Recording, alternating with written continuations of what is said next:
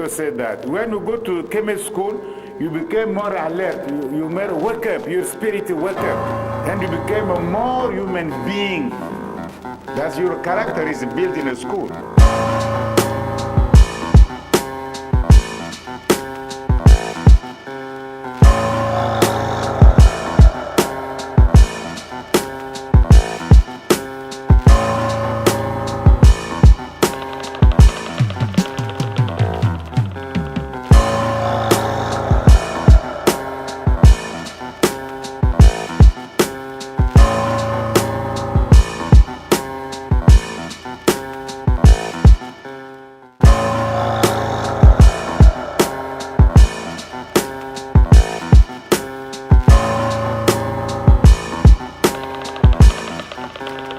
When you study what we call classical studies, we must know Netcher. You see, maybe in the future we need to know some heretic too. We need to know Netcher.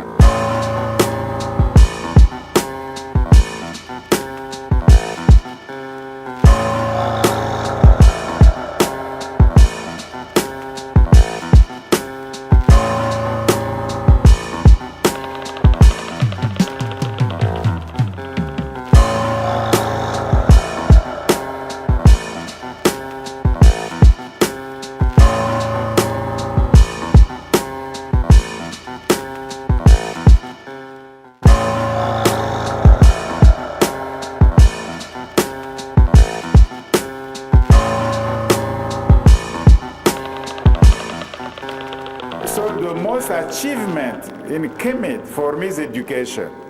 The way they think, they build, and they practice their education is very unique in history. Without education, I believe there will be no Kemet.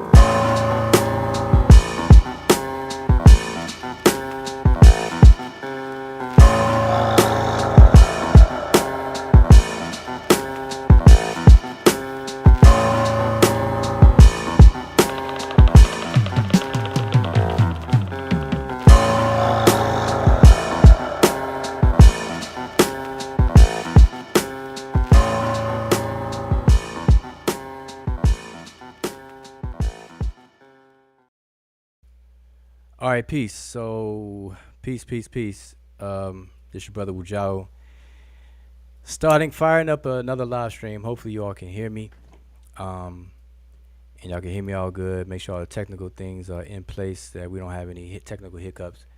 But I want to kind of keep the conversation going. So, for those who are not familiar with the previous conversation, you just tune in here because you got the alert. Let me just summarize for you. I'm coming from Smash Rockwell's channel in a conversation that I joined late in the conversation, but he did a video on the topic of the Egyptians calling themselves black, something to that nature as far as the title of the video. And so he just ended it, and I'm just picking up where we left off. And so I wasn't there for the entire video presentation, but I did jump on when I jumped on. I lost track of time. I don't even know how long I was on there. But anyway, so this is a continuation for those who may be just tuning in here. So you may be a little lost at first if you're not privy to the conversation earlier, all right, that we were just having. And it was myself, Jonathan, Smash, Shaka and Dougal, Kemet, or Maat Forever, Bobby Banger, aka Unk, and we were on the panel, I think, and then Now Valley Hebrew was also on the panel. So I think that's all the people that and Asar Motep came on the panel towards the end, before we closed out. So that was the basically the everybody is on the panel. All right. Now I'm just gonna summarize the points as I see it, and then we can move forward. So I'm just want to continue the conversation. All right. So my understanding is that both Smash Rockwell and Shaka, they are both in agreement, and they have a stance that in a particular tomb, the rock tomb of Mier, which has several different deceased persons in it that have Kim at the end of their names, they're of the opinion that that Kim at the end of their names is speaking of and referring to how these individuals looked. Okay? My stance is that I don't agree with that. I say that Kim being in their name is not referring to their appearance at all. It's not referring to their appearance. Okay, so that's the difference between the side I stand on and the side that they stand on. In terms of those on the panel, I'm not sure where Bobby Banger stands on that. I'm not sure where Nile Valley Hebrew stood on that. I'm not sure, because I don't think they had a chance to say so. At least I didn't hear it. Now Asar came on the tail end, and he stands on the same side that I stand on. All right. So basically, it's Smash Rockwell and Shaka on one side of the argument, and myself and what ended up being Asar as well on the other side of the argument. All right. Now, here's the question of method and procedure. So you have two opposing stances. So the question becomes, how do you reconcile? How do you address that? How do you deal with that? What is the method in order to find out if stance 1 is correct or stance 2 is correct, or neither are correct, etc.? How do you go about doing that? So I'm going to put out a disclaimer. You're not going to be able to do that effectively on these YouTube streets like this. All right, so I'm going to let everybody know right from the get-go that by default, we're all handicapped in trying to deal with that issue, because that issue is not something that you can microwave. I can't stand when topics that cause for, rigorous study and analysis to be microwave. I can't stand that. That gets under my skin. I do not like that. So I'm not going to pretend to that people can do that. And anybody that tries to do that, shame on them. All right. So I'm not here to tease the full argument out. So I'm going to let everybody know right from the gate. But but what we can do is raise some key questions on making these determinations. Just because you can find a glyph in a dictionary that's being translated in that dictionary as black or the black or whatever the case is, does that make it so in the context of where we find it in the actual primary sources? So in this case, we have Ni-Unk Pepi Kim or Pepi Ni-Unk Kim, depending on who you talk to. Sometimes they switch the word Pepi around because they don't feel that Pepi is in an honorific transposition position in the case of his name, because the Shinu with the name Pepi in it comes first, and so some people pronounce it first. But it's so you may hear it as Pepi Ni-Unk Kim or Ni-Unk Pepi Kim. All right, just to put that out there. So how does one know what Kim means in that case? How do you know what word class it's in and how it's functioning in that case? Now, the reason why that's a very critical and important question is because most people who study the ancient Egyptian language actually study it, and I don't mean have the ability to recognize glyphs and use dictionaries. I'm talking about people who actually study under the hood of the morphology and syntax of the language, which, by the way, once you are competent in that, then people could say that they know the language. Until then, people need to stop saying that they know a language. This goes for any language. All right. If you don't know the grammar of a particular language, you cannot claim to know that particular language, and it goes for any language, because using a dictionary as a reference, a lexical list, is not knowing the language. All right. In fact, that's actually detrimental to do. And when it comes to ancient Egyptian language, a lot of people do that, and it's not the way to go. All right. That's why it's important to learn the language, actually learn the language, not just being able to recognize glyphs enough to look up the transliterations in the dictionaries and just voila, okay, here we go. Because dictionaries are limited. Dictionaries do not even list the various different verb forms. It lists the root of the verbs, and it's usually in the masculine, and so on and so forth. So anybody who studies this knows this. This is what you read any ancient Egyptian grammar. This is something that's pointed out very early in the study. So I say that to say that there are a lot of questions in dealing with this situation, the same type of questions that we had to already deal with in the book that you see on the screen. So let me just show this picture of this book clear or big. This book is available, still available on Amazon, I believe. It's called A Contribution to the Debate on the Meaning of the Place Name Kemet.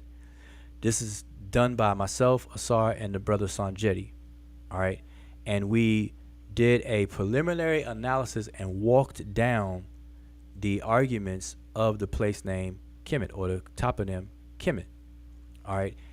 So the same points that we made about breaking that down and analyzing that are the same points that apply to the arguments today. Okay? Because what's happening is that people are assuming that whenever they see the word Kim, that it means black. And not only, so they translate it as black, whether they put an article, a definite article in front of it, the, the, or not. They usually translate Kim as black. So it's no different in the name Neunk Pepi Kim. People are translating that as Neunk Pepi the Black. Okay? They don't translate the name, but they translate the word Kim. Instead of saying Neunk Pepi Kim, they say Neunk Pepi the Black. Okay, so they leave the Neunk Pepi part untranslated, and they translate the Kim to say the Black. All right? And so when they do that, how do they know that, one, that's the word for black? Because there are many homographs and transliterated homophones with the KM consonantal sequence that have different meanings. So we refer to them collectively as homonyms, but we don't know exactly how the ancient Egyptian language sounded.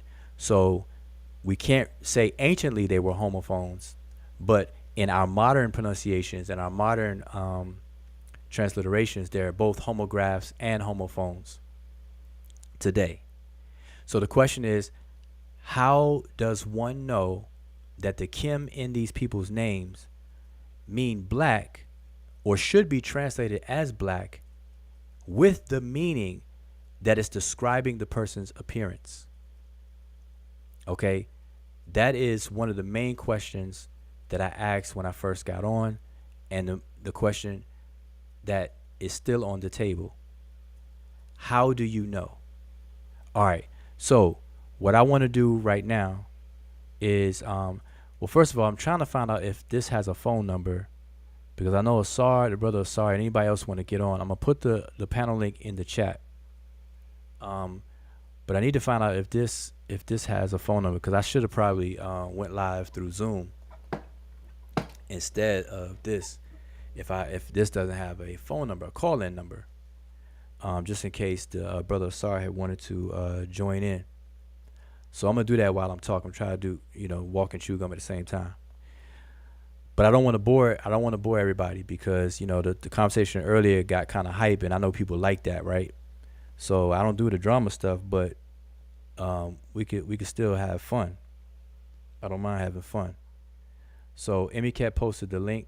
So if you want to jump on the panel, feel free to do so right now. And let me see if I can get this pinned up to the top. Okay, so it's pinned up to the top. And make sure I get over to the channel where I can watch the chat. All right. So I'm just trying to get everything set up, y'all. All right, there we go. So I think I'm good to go. The panel link is set. So join the panel. Feel free to join the panel, all right? So what I want to do is continue the conversation. Now, what I was asked was to show sources. And so I want to speak to sources. Just because somebody share their screen and show something doesn't mean that what they're showing demonstrates support for the claim or supports the logic of their claim. I want to make sure everybody understands that. So I don't want people to misconstrue sharing screens and showing something as if by doing that you're actually doing something. Okay, it doesn't mean that. Now, obviously, you have to do that to actually show something, but that doesn't necessarily equate to doing that. It's the same way that if I ask a person a question and they respond, their response may not be an answer, but yet they responded. And some people take responses as answers. Like just because I asked a question, I shut up, and then somebody else waits for me to finish my question, and then they say something out of their mouth, people assume that that's an answer. But it's not necessarily so. Okay? So I want to make sure that's understood.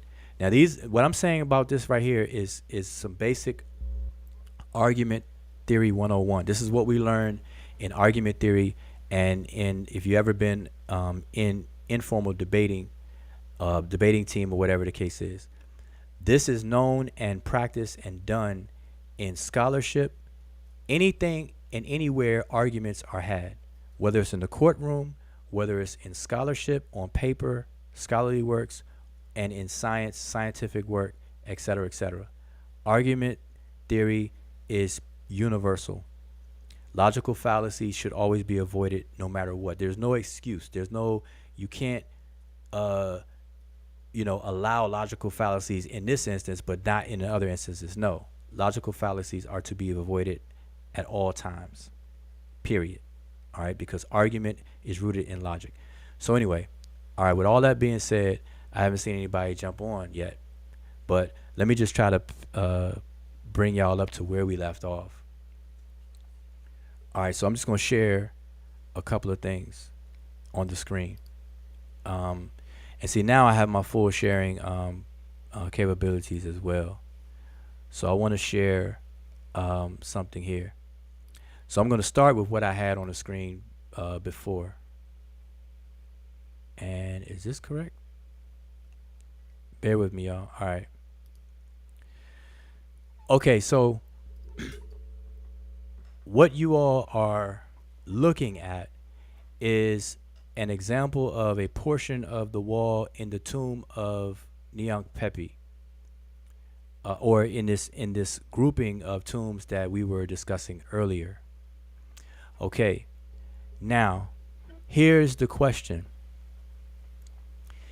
If the word Kim in these selected individuals' names means black in relation to their appearance, the pertinent question is, why aren't they depicted as black? Because in this image here, they're clearly not the color black. We can clearly see that their hair is the color black. The scribes and artists literally made the color black in their scribal palette and artesian block, and they painted the hair and the beard actually the color black. They painted the pedestal that they're standing on, the base that they're standing on, they painted that black. They did not paint their skin black.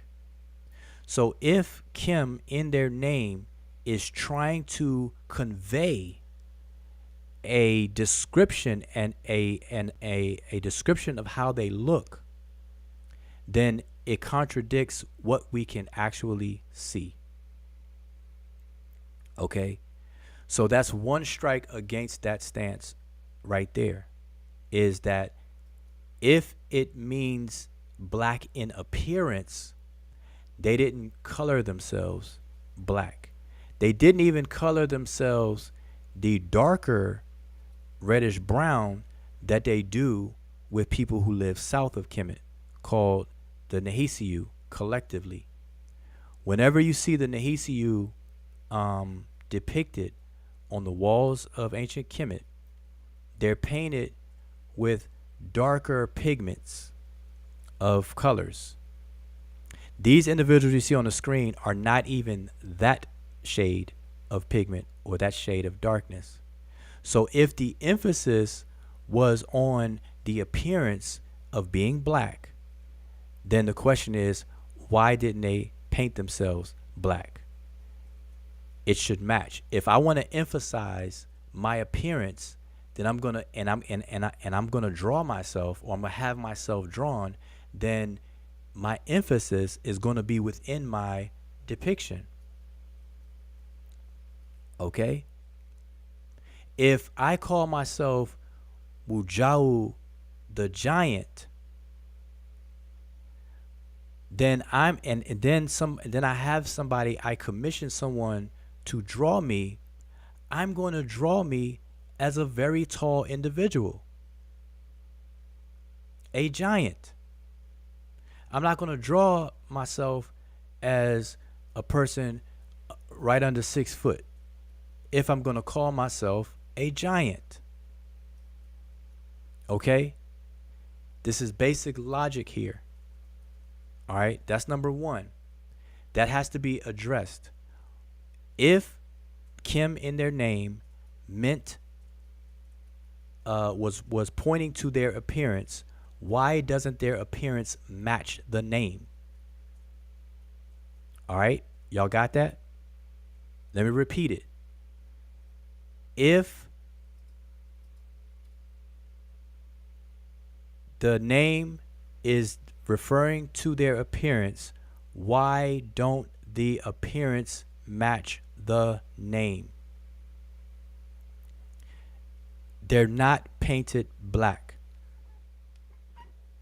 They're painted the same reddish brown that 99% of all Egyptian artwork that includes adult males, the same reddish brown pigment. All throughout Egypt's 3,000 plus year existence. All right? I want to make that crystal clear. So that's only question number one. And I'm going to stay there for a second because I want to show you something. Okay, right here on the screen. Let me share this real quick. This is from the 4th dynasty. An individual from the 4th dynasty, the statue of Yai-Ib. All right? The pigment that's used. Now, we know that these statues are old in the temples. They're very old. We know that these are millennia old. And we know that through time and age and damage that some of these things are not as vibrant as they once were when they were freshly painted. All right, everyone should come to that understanding. We can clearly see, though, this individual's hair is painted black.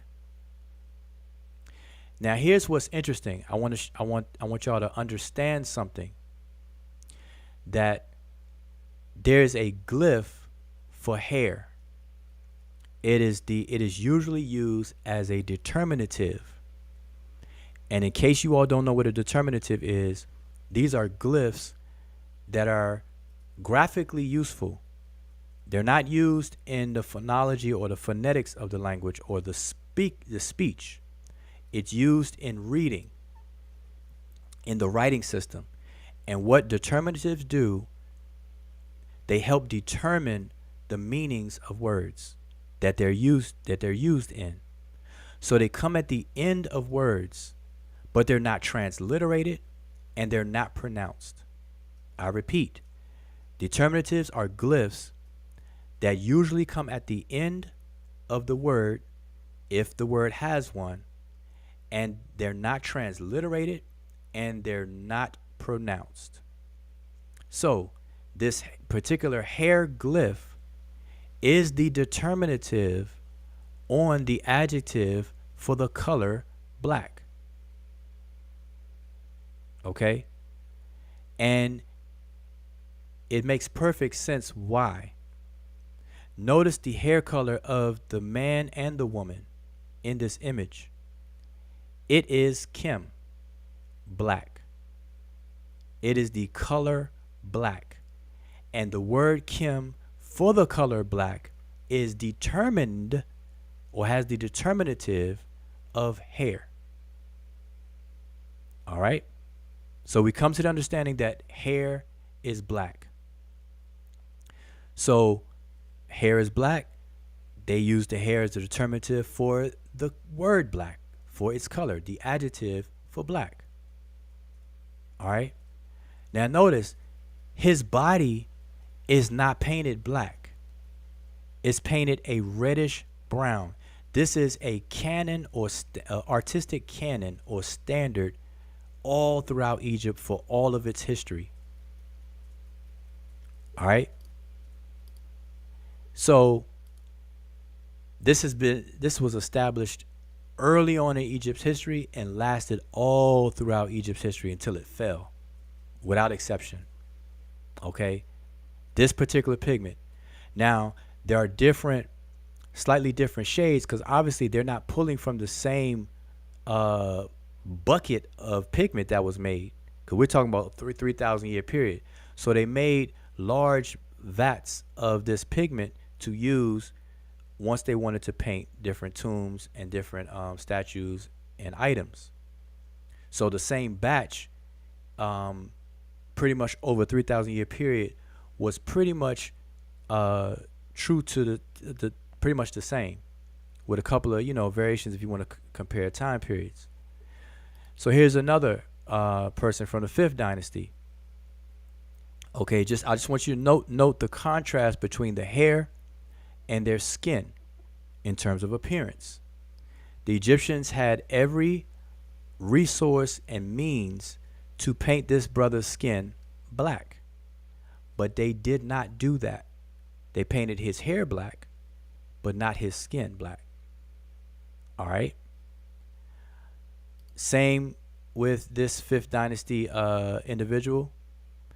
You have the same reddish brown color. You see the cow or bull, can't tell, it's cut off here. Most likely a bull. Well, I can't say that either. So either a cow or a bull. It's more likely a cow. I can see the teat under his belly. So this is a black cow. The hair on this individual, I know y'all can't see my cursor, so make sure y'all can see what I'm pointing at. This cow is black. This person's hair is black. Their skin is not that. All right. Now compare the picture I showed you before with this one. You'll see slightly variations, and then also keep this in mind when you're looking at pictures that people post online, etc., even if you take them yourself, different equipment, different flashes, different lighting conditions may produce slightly variations in people's pictures. I've seen many pictures of the exact same artifact and they look slightly different from each other, but it's the same artifact. It's based on, the lighting, the quality of the camera, etc. So I'm just saying, keep that in mind when you want to take time out to look at all the various different Egyptian artwork. Okay. So with that in mind, you may see variations in this pigment, but roughly they're in the same area code. And we refer to this area code as reddish brown. All right. Now, as a side note, there is no Egyptian word for brown. Okay. You have primary colors in ancient Egyptian. And I would suggest, and I'm going to pull it up in a minute. I would suggest people get John Bain's work on Egyptian art and the symbolisms of the color terminologies, where he talks about the primary colors, how they were derived from verbs, which is why we have kamim, which is to become black or to be black, which later changed, or later derivatives were taken out of it. The adjective black, and so on and so forth. These are things that people either overlook or not aware of due to not getting under the hood of the language and actually learning the morphology and syntax of the language, to have some competency in it beyond dictionaries. All right. So, and I'm gonna show his work in a second, but it's a big book, so I'm not gonna obviously read it to y'all. I just want to show you, so you all be able to get it if you can. And so we have different. This is from 6th Dynasty and so on. So I'm not gonna bore y'all with all these pictures. This is actually pictures I have from another conversation about the same similar stuff. This entire conversation is repeated. I've had these conversations years ago, multiple times. All right, so I have slides and information for days dealing with the information from all different angles. But I'm just emphasizing here the contrast between black and reddish brown. They do not use the same words for this contrast in the ancient Egyptian language. The woman here is yellow. Most of the women, not all, when women are depicted in ancient Egyptian art, the standard canon was to paint them a shade of yellow, whether it be a more paler yellow or even a deeper yellow going into gold. Okay, and so you see an example of that here in this picture. This is from the 6th Dynasty as well. Okay, so you see the contrast between the man and the woman. All right, this is an artistic canon. So I'm just going to, I do want to talk about this. Now, also in the artistic canon of ancient Egypt, when the ancient Egyptians wanted to show a gang of people or a crowd of people, they alternated shades slightly from each other from person to person. So this example I'm showing on the screen is a demonstration of that. So we have a reddish brown person here, and then this person is slightly painted darker. Another reddish brown, slightly darker. Reddish brown, slightly darker. You'll see this alternation in shades for the purposes of showing a large crowd. And in fact, if you want to see more, you can look at the famous Beni Hassan tomb where they're wrestling, where you see a lot of figures on the wall wrestling and practicing and doing different things. You'll see a whole gang of people where the pigment is slightly altered from one person to the other, every other person. All right. So that's what this picture is showing. You have some more. You have, this is down to the 20th Dynasty. Now I want to show a contrast of the Egyptians depicting themselves. This was mentioned earlier. When you see the depiction of the sun, when the artist wanted to colorize the sun, they usually, as a standard, colored the skin within the same tomb, the same paint or pigment that they used for the sun. Okay, and so on your left is an example of that. All right, we see, and I believe the name is cut off. Let me see it. No, it is actually cut off. I believe this is Seti, King Seti the First. It's just that I can't see the fullness of the name up here. And you see the pigment that's used for his skin is the same pigment is used for the sun disk. And you know, there's many examples of that, so I'm not going to bore y'all with showing a whole bunch of examples. But when it came to depicting people who live south of Kemet, the ancient Egyptians, as a standard, the artists painted them in darker pigments. Okay, darker than they did themselves. And here's an example of that. And I believe this is from the tomb of Hui. This is definitely cropped out. This is from a large scene, but I cropped it here, and I believe, if my memory serves me correctly, this is from the tomb of Hui, Hui. If you want to look more into this, so these people here are people from among the umbrella term Nehesiu or Nehesiu. Okay, people who were south of Kemet.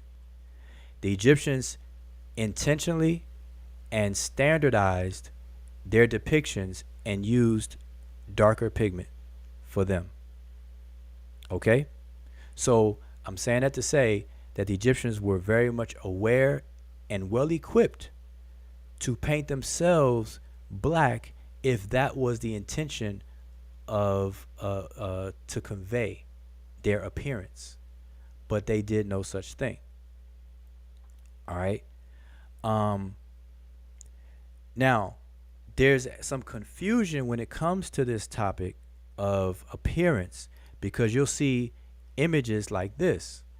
You'll see Ahmos Nefertari or Neferet Iri, and she's painted black.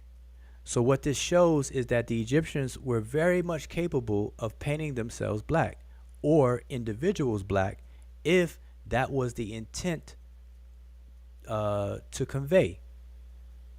Okay, they're purposely painting this woman, Ahmos Nefertari, black, and there's a reason for it.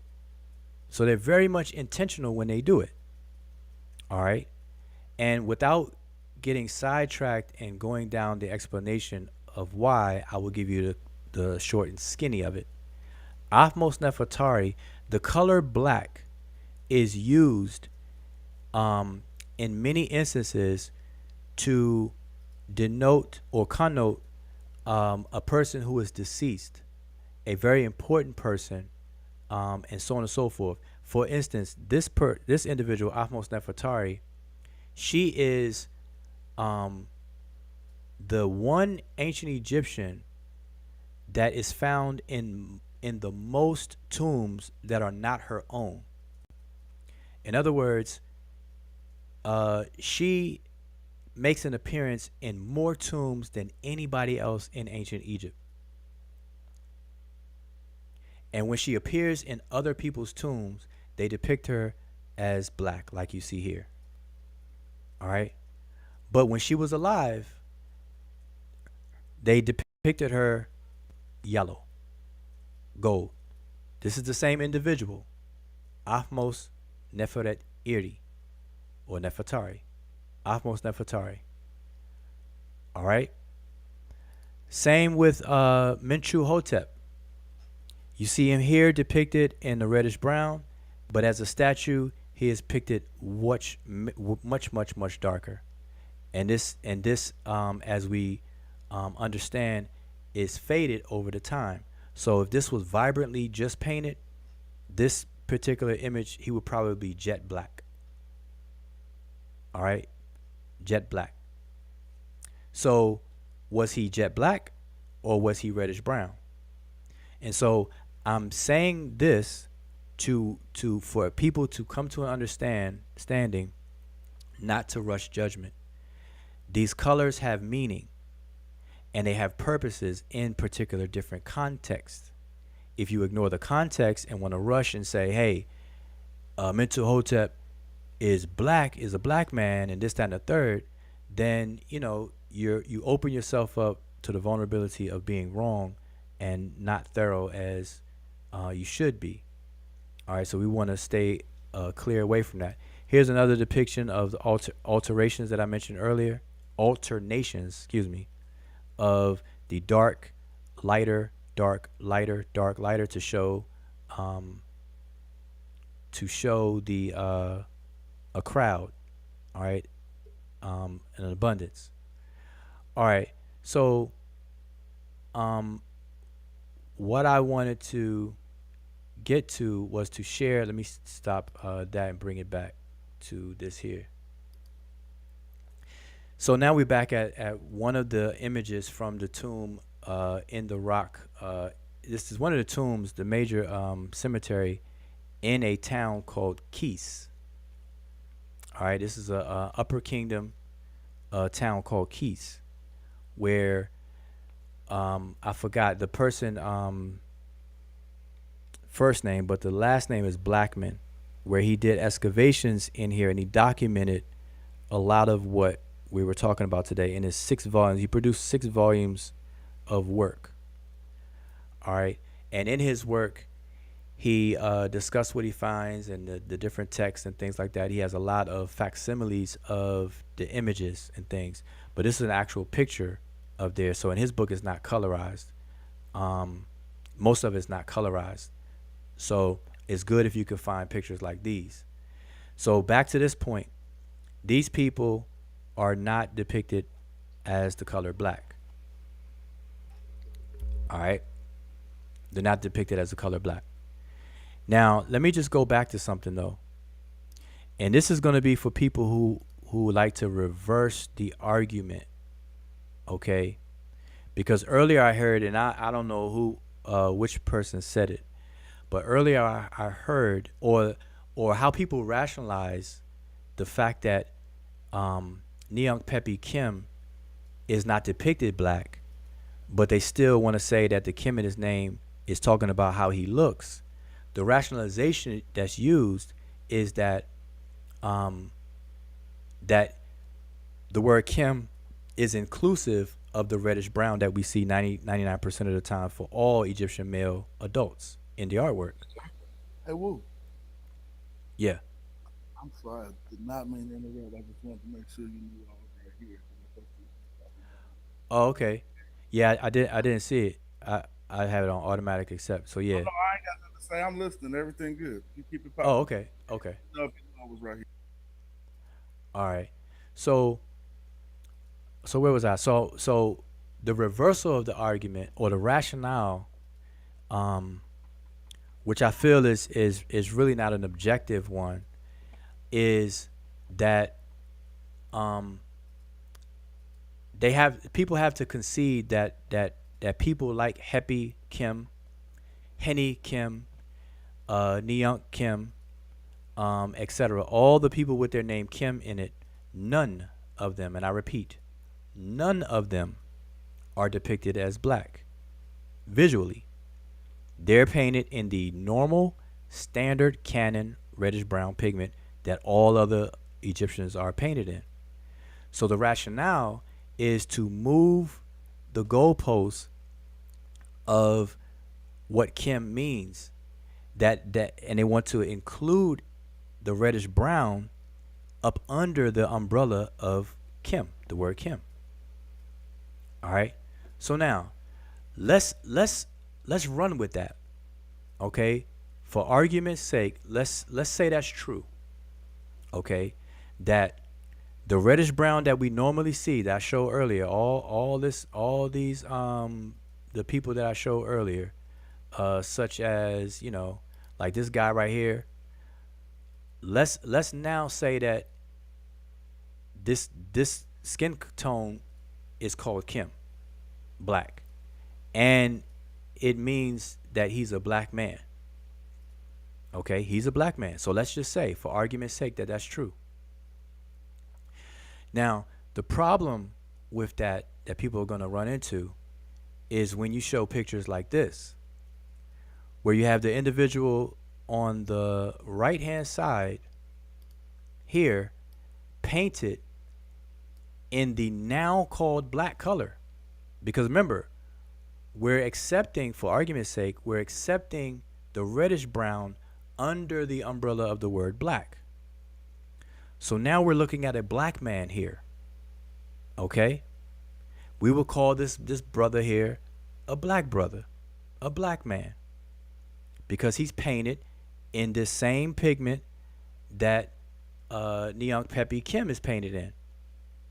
Okay? And we want to accept that reddish brown pigment under the name black now, right? So, but guess what? This particular individual is of Greek nativity, and this is none other than Ptolemaeus. So once this is known who this individual is, there's a problem, because no one will sit there and say, that I know of, will say that Ptolemy or any of the Ptolemy folks are black. Nobody would say that they're black.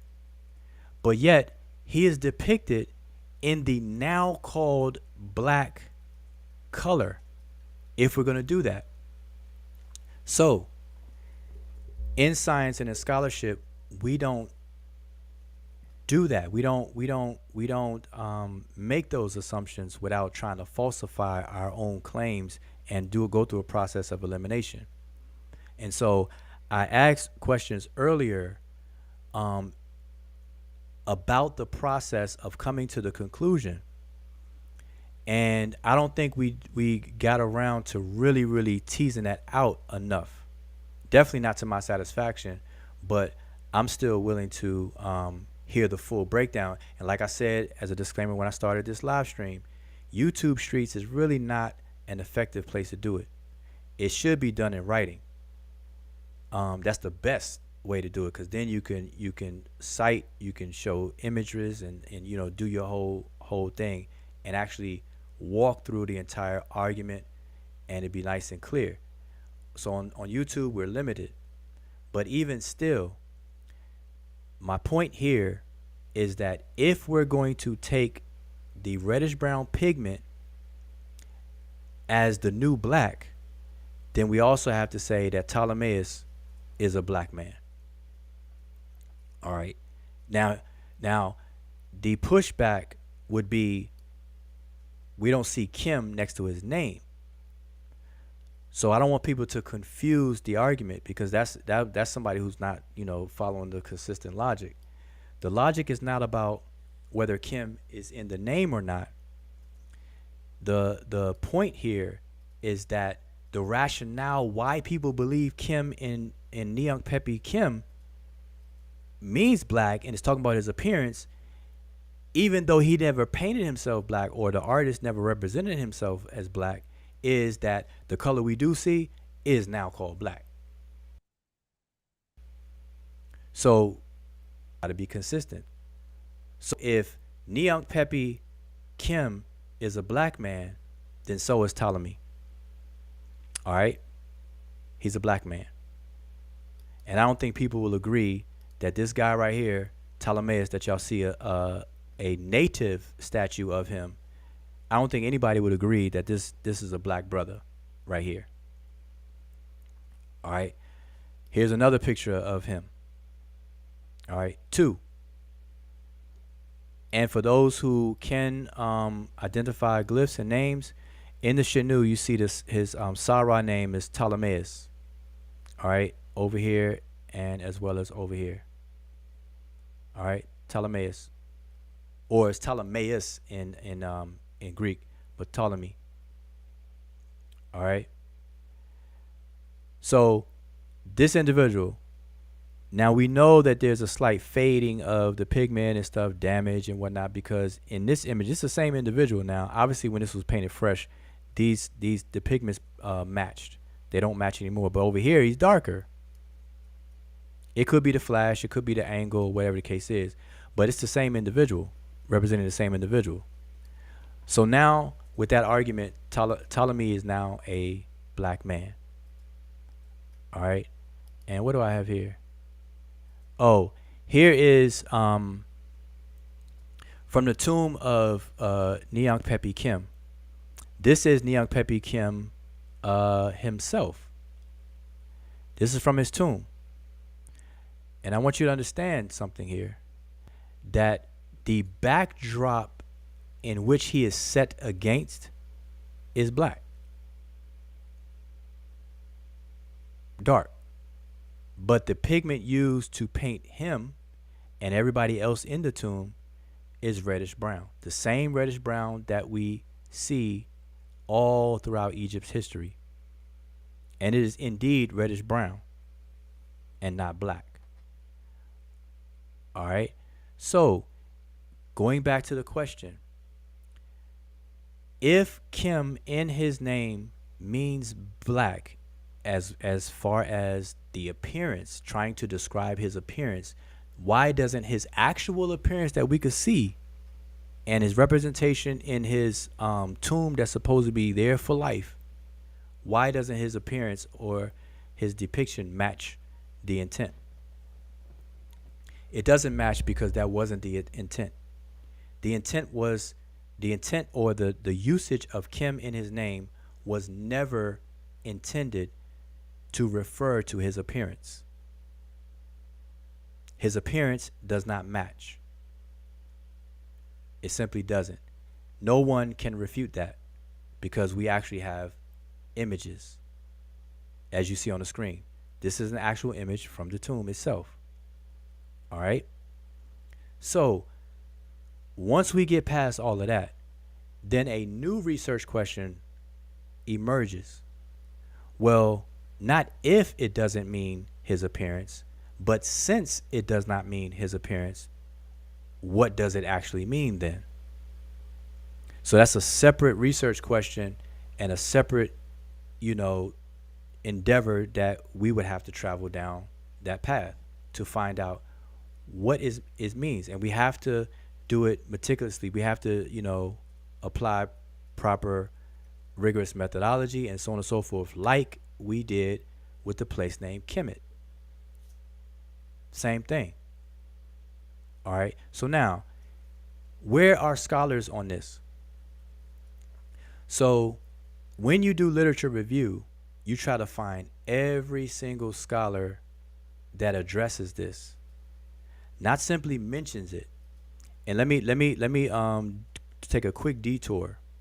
I want to explain something. In scholarship, when you're producing knowledge or you're producing scholarship, one of the basic tenets of scholarship is whatever your research question is, whatever it is that your topic of discussion and everything like that, one of the first steps you do early on is what's called a literature review. And what you do is you collect all the scholarship on the said subject. Okay? Because you have to put in chronological order the treatments of the said subject. How it changed, if it changed over time, what the arguments are among previous scholarship. And you have to examine all of that first. Then you come with your arguments if they differ from any previous argument that you came across. Or you may agree and can reaffirm a previous argument that was made before. But you would have to show and demonstrate why. Otherwise, there'd be no purpose of you writing a new scholarly work if you're just simply going to regurgitate everything that somebody else did. Of course, unless you're writing a journal where you're trying to consolidate information, and people do that as well. But we have to understand the difference of the categories of scholarship. Some books are simply consolidations of information, while other books are addressing information and advancing the knowledge. All right. With that being said, the scholarship on this question right now is that most people translate his name Neunk Pepi Kim. They leave the Neunk Pepi part alone, usually, but they translate the word Kim, and they translate that to mean the black. So when you look this person up, you will usually see Neunk Pepi Kim or Neunk Pepi the black. All right. So I'm going to show you an example of that. Neunk Pepi the black. Remember what I'm saying. I'm trying to walk you all down this rationale. All right. Where is my text? All right, here we go. And let me find it. Don't want to take long. I definitely don't like that awkward silence. Where are we? Okay. Here we are. Okay. So what I'm going to show, Oh, y'all can't see it. I'm sorry. Pardon me. Okay, so this is, and I'm not sure you can see it clear on the screen. Try to make it bigger. So fill up the screen. Okay, this is James P. Allen's Middle Egyptian Grammar. He has 2 editions, and this is in both editions, so it doesn't matter which one you can get your hands on in terms of dealing with this. So this is James P. Allen.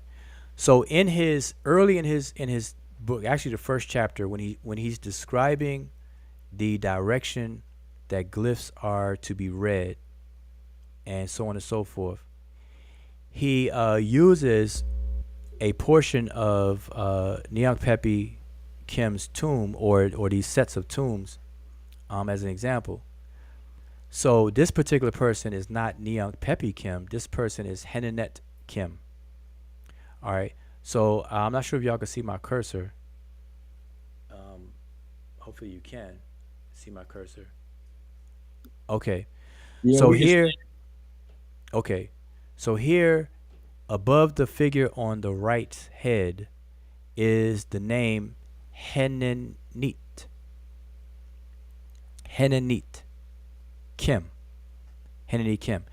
And so the purpose of me showing you this is to show that what scholars normally do,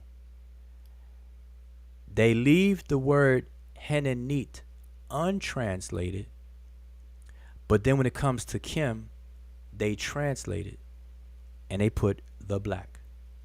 So Henenit the black. All right. Let's see. It's mentioned somewhere else too. Yeah, right here. So Henenit the black. And also right here, Henenit the black. You can see that. So the point I'm making here is that scholars will translate these names, and of course it's not the only one. There are a few individuals with this occurrence, not many. All right, 'cause I don't want people to think that this was a common occurrence. This happens in a particular period in Egyptian history and with a very select few people. All right, so let's not get it twisted and act like everybody was naming them, had Kim in their name. All right, out of 3,000 years, if the whole point was to use Kim in your name to describe yourself and the hoorah hoorah for blackness and stuff like that, then that don't even hold weight, because not that many people are found with the word Kim within their name. All right, we can count probably on 2 people's hands, less than that. Probably one person, 10 digits. But anyway, back to the point. So they translate this as Henenit the black, or they render it that way. All right, because they don't translate Henenit. All right, although we could quickly do the knowledge on that, but they normally don't do that. So when this is being argued, what people tend to do is pull up books like this, or pull up a dictionary and say, "See, it means the black." And then they leap out the window and say, because it means the black, it's talking about how they look. So they go from what scholars have conventionally done by translating Kim as the black in these instances. They jump from there to conclude that it's talking about the appearance of the person. Now, logically, there's a contradiction there, and I've shown that contradiction, because this is the tomb of Neokpepi Kim. So if the black is all about his appearance, why doesn't his appearance match the designation? It doesn't. There's no way of getting around it. But what people will do is slick talk and try to convince you that this reddish brown pigment that they use all throughout Kemet's history is black.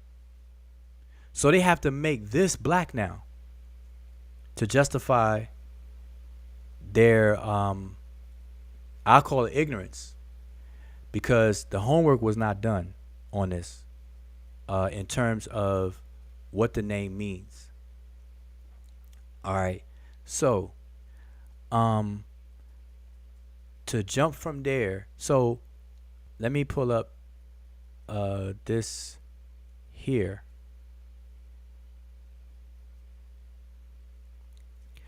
I want to show you all something else. So let me share my screen, share something different. Give me 1 second here, y'all. And by the way, y'all can feel free to join the panel now. Feel free to join the panel. Feel free to join the panel. All right. So I'm going to share this and go over a couple of things. But what I would like for you all to do, man, I'm getting my windows confused. All right. What I would like for you all to do is to, if I have it here, do I have it here? Yes. What I would like for you all to do is pick up a copy of this book. Now, I'm a co-author in this book, so it seems, so you know, it may appear like a shameless plug that I'm advertising. I want you to buy a book that I co-authored and whatnot. That's true, but also with that, we do preliminary arguments that are relevant to these arguments today about these people in this tomb. All right. And so it's fair, it's only fair for you all to see our full argument, because you can't microwave it. All right. So what I'm going to do is I'm going to share a couple of points from this text. And, you know, either you get it or you not, or you don't. I would suggest that you get it so you can, you know, learn about the arguments that we're making. When I say we, I'm talking about myself, Osara Motep, and the brother Sanjeti. All three of us participated in publishing that publication for a conversation at a conference. We did it prior to the conference so that people could have something to walk away from. All right. That was a conference involving Dr. Mario Beatty and a few other scholars. I believe it was an ASCAC conference, if I'm not mistaken. All right. I didn't attend, but Asar attended, and I believe somebody else attended with him. But Asar actually presented, Dr. Mario Beatty presented, and so on. But we wrote the book, so because, you know, presentations, they only give you like 10 minutes, 15 minutes. You can't argue something for 10, 15 minutes. There's no way. All right. So for those out there who want to do lectures and stuff, don't get your hopes up high as far as trying to lay out your argument, because they, you know, you're very limited unless you're a keynote speaker or whatever the case is. But anyway, so back to this. So now I'm just gonna go. Let me go through the table of contents. All right. So basically, this text is broken up into four sections of 4 chapters. Chapter 1 begins with the methodological considerations, which means that you're going to be taught the methods that are used to address this research question. Okay, that chapter was done by Asari Motep. Okay, chapter 2, Kemet as a toponym, that was done by myself. All right, in that chapter, I actually break down what a toponym is and demonstrate that one, Kemet is indeed a toponym, and that toponyms never refer to people, they always refer to places, hence the name toponym, which comes from the Greek topos and onym, which means place name. Okay, it's all about the referent, and it refers, so that ruled out it referring to black people. Okay, just from that little tidbit right there. Never ever ever will you find a toponym anywhere on the planet that refers to people. They always refer to places. That's why they're called toponyms. All right. Chapter 3, and then I break down the denonym toponyms, denonyms, and so on. I break down what's called Nisbe adjectives or relational adjectives, which are aka Nisbes or Nisbas. Break all that down. Talk about the word Kemetiu. I talk about Athribis that I showed earlier on Smash Rockwell's channel, and how people are confusing the word. Just because they see Kim, they automatically assume black, black, black, black, black. So that's the chapter 2. Chapter 3 is a contribution to the identification of the Kim hieroglyph itself. That's done by Asar Imhotep as well. Chapter 4 was done by Sanjeti, the Remich of Kemet. And so he shares his preliminary notes about the Remich. So by now, everyone should understand that the ancient Egyptians called themselves the Remich. All right, that was their national designation, and one that they used to refer to themselves as opposed to other people all around them. So I'm not going to read this whole book. I would suggest that you get the book, but I'm just going to show you some highlights here. So in explaining the method, we have to collect the claims. So the claims are summarized in 2 major hypotheses. James P. Allen is one example of hypothesis 1, as you can see here. And he repeats the orthodox explanation for the term Kemet. But we have to note that he never demonstrates it. And this is what I tried to convey earlier to the brother Shaka, is that we have to be careful to stay away from the logical fallacy of appealing to authority and stick with deferring to authority. There's a big difference between the two. Appealing to authority versus deferring to authority. Deferring to authority is perfectly fine, and we all do it, and we have to do it, because we're all not experts in every single field on the planet. But appealing to authority is what you don't do, shouldn't do, and it's a logical fallacy. It's a crime. All right? It's criminal. Now, I suggest you look up the logical fallacy of appealing to authority, because in many of my conversations in the past, I realized that people don't even know what that is because they misuse it. So let me just explain to you in a short, concise way.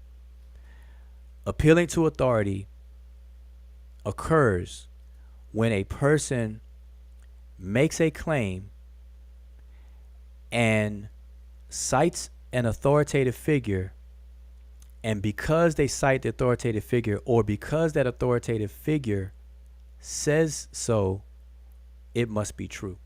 Their claim must be true. So if I make a claim and then I cite an authority that agrees with my claim, just because that person is an authority, it therefore makes my claim true. That is a classic case of logical fallacy appealing to authority.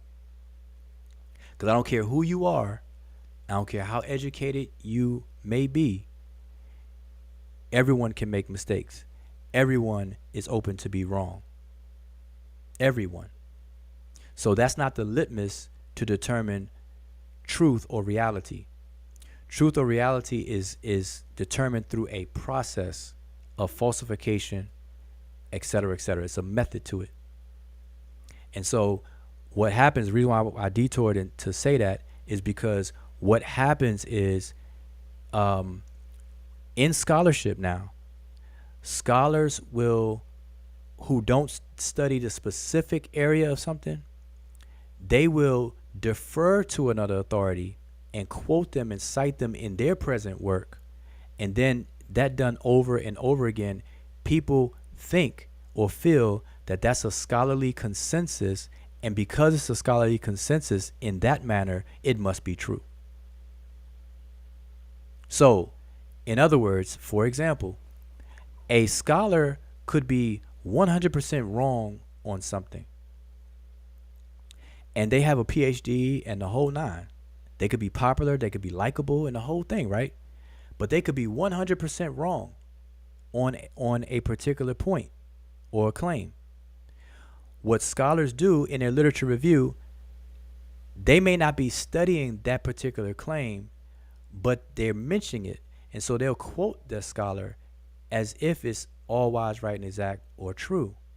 And then this done over and over again. People like you and I come along and read a plethora of scholarly work. We'll find this same thing being said over and over and over again. It'll become orthodoxy, and we'll think it's true based on that. Okay? That's what we want to stay away from.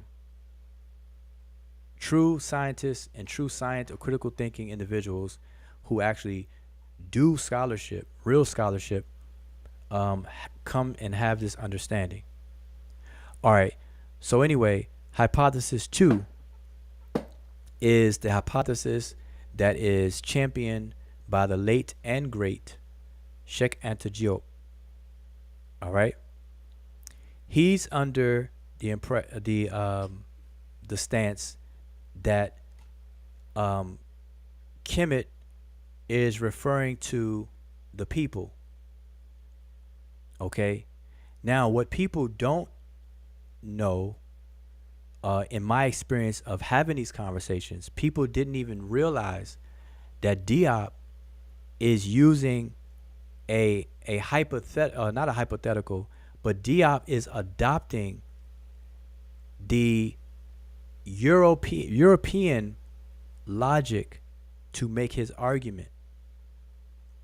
So, just to kind of quickly explain what I mean by that is the nutshell of Diop's argument is that the word Kemet, and I have to show you all this to explain it. So let me show you all this on the screen. Let me see, where do I have it? Here. Give me 1 second. I want to show you all of the renderings of Kemet. Not all the renderings, but to make my point.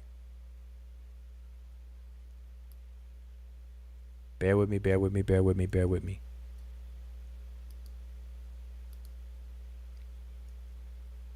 Can y'all see my screen? Oh no, y'all looking at the book. All right, give me 1 second. Don't mean to bore y'all. Pardon me, pardon me, pardon me, pardon me, pardon me. Okay. So I think I have it where y'all should be able to see it in a hot second.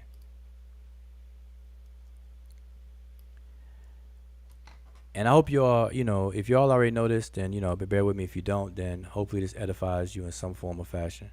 All right, so let me show you all this. Here's Diop's argument in a nutshell. All right, I can go into detail, but for the sake of time, I'm just going to give it to you in a nutshell. All right, the late and great Sheikh Anta Diop's argument on this question is this. He says that scholars translate this rendition that you see right here of the word Kemet, and this is the toponym Kemet, this is the place name Kemet. Scholars translate this as the black land or the black country. Okay? So Diop is saying, okay, if you all are saying that this rendering means black land or black country, then you're saying that the word Kim in this word, the I6 glyph and the owl glyph, together spells Kim. Actually, the first glyph spells Kim, and the owl would be what we call a phonetic determinative, for those who know, or others call a phonetic complement. That this Kim means black, and that the 049 glyph that you see looks like an X-men's buckle, like it look like a letter X in a circle, that denotes land or country or town or city, etc. So Diop is saying, you scholars, you European scholars, you all are translating this word as the black land or the black country, which means that you agree, or you're saying that this Kim means black. So then Diop introduces this rendering right here. Oh, y'all can't see it. My bad. The arrow. Diop puts forth this rendering that's found in less than 5 places in all of Egyptian texts. But he presents this rendering that one of his colleagues found that no one can seem to know or trace where this person or who this person is, but Diop gives attribution to another person who points this out, and Diop shares it. And so Diop is saying, if this rendering means black land, then this rendering has to mean black people. So in essence, Diop is adopting the logic of the European scholars and using it and leveraging it for his own argument by saying that, hey, if y'all gonna say that this means black land, then you gotta say this means black people. And that's the argument. Okay? So this is something that we point out in the text here, in our text here. The two hypotheses. All right? And what we argue is that both of them are wrong. Both are wrong. Okay? And so we go on to argue. So like I said, I'm not gonna read to y'all, bore y'all with the whole book, but this person, this chapter 1 done by Sarmotep, I'm just gonna show some highlights though. So he has an introduction and a statement of the problem. So it's crystal clear the problem that's being addressed. Then he goes on to talk about the importance of methodology. So when y'all get the book, y'all check it out. So I'm going to skip on down to the tables here. So in these tables, if y'all are familiar with Asarmotep's work, what he does is he demonstrates a connection by showing regular sound meaning correspondences between 2 or more related languages. All right. And so for the purposes, depending on what's being done, will determine to what extent and how many words that are being shown. So here you see a comparison between ancient Egyptian, which he refers to as Chikam, and Yoruba, and then outlines the sound meaning or the sound laws between those two languages. Now, if you're not familiar with this process, this is part of the historical comparative linguistic method. All right. And I'm not going to bore you all and go into that. That's Asar's, more so Asar's forte, and I'm sure he can elaborate and break it down. But I want to skip on down to when he gets to. Now, all this is important though because it's establishing certain things, and you know, for the sake of time, I am skipping. But I want you all to see where we get down to Kim. Okay, so regular sound meaning correspondence, you can establish what's called cognates. And a cognate is simply means, or put simply as I can, 2 or more words that are of different languages that are inherited from a common ancestor language. All right, that's what it is in a nutshell. And there's ways that you can prove that and conclude that. All right. Which is part of the comparative method. So you have a word kim that means duty and profit in ancient Egyptian.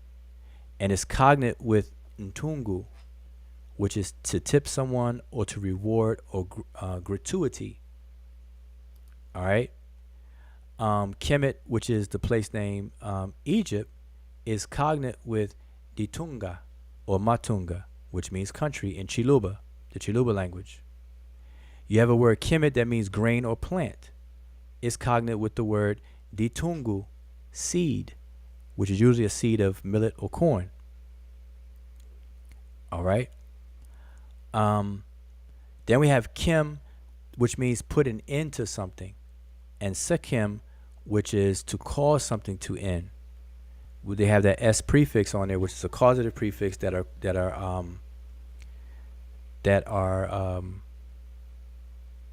what do you call it? I say crystallized in the language, but it was once a functional prefix, but it became part of the actual lexical, the word itself. So sekim means to bring to an end or to finish out or to spin.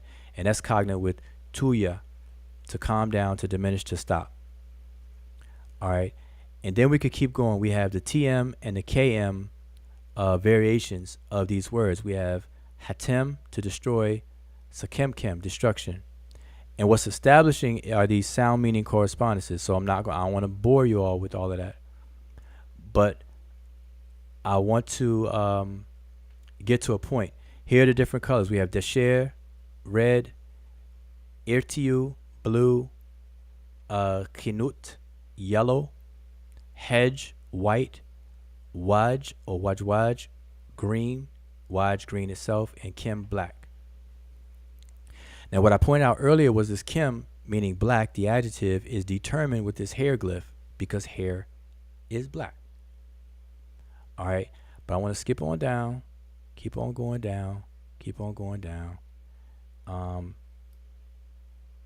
Where's the table I am looking for? Not that. Not that. Now all this stuff is important, and I hate that I for the sake of time skipping all this, because I want y'all to get, because you have to read, you have to follow, you have to slow this thing down. But I want to show you the correspondences, internal correspondence between these words. Meret, which is translated as black cow. Kemet, which are bovines or cattle, black cattle. Mer, bull. Kemet, black, the serapeum. Here, this is the place. Mer, where, which is called now Menevis. And then Kimwer, the great black one. Osir, or Osiris. A lot of people are familiar with that. They say, the great black, or Lord of the perfect black, and things like that. We have Merwer, Lake Moeris, and Kimwer, region of the Bitter Lakes, etc., etc. All these things are mentioned. Now we get to the Ka and Kim correspondences internally.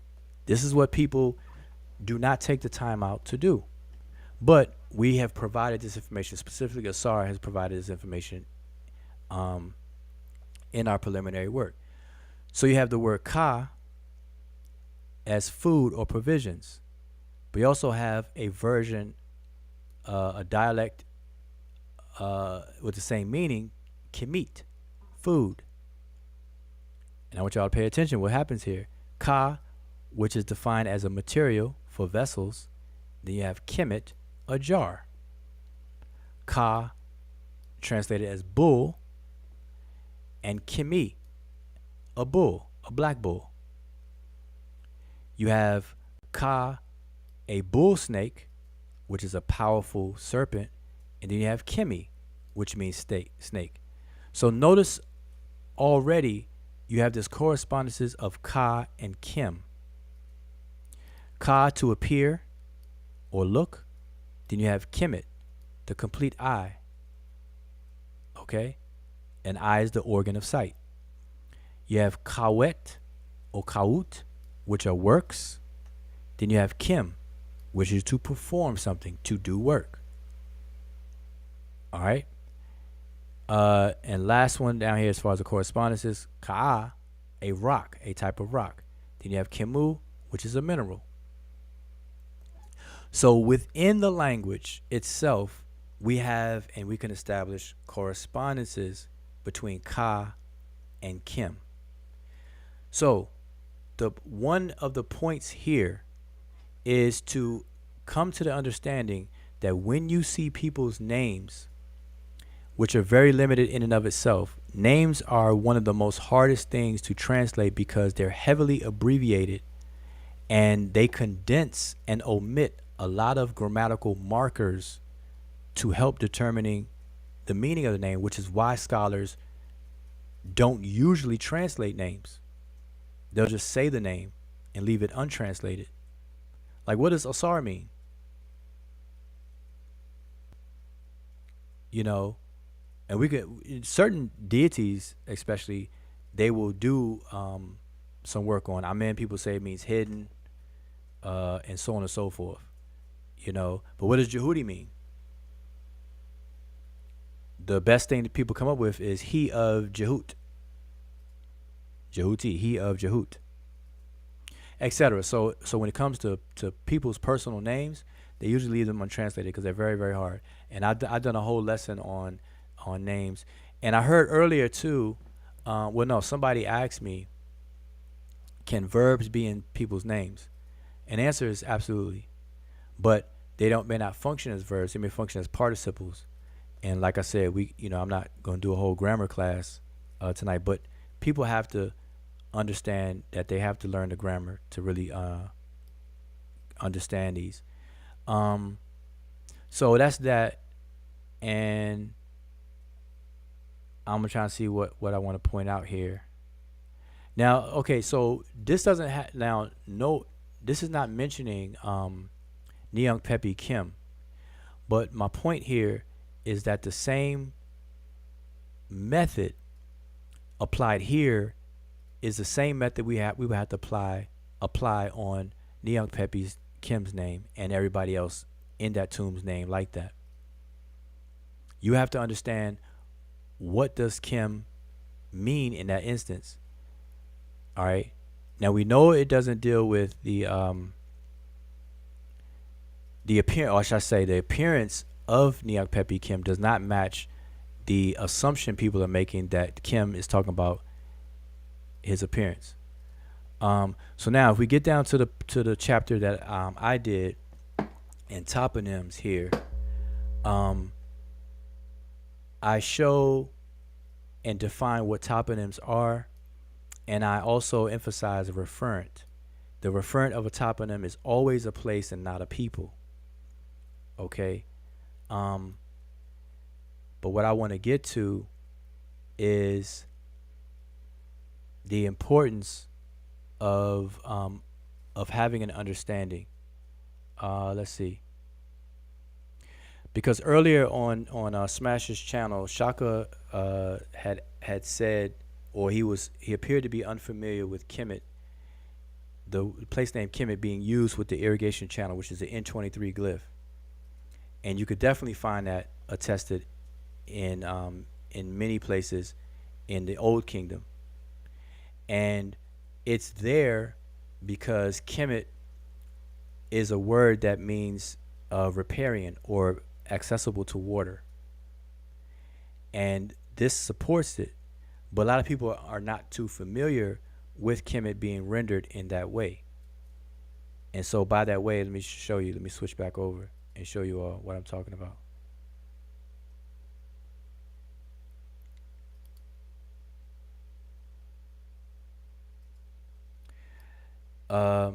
This one here.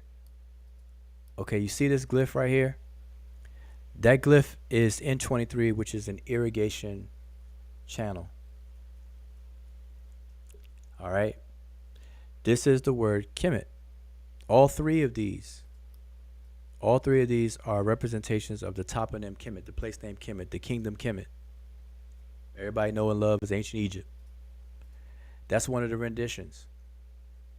And my argument, or our argument, is that Kemet does not mean the land of black people, because toponyms never refer to people. And it doesn't mean black land in the sense of denoting color. It has a connotation of wetness.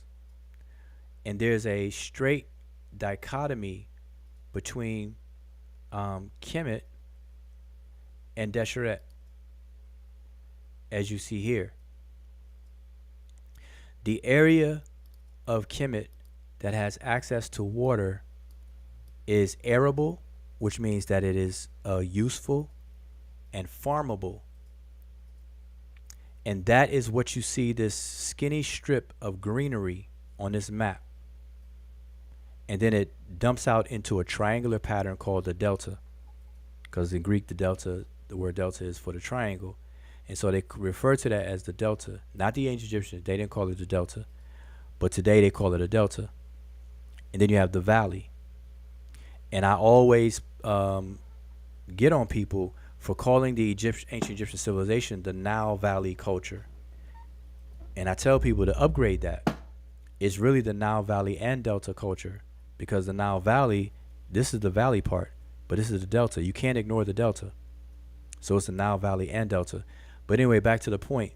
On this satellite overhead shot, you can see the contrast between the area that has access to water and what the outcome is, and the area that does not have access to water and its outcome. One represents wetness or access to water, the other one doesn't. That is the actual contrast between Kemet and Deshret.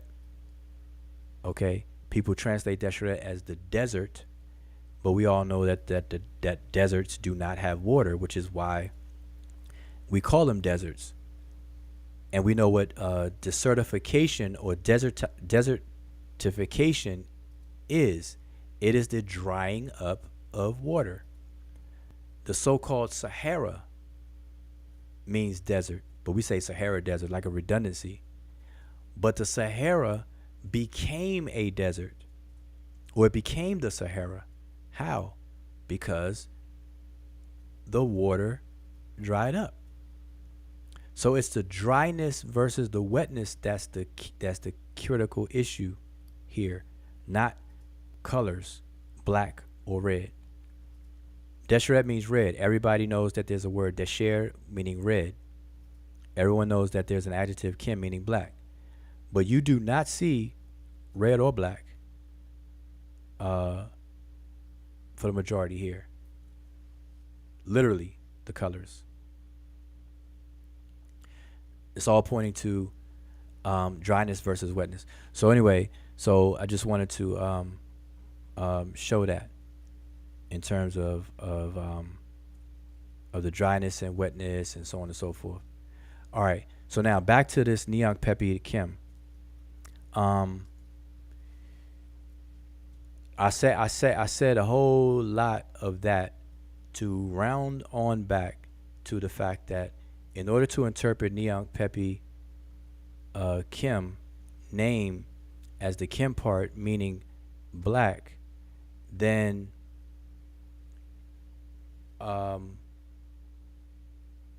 we would have to assume that it's talking about his appearance, or people are saying that it's talking about his appearance. I've shown that it's not talking about his appearance because the appearance does not match that.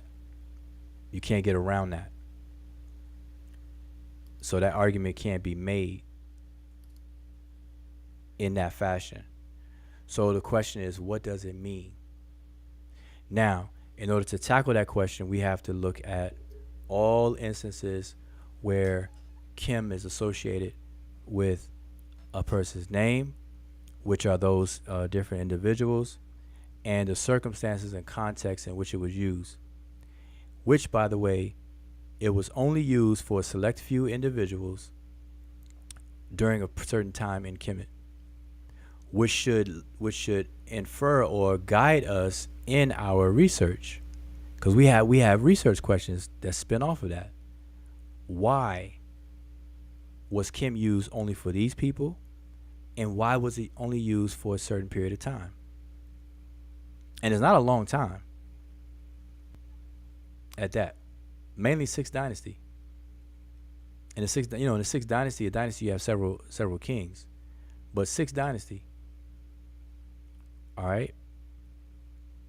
So I want y'all to understand that. So now, let me pay attention to the chat though, real quick, because I don't want to keep repeating myself. But I do want to emphasize a couple of things while I'm looking through the chat. I'm going to have to scroll on up. Scrolling on up on the chat. because nobody came on the panel. I know Smash was on the panel for a second, listening in, but I know he was online all day long, so I don't expect him to. I know his family probably be like, "Yo, you gonna spend the whole day on the computer?" So I definitely don't fault anybody to do family duties whatsoever. All right, so I'm trying to scroll up, but let me emphasize a couple of things. Neyoung Pepe Kim, or all individuals have Kim in their name in this instance, none of them are depicted as black. That's fact number one. So if Kim in their name focused on their appearance, that's a failure. All right, that's a failure. All right, because it doesn't coincide, it doesn't match. All right. So that's to address that argument. They gotta wrestle with that. They gotta come up with something better on that. Then, when trying to discuss the grammar, so let me do some things with that. I want to show you all something. And grammar is the least talked about things on these YouTube streets, and everyone knows. I don't get too far deep into grammar because it's not something that you could really deal with on YouTube unless you just gonna tuck your head and do a whole bunch of series of videos to give classes online, in a long series of several videos. But that's not the effective way to do it. But I teach the language both to beginners and grammarians, people who want to deal with the grammar. All right. So I'm going to show you a couple of things, if y'all don't mind. And I can't see the chat while I'm looking for something. So again, you all forgive me. But I want to, as a matter of fact, I don't like that awkward silence. Y'all know that. I'm going to show you something. As a matter of fact, let me do this. I act like I don't even have it pulled up. I want to show y'all something. I'm gonna give y'all a quick lesson. So y'all are in for a treat. I'm gonna give you a quick lesson on some Egyptian grammar when it comes to adjectives. I've done this before, so there's videos in our archives about this. So I've done this before, but I'm gonna try to do a brief summary version of this right now so y'all can understand how adjectives work. Because there was a question about grammar that came up earlier, and it was kind of glossed over earlier as well, because I don't bring up grammar like that, but when it's brought up, it piques my interest because I deal with grammar. That's one thing that I always dealt with and always deal with, but I do it in a class environment. So when people bring it up, I can tell very quickly if people know what they're talking about or not, very, very quickly. But I want to show something here.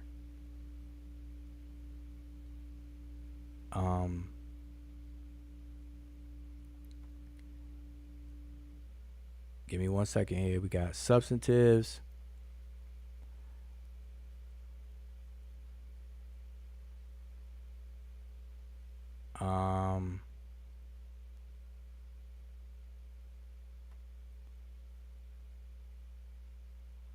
All right, I was trying to see if I could show y'all something quick without boring you all.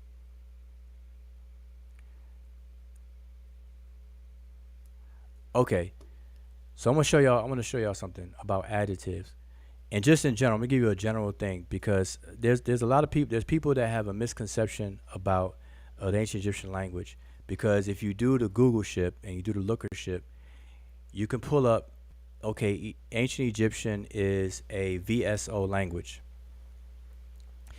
Anybody that studies the actual language, or actual grammarians who write grammars for the language, will totally not support that, because you understand that the ancient Egyptian language has different kinds of sentences, four main types of sentences.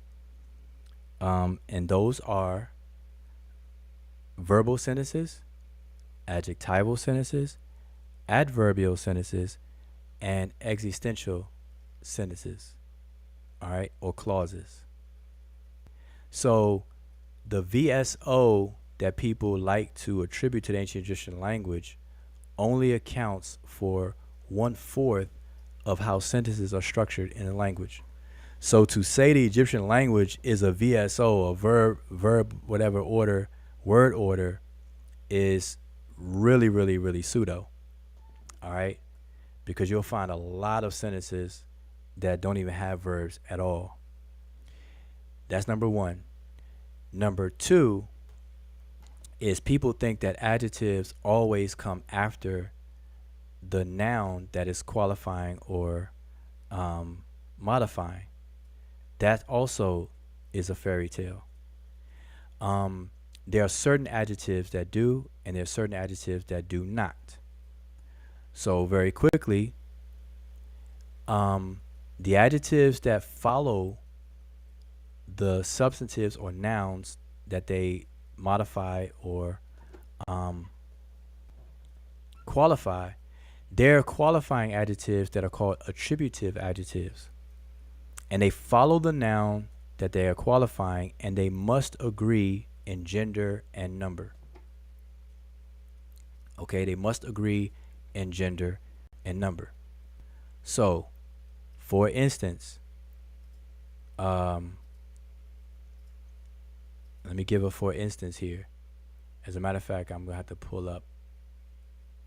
Let me pull up something here. Y'all bear with me. Where do I have it? Where do I have it?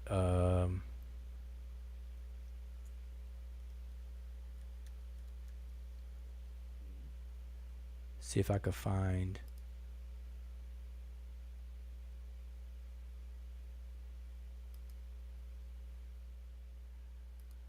Okay. I'm going to show you all this, and hopefully you all will get it. Y'all will. I know you will. You'll be all right.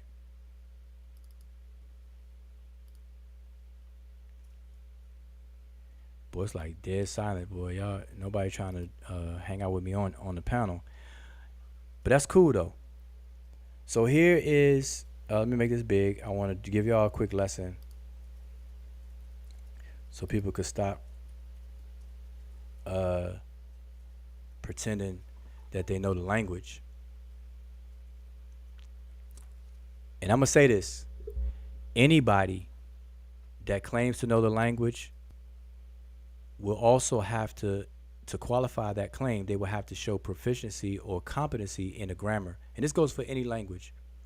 Like any linguist that actually teach language, not people that do, there's various different areas of linguistics. So I don't want to make it this homogeneous field of study.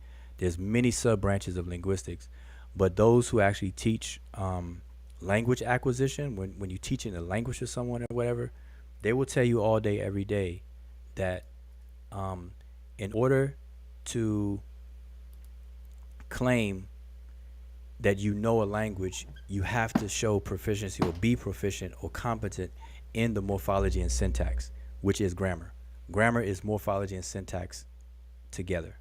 That's why people call it morphosyntax. All right. Using a dictionary or a lexicon, a vocabulary list, is not knowing the language. All right. Anybody that stops short at that, you're shorting yourself. You're cutting yourself short. All right. I wouldn't recommend that. All right. But now what I have on the screen, I want to just demonstrate a couple of things about the language, how the language works. And this is relevant to the name, to these names as well.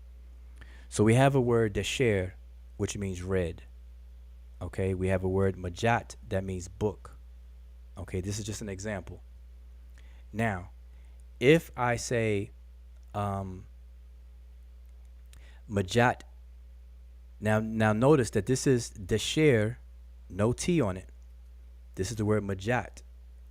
This word majat is grammatically feminine gender. Oh, let me make this big so y'all can see this. I apologize. The word majat, it means book. Technically, it means a scroll, paper scroll, because they didn't have books the way we have them today. But for the sake of the way we see it today, it would be equivalent to a book. All right. So the word majat is a grammatically feminine word. All right, grammatically feminine. The word desher is grammatically masculine. All right, it means read. Majat means book. If I want to say the red book, the word desher comes after majat, and I have to make it agree in gender and number. So desher changes to desheret or deshert, depending on who you talk to, how they pronounce it. So we have majat desheret. This is not a sentence. This is a phrase. And it means the red book. In this instance, the word desher is an attributive adjective. Okay? It's an attributive adjective. It comes after the substantive, which is majat. Most people like to call that a noun. It comes after. But it's not a sentence. And I should actually take that period off because it's not a sentence. It's the red book. It's a phrase. All right? If I want to make it a sentence, I would have to say the book is read. You have a subject and a predicate, which is the basic building blocks of a sentence, or an independent clause, which is a sentence. In that case, you have to put desher first. Desher majat. And it means the book is read.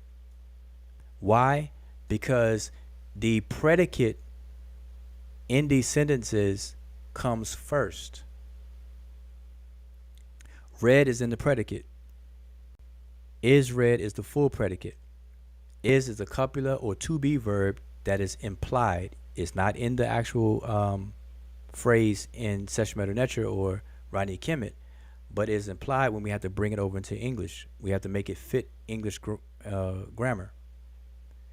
So in this instance, desher majat means the red book. And in this case, desher is called a predicative or predicative adjective. So these are two types of adjectives using the same word. So when people say that so-and-so is an adjective, they're cutting themselves short. How is it used? Is it a predicative adjective or is it an attributive adjective? You won't know that by looking at dictionaries. You only know that by looking at how it's actually used in primary sources. All right? So over here we have desheret all by itself. This means the red one. And there's a reason why it means the red one. I'm going to come back to that. But now, in this last example at the bottom, you see how this one says majat desheret, which matches this one, majat desheret. But notice that the meaning of this first one up here is the red book. But down here, there's a different meaning. The book, namely the red one. Why is that? The reason why is because desheret in this instance is, or these two words together, is what's called an appositive construction, which means that that the second word is referring to the first one in a different way. It further explains the first. So for example, I may say Emiket, the nurse, blah blah blah blah. Emiket and the nurse are in apposition with one another, and we usually put Emiket, namely the nurse, blah blah blah blah blah. So the book, namely the red one, blah blah blah blah. All right, and there's a reason for that. And the reason, do I have that on the screen? I mean, do I have it available to quickly show you all? Do I? Yeah. Here.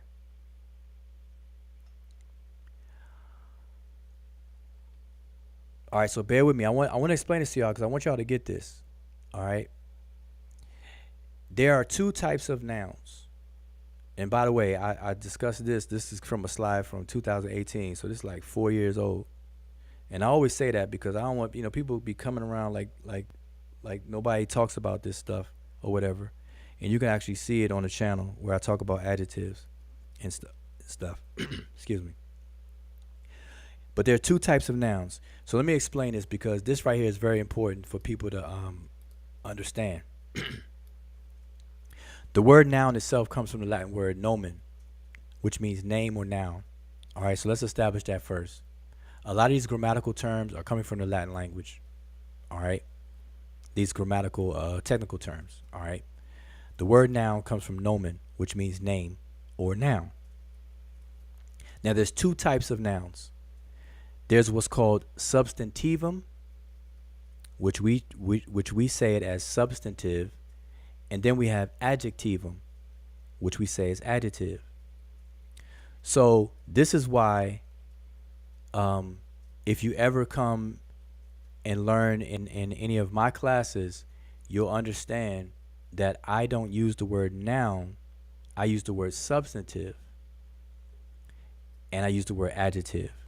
Because both substantives and adjectives are nouns.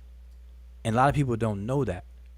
So when people come across these adjectives that function as nouns, they act like they discovered something. Like, oh my gosh, adjectives are really they function like a noun. Like, no, adjectives are nouns. That's what they are. They're just one of two types of nouns. So anyway, what happens in English by us calling substantive nouns, we lose this two level phenomenon. Both substantives and adjectives are both nouns. But if we erase substantive and call these nouns, then we're going to think that nouns are different than adjectives. And they're not. Okay? But there is a slight difference. And here's the difference. Substantives refer to entities, whereas adjectives refer to entities plus properties. Okay? So again, substantives deal with entities only, and adjectives deal with entities plus properties. And that's why they call it adjective.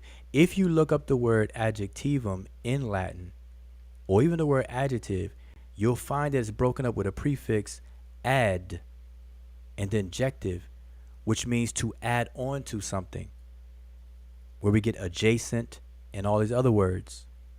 So what is added on? Property. Property is added on to entity. Entity plus property is an adjective. All right. If you knew that already, kudos. If you didn't, hopefully you just learned something. All right. That's the difference.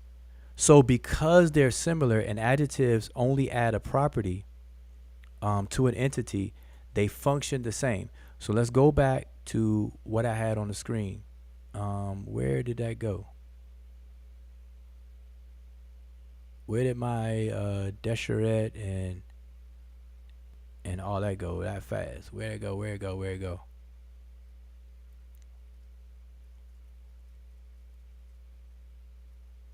I want to go back to it because I want to show you all. Let me see. What is this? Okay.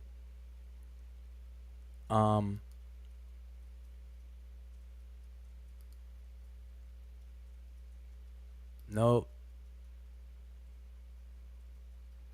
Here we go. Sorry about that, y'all. I had to find it.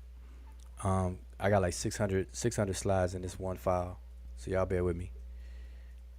Okay, so now back to this right here. So the word desher is an adjective. The T on this example right here, the T which people like to and love to call the feminine T, as if that's all that T's represent, which is false and a fallacy. I mean, pseudo. But the T here, or the bread loaf, if we were looking at the glyphs, actually represents the entity.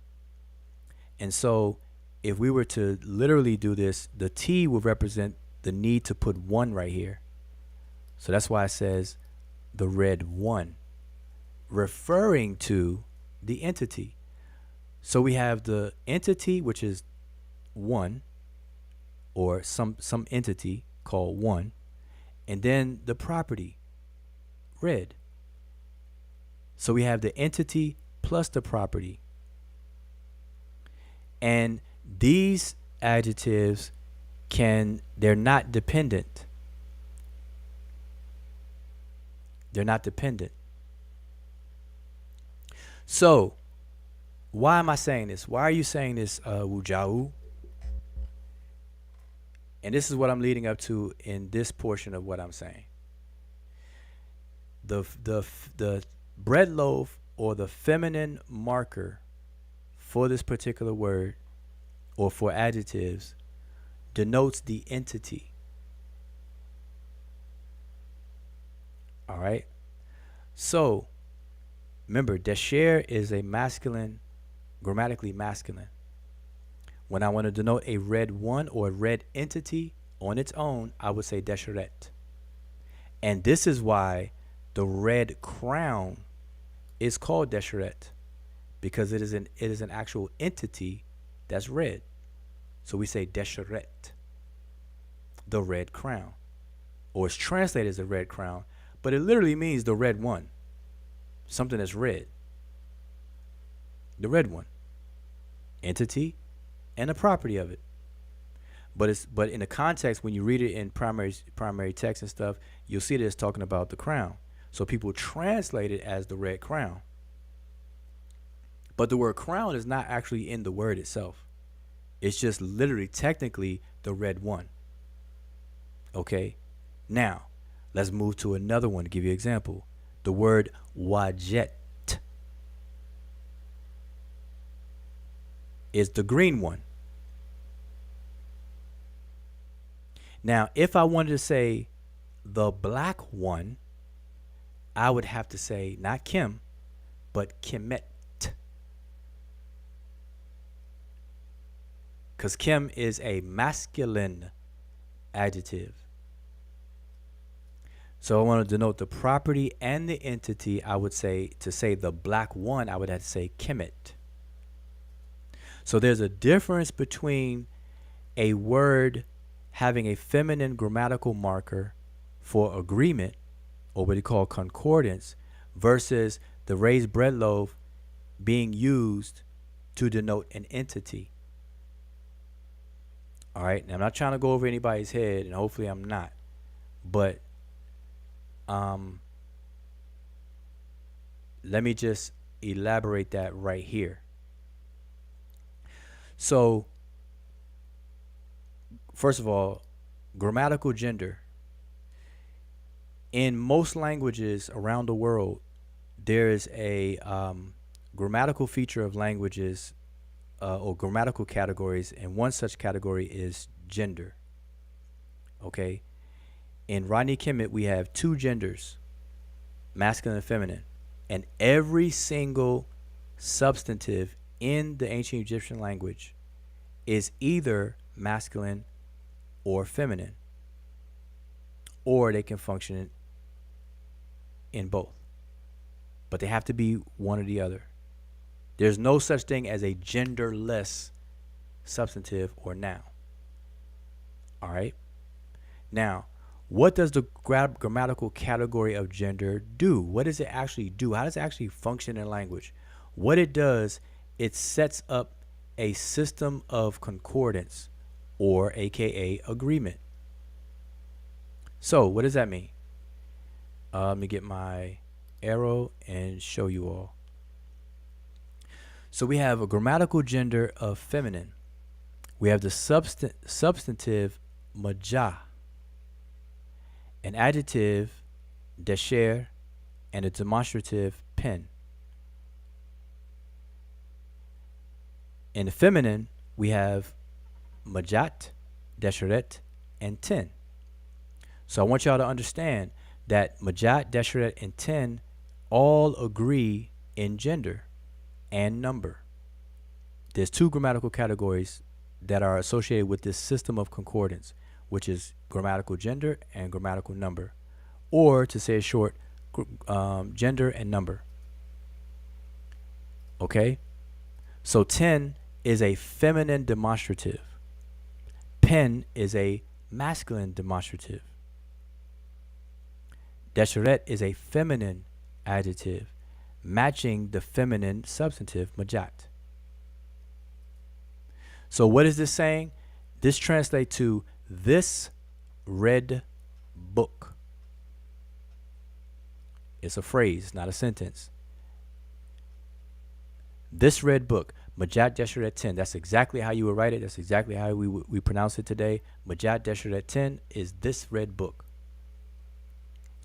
The next one is Amat Kemet 10.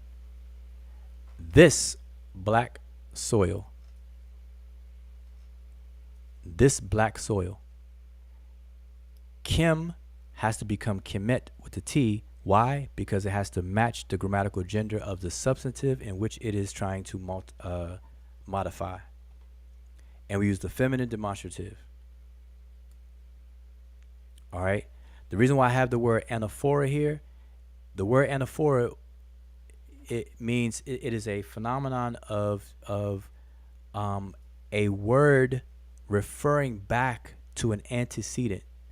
So the process of anaphora is this Kemet is in agreement to a word that came before it, which is anaphora. Take some time to look that up if you're unfamiliar with that. All right. And so we have here Kemet, Amat, and Kemet. So Kemet as a substantive, we have Kemet as an adjective. So everybody assumes that this means black every time they see it, knowing even when they open dictionaries that there's multiple meanings for that consonantal sequence of K and M. And sometimes even with identical glyphs. It means complete, it means end, it means work, it means to pay somebody, pay something. Even the word complain. And so on and so forth. There's an adjective for black. Kim can mean bull. You know, all kinds of things. Like I showed with the word unk. Just because you see and hear the word unk doesn't mean that it means life every time. So people got to get up off that. People learn about the word Kim means black and they just go crazy. All right, so I just wanted to kind of share that and show that. What's this right here? Okay, I already showed that. Okay, so let me just, I'm gonna show this to kind of reinforce what I was saying. So adjectives are broken up into two major types, qualifying adjectives and relational adjectives. On the qualifying side, they're broken up into those that deal with property only. And when they deal with property only, they come first in the sentence. And they do not change gender. They're masculine. In case you need to see this again, in this example, Desher is masculine, and in this instance, it stays masculine and it comes first. Desher Majat. The book is read. So that's a adjective that only deals with property and not the entity. It has to come first. That's what I call a predicative adjective. It's invariable, meaning it doesn't change gender, and it's represented in the masculine. The other type of adjective is an adjective that denotes property and an entity together. These adjectives must agree in gender and number, which means they're variable, and they contain declensional endings just like substantives do, which means they decline for gender and number, whether it's singular, plural, or dual, and whether it's masculine and feminine. All right. Now, these adjectives that denote property and entity can further be broken down to ones that are dependent, which are attributive ones that come after the substantive. So in my example, that would be this one. Or they can be independent, which is substantival, which means that they function and look like nouns that people like to say. And that one is this one right here. Independent. It looks like a noun. It functions like a noun. That's why we could put a definite article in front.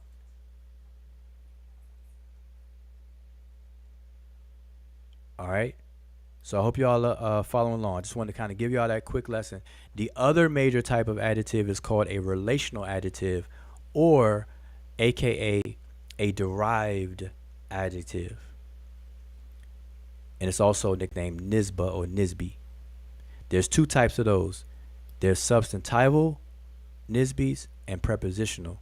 All that means is that these adjectives are derived from either substantives or prepositions.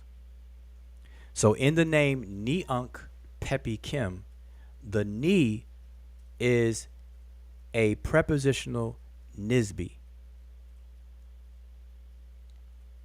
It means one who belongs to or related to blank, whatever comes after it. Like when I say, for example, when I say Ra, Ni, Kemet, that ni is a nisbi prepositional adjective. It means belonging to. So it means the mouth, Ra, which belongs to Ni, Kemet.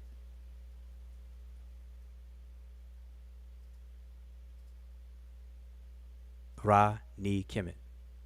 All right. So that's the breakdown of the different types of adjectives. So that's everything. So if you want to take a screenshot of this or whatever for your notes, by all means do so. This is a visual representation of what you need to know about adjectives. All right. If you refer to this, you can easily remember it. What do I have here? All right. So let me show you a sentence. The different type of sentences, and then I don't see anybody hopping on here, but I'm gonna pay attention to the chat because I know y'all probably had some questions and stuff about back on Neyoung Pepi Kim and whatnot. But I don't. I'll come back to that. So in sentences, just to break this down real quick, a sentence contains a subject and a predicate. This is something we learn in basic grade school, English grammar, K through 12. Right? Now, in ancient Egyptian language, or Rani Kemet, the sentence name or type gets its name from whatever the predicate is. So, for example, the predicates of the ancient Egyptian sentences can either be substantival or substantival, adjectival, or adverbial. All right? Substantival sentences deal with entities. Adjectival sentences deal with properties. Adverbial sentences deal with circumstances. And so here I'm going to give you example at the bottom. An example of a substantival sentence is, this is Jehudi. Notice that the predicate is a substantive. And a famous one in ancient Egyptian that a lot of scholars use is Ra-Pu. It is Ra. I could say Wujao Pu. It's Wujao. Like if I knock, knock, knock, who at the door? Wujao Pu. It's Wujao.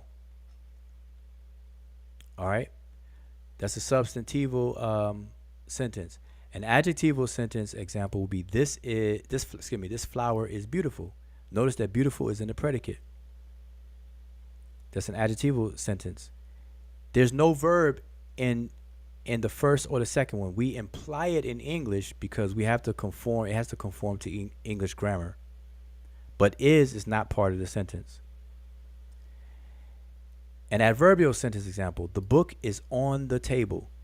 The prepositional phrase on the table functions as an adverb, and it shows the circumstance that we find the book in. It is on the table. It answers the question, where? Where is the book? On the table. Which is what adverbs do. So it's adverbial. Again, for this sentence, is not really there. So again, these are 3 of the main out of the 4 sentence types that have no verbs. So when people say that Egyptian is a verbal, verbal subject object, which is what VSO stands for, it's clear that they don't, that, I don't know, people, I don't remember where people get that from, but that's only describing one type of sentence, which is a verbal sentences, where the verbs actually do come first. All right. And it's not even VSO. It's more than that. And I go over that as well. But anyway, so that's pretty much what I wanted to show here. I want to make sure I'm not missing anything. Oh, nah, that's the same thing. I'm not going to get into that unless I absolutely have to. Yeah, portmanteau morphemes and stuff like that. I'm not going to get into that. That's actually relevant, but I don't want to bore y'all too much and go off. I see we got Smash back in the house. Yeah, I need to pay attention to the peace. to the chat. If you don't mind. I'm sorry, say it again. You sound low. Here. Oh, damn, I'm hella bad. My audio bad. No. You just sound a little low. Oh no, I definitely didn't come here with questions or to ask. That was a wonderful presentation, and thanks for going forward and showing more about the grammar on the subject. You feel me? I'll discuss more about it tomorrow on my show. But I just was saying, I know you've been talking and was looking in the chat for some other people to hold it down. So I just was saying, yeah, good. Thanks for adding more information. All right, no problem. I'm trying to catch up in the chat because I definitely wasn't paying attention to the chat. So let me put the chat back on. So listen, y'all. I'm paying attention to the chat. So if I missed anything, please forgive me. But repeat it if y'all want to bring something to my attention. I'll highlight it on the screen and we can deal with it. I got a little bit of time. It's 3:20 in the morning here, but it's Saturday. We just chilling.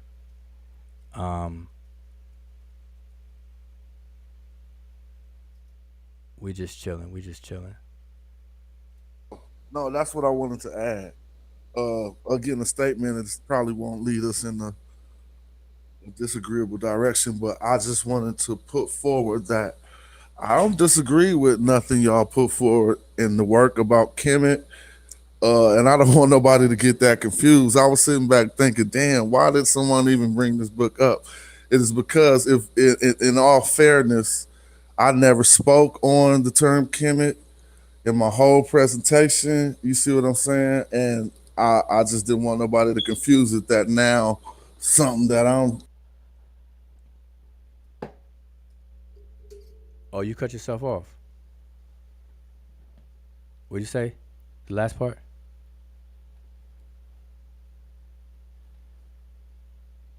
Oh, maybe something happened.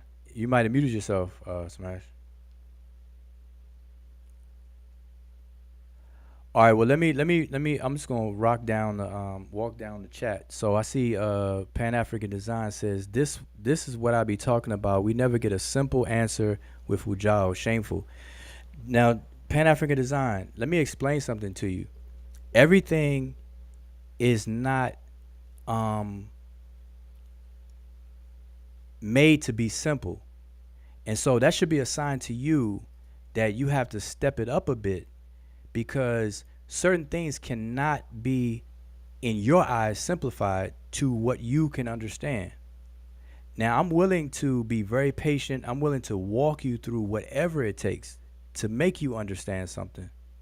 So I definitely extend my time and energy to do that if you would like. But one thing we got to stop doing is trying to simplify things that are a little bit more complex. And when I answer questions, Anybody that's around me and knows me, I've been doing this for a very long time now. I could actually say that now. You know, I've been teaching the language and stuff like that for over 10 years now, but I've been studying a lot longer than that. All right? I want to make that clear. And being in the business of teaching, I deal with people on multiple levels. So, in a controlled environment, it's a lot better. But on the YouTube streets, when I'm talking to a audience or people in the chat, I don't know where people are in terms of their understanding. So I have to mention a lot of many things just to kind of lay some groundwork about stuff. So you're not going to get this yes or no from Wu Jiao. I'm going to tell you that right now. When people say, just answer yes or no, then stop talking to me. If anybody does that to me, and y'all probably witness me say this all the time, but like, nah, you're not going to get a yes or no from me. I don't even care if it is a yes or no question or a yes or no answer. I don't do that. All right? Because the best practice is to, if you're asked the question, is to answer it in as concise as you can and then elaborate. And that's what I do. It's just that straightforward. So I don't know what question you're referring to. So James or Pan African Design, feel free to re-ask your question, and I'll see if I pull it back up. So feel free to ask your question, and let's see if my answer is simple enough for you. All right, let's put it to the test right now. All right, don't keep commentating about it. Actually ask your question, and let's see. All right. I see Smash is in the chat saying all this to prove someone ain't black. No, let me clarify that. One, I think the whole black conversation is retarded. I think everybody that brings it up needs to be on the short bus. So let me just put that forward straight up and straight like that. I think it's retarded. I call it that unapologetically, publicly. On many shows, I say it's a retarded topic to have a conversation on whether the Egyptians are black or not. I'm known for saying this. Everybody and their mother knows that that's my sentiment on this whole conversation. So I'm not sitting around trying to prove that somebody is not black or somebody is black. That's not what I'm here to do. That's not where I argue from. What I am doing or try to show is, one, that people are actually wasting their time on these conversations, because to me this is superficial. This is surface stuff. This is something that you argue with, at the beginning of people's journeys. And that's cool. I don't have no problem with that. I don't want to knock people. Everybody got to start somewhere, and gotta, if you gotta travel 25 miles, you got to start with your first mile. I get it, and I understand it. But the way I see it being argued and brought up periodically, in my experience, it's a zombie topic, and it's retarded. By zombie, I mean it doesn't die. It can't die. Like, people keep resurrecting it. Like, you can't kill the daggone topic. So that's the zombie part. It's retarded for what the word retarded means. It hinders and slows down progress, because everybody's focused on whether the Egyptians are black or not. Like, why can't they just be African? Like, why isn't that good enough? Why make them something that they're not? The Egyptians are Egyptians. They identified themselves as a group of people under the moniker of Remech. Why isn't that good enough? And we can get into why it's not good enough. And mainly it deals with people's self-esteem. People know that Egypt is a great ancient society, one of the greatest societies of the ancient world, and mainly it's blackologists or people that want to latch on to ancient Egypt for a deep down psychological reason of identifying and putting high value in whether or not the ancient Egyptians are black or not. Because here's the flow of the logic. We took a big L in the horrific and the most horrific event in human history, which is the transatlantic slave holocaust, where people on the continent of Africa of multiple ethnic groups were kidnapped and enslaved to become slaves and work for free to build a country that they didn't have access to its rewards. They didn't reap the benefits of their labor. Okay, us here being descendants of all of the above, we took an L. That's a huge L, or a terrible, terrible thing. And there are consequences to that. We lost our identity. We lost our ways, our identity. We held on to some, but we lost some key elements. We definitely lost our agency, self-determination, and agency and control of the A to Z destiny, et cetera, et cetera. So in this condition, we have a vacuum to fill. We need to pick up the pieces of our identity, and we want to associate with greatness. We do not want to associate with the Holocaust itself. That's why people get mad when a new slave movie is made. People are like, oh, I'm tired of that. Why they always making slave movies? Our history don't start with slavery. Everybody complains about that. A lot of people complain about that.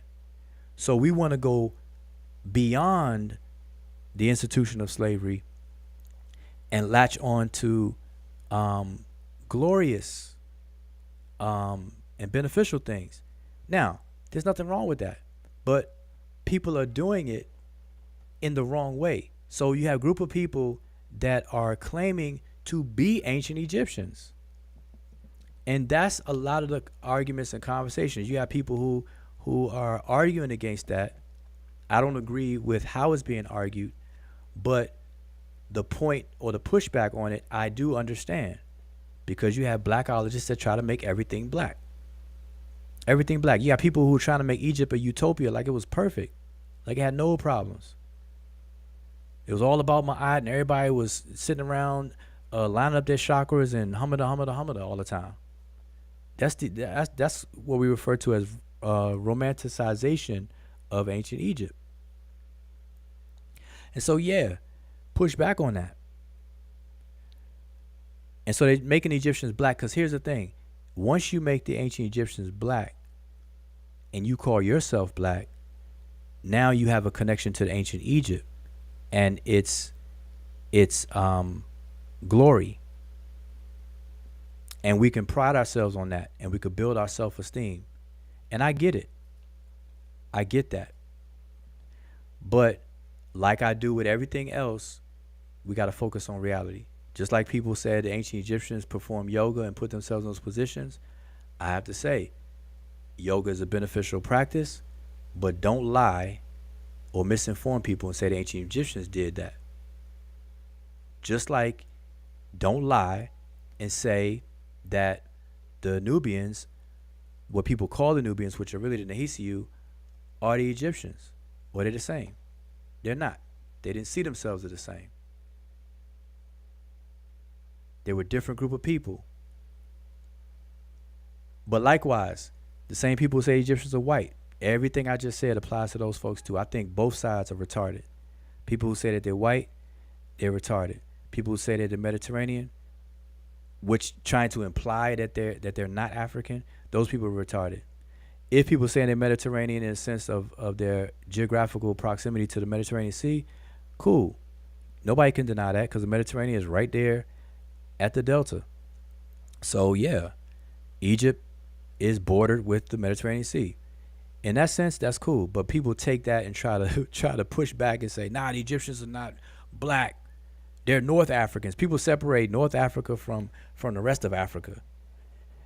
They're not Africans, they're North Africans. Like, what? Do you understand that North, the word North in front of the word Africa is a qualifying word? North Africa. Like, duh. Still Africa. So anyway, the Egyptians are Africans. Leave it at that. All right. Get into the culture. I could talk to the culture, and people can't even keep up with a cultural conversation about ancient Egypt. These same people. I'm trying to run down the list. So anyway, I'm saying, so let me put this back up. So I guess I went on my little rant. I'm not trying to prove the ancient Egyptians are not black. That's retarded. Wujao don't do that. And plus, you'd be guilty of anachronisms of trying to project our modern notions of this racial construct backwards and say that they're black. They didn't conceive of stuff like that. All right. And I went over that many times. So that's that. I just want to. Now, in terms of do we know grammar better than James P. Allen? Nowhere in James P. Allen's book does James P. Allen say that the person that he mentioned was mentioned black for appearance. So we got to stop being pseudo and stop exaggerating. All right.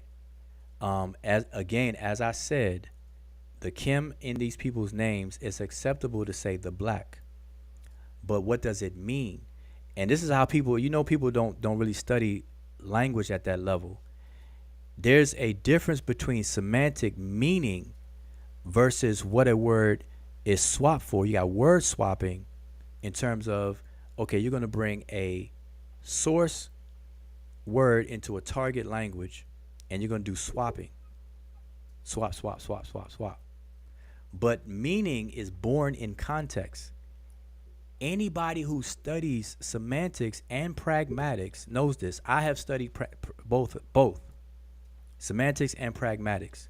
So I would suggest that people get up on their game and go to Amazon and find some basic books on semantics and pragmatics.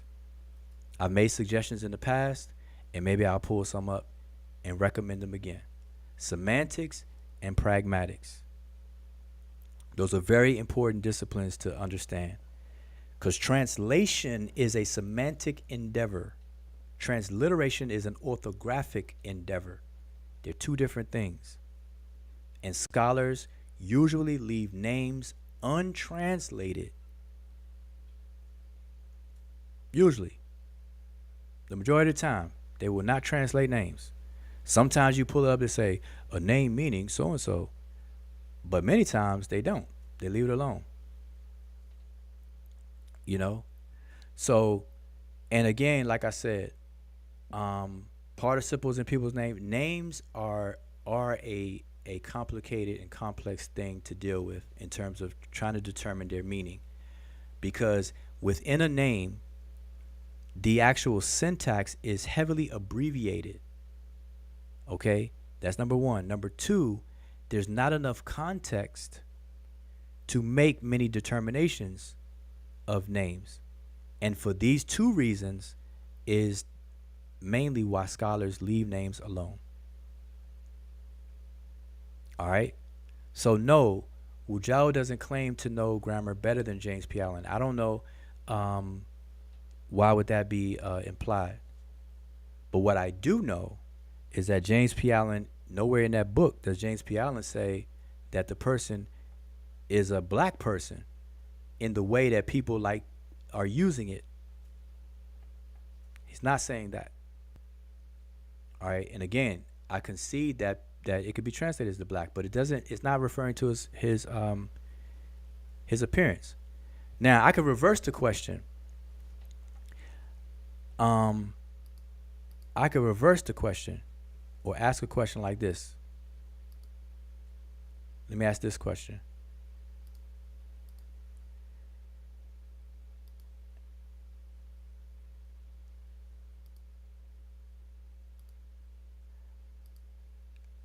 So I could use the same logic.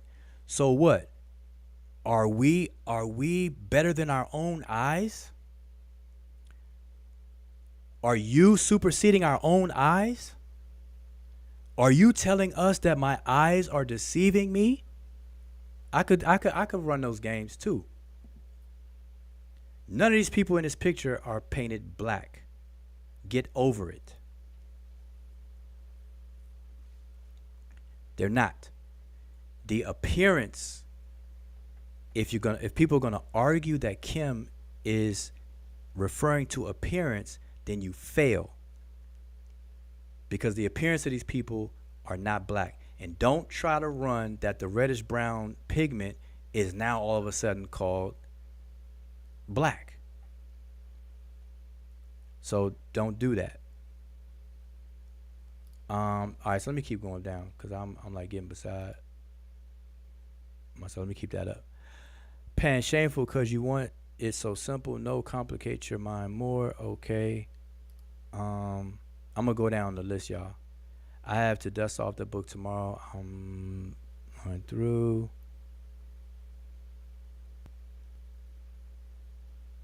All right, y'all having okay, let me see. Real talk, y'all knows grammar better than most, but what Kim means here? Shaking my head.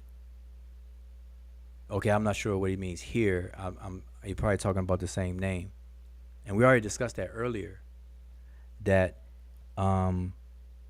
Kim, the work that's being put into this specific topic, what's being teased out is that Kim is some kind of designation, and it doesn't deal with appearance, but actually deals with designation for these select few people in the Sixth Dynasty. This is why you see it in the Sixth Dynasty, and it doesn't roll off. Emicat, Kim is a homograph. Yep. To deduce which Kim is being discussed, work has to be done that has lead to the outcome used. This is what viewers deserve to see, and surely everyone must acquiesce after that. True. True that. Got to get beyond dictionaries. Got to learn the grammar. And I'm gonna make everybody learn the grammar because ain't nobody gonna get around the grammar, and ain't nobody talking about grammar in our circles like how I do. I'm gonna put that out there. Don't believe me? Try me. People don't know enough to try me. That's why I tell people try to beg to debate me. I'm like, listen, man, you bring your teachers. You bring your teachers.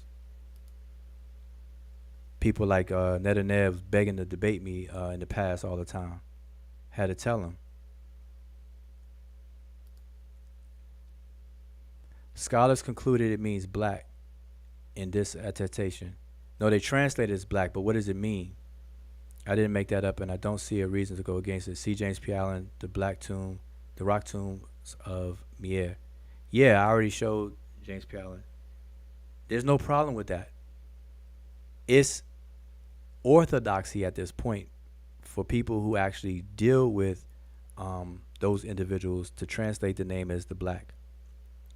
Like I said before, and I'm not sure why this is not coming across. Maybe I'm not speaking English at this point.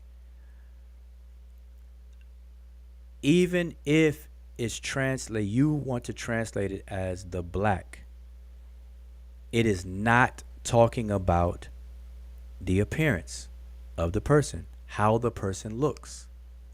That you are jumping out the window and you're reaching, and you cannot prove it, and you did not prove it. You shared your screen and showed some things, but you did not prove it. People got to understand. There's a difference between demonstration versus just showing stuff. Now listen, I can share my screen all day long. I got like 10 gigabytes disk of many pictures, many PDFs. I got every single dictionary that's been available, that is available in Egyptian language, in multiple languages. I got the scholarship even on this particular issue, and it's being argued to this very day. It's being argued to this very day. And see, you have to slow the conversation down, which I tried to do earlier, But I definitely realized real quick that that would take a long time because I pulled up a book. It's written in French. We had a person whose native tongue is French, which we should have taken advantage of, but didn't in the way that we should have. But in the particular text, this particular scholar addresses these issues, focusing on Athribis, because the title of the book is talking about Athribis. But in his discussion of that, he talks about how Kim is being used and how it's assumed that it means, black and this, that, and the third. But he shows that that's not the case. Yes, it's translated as that, but it don't mean what people think it means. MK, you will say something?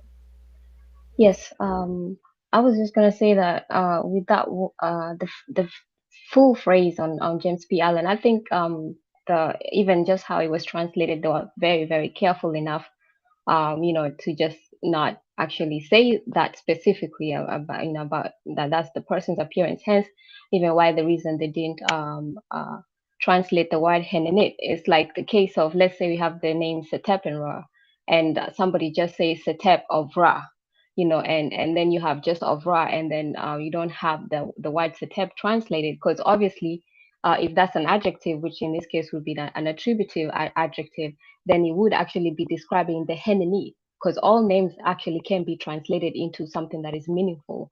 So the if that was the case, even if we just agree that that's the word black, then it will be black as in describing the henenit, and the henenit needs to be described. So it will not be just translating that that this person is black, but it will be an adjective that actually refers to the substantive, which is henenit, and we need to translate the whole henenit kemet in that instance, and then get the proper meaning. So I think that's why that is not actually done in that way, and and they haven't even translated the whole word because it would not make sense in that instance.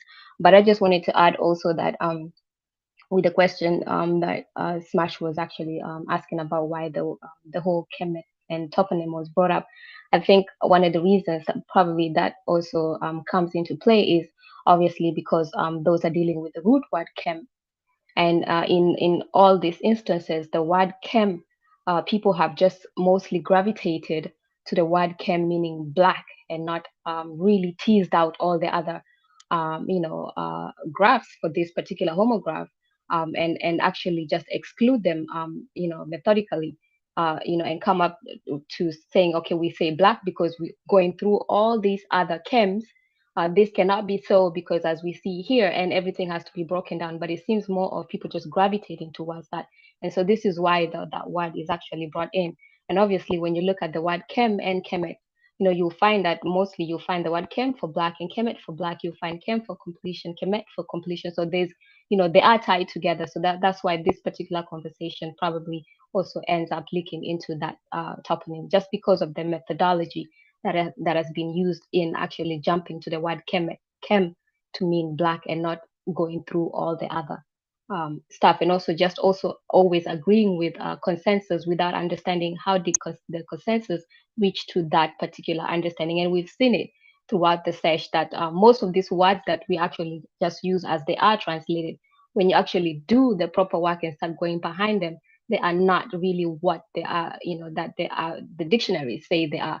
They might be close, sometimes they might be off, but it is our job to actually go deep into it and not just stop at the translation, whatever language translation people are using, whether it's German, whether we're using a Danish dictionary that comes up with the word black. We can't just stop there, but actually understand why that translation is being used, and this is the case in both instances. Yeah, that's a very good important point to make known. And I was trying to go down the chat to find anything that's addressing me specifically, to kind of filter, because I know this conversation is going on in the chat, so I'm just trying to keep up with the chat, scrolling through. And I wanted a couple of ones I saw I'm gonna address, even though they may not be addressed to me. But so Donnie did address me. He said, Wujao, sometimes people do want a yes or no. Yeah, absolutely. But sometimes people are not and cannot get what they want. And so people can't have a fit because they don't get what they want. Now I do my best to be concise and educate, and teach instead of giving yes or no. Because here's the problem with yes or no answers. Like when people demand a yes or a no, here's the vulnerability with that. You really don't know what, because remember, yes is an affirmation. It's the affirmative, and no is the negation, right? That's what yes and no means. And so when somebody asks you a question and they demand a yes or no answer, if you say yes, you are affirming all the baggage that they put into the question in their own head, and you may not know what that baggage is. And so it's not a good look and it's not a good practice to always demand yes or no answers. Now, there are instances where yes or a no is appropriate. So I'm not saying that no answer should be yes or no. But I'm saying on these kind of topics and stuff like that, I mean, nah, it doesn't really fit. And that's just too bad. People, listen, what I do not do and I refuse to do is to lower the standards of how things are best done just to fit somebody else's shortcomings. Instead, I would coach, encourage, and even take the time to help somebody to elevate their standards instead of lowering mine or lowering the better standards in which we should be following. So that's me. All right. So I do understand that people, a lot of people want a yes or no, because I get hit with it all the time, and people get mad that I don't comply to a yes or no. Man, would y'all just answer the question yes or no? I'm like they'll say, do you believe in God? Just say yes or no. I'm like, wait a minute, that's a loaded question. What do you mean, do I believe in God? Like, I don't even know what your concept of God is. If I say yes, I don't know what I'm saying yes to. If I say no, I don't really know what I'm saying no to. So hopefully you get what I'm saying, Donnie. So I understand that people want a yes or no a lot of times, but they don't fit. And that's just too bad. All right? Like, people ain't hiring me to comply and whatnot. Nah, you comply to the best move. It's always about the best move. All right? So there you have it. So that's that. I'm trying to find, it was a couple of other ones I wanted to address. Man, the chat done scrolled up fast on me. Hold up.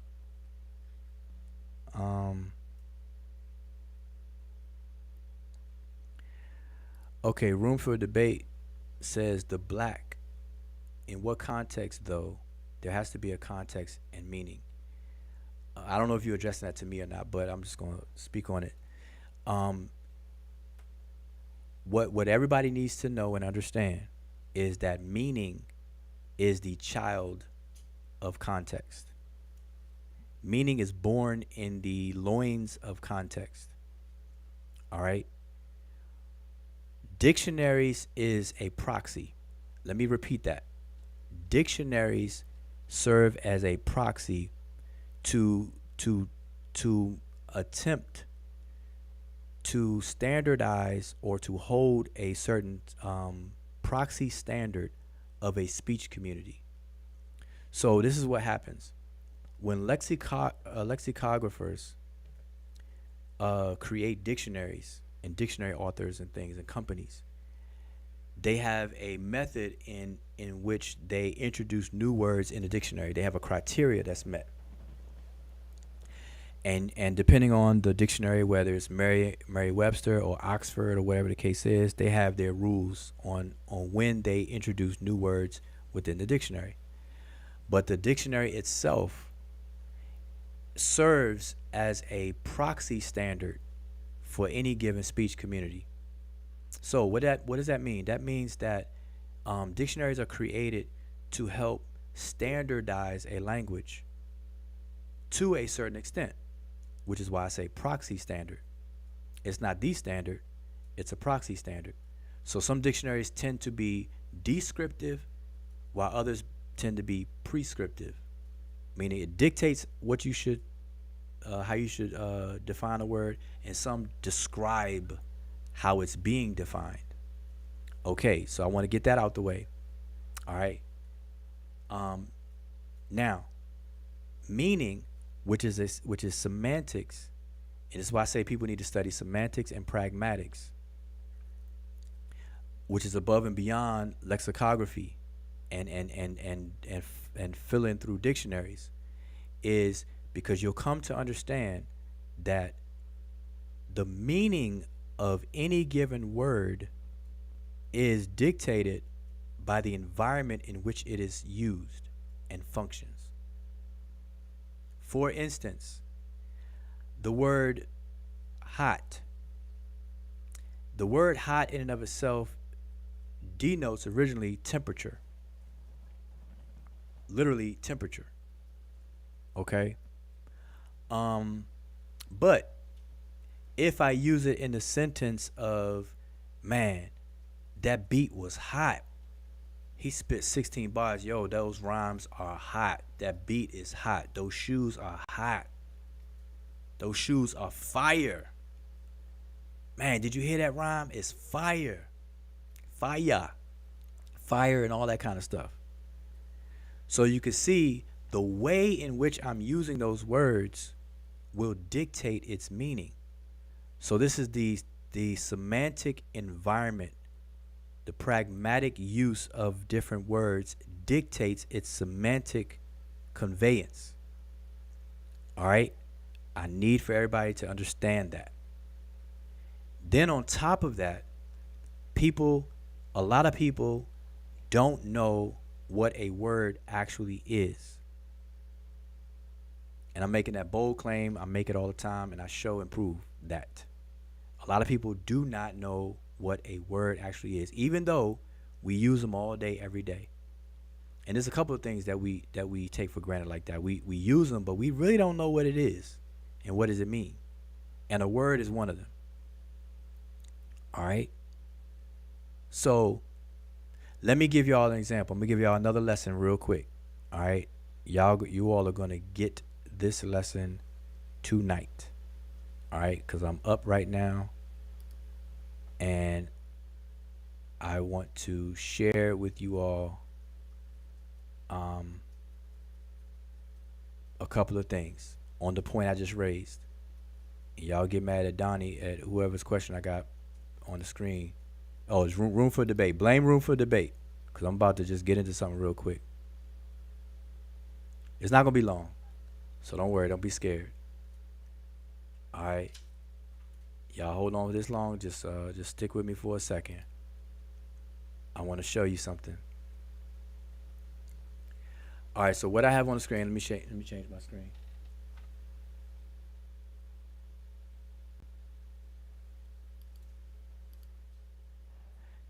And I know that this may not even be addressed to me or whatnot, but I'm gonna use this. I'm gonna leverage this as a teaching moment for a second here. All right, so I'm gonna show you this. This is something that I teach in the grammar course and things like that. This is some basic stuff that it should not go over anybody's head.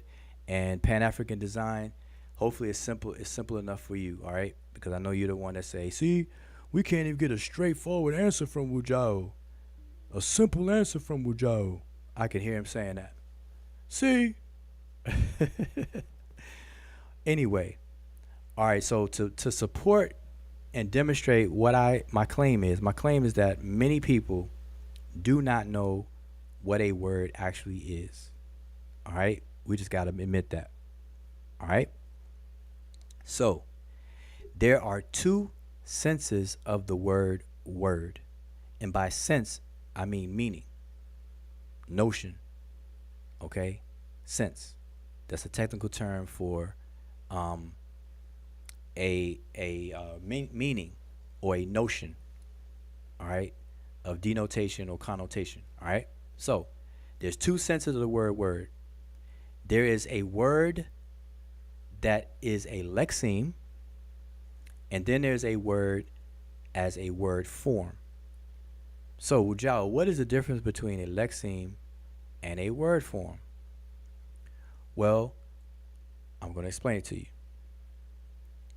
A word form is a word that you actually engage, that you actually see. And it's referred to as these, I know y'all can't see my cursor. It's referred to as the surface realization of something. And so I'm going to give you an example over here. We have 1, 2, 3, 4, what people will identify as 4 words: move, moved, moves, and moving. If I ask you how many words that is, most people will say 4. But guess what? It's 1 word. Now, how can your eyes see 4 words, but yet it still be 1 word? And I'm going to answer that for you. This is an example of the 2 senses of what a word is. Okay? You have word forms, which are the surface realization of the underlying word, which is move. All right?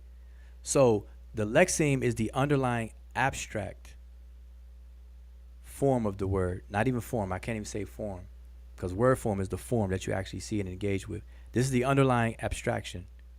Okay? So move is the lexeme. So all 4 of these words are inflections on the same word move. So we have move, moved, moves, moving.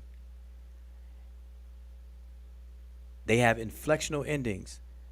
In the first one, there is no marked ending, move. You have move and move. In the second one, you have an inflectional ending of ed. One of the e's is removed and you stick on the suffix ed, or the ending ed, to denote past tense. The other one has an inflectional ending s, moves, which will agree with whatever subject it is if it's in number. You don't say they moves, you say he or she moves. Okay, so the verb and noun have to agree, and that's what this move serve as. The S is a grammatical marker. Then you have moving, the ing denoting present tense. But it's the same word. So a lexeme is, by definition, a family of inflectionally related words. All right? So the question is move, moved, moves, and moving 4 different words or 4 forms of the same word? And you'll come to the conclusion that it's 4 forms of the same word. All right? Now, something else on top of this to further elaborate is this here. What we tend to call a word is actually a sign. It's called a sign. Now, here's why. A sign consists of 2 things that are linked together. One of those things or elements is the form. And the form is also called the signifier. The form comes in the form of a sound pattern, which is what you hear, or a written pattern, which is what you see. So the form is detectable by eyes or ears. All right? The other element of a sign is meaning, also called the signified. This is the concept. This is what you do not see, what you do not engage. And these 2 things, the form and meaning, is glued together or linked together by the link. And all 3 of these elements, the form, the meaning, and the link between the two is a sign.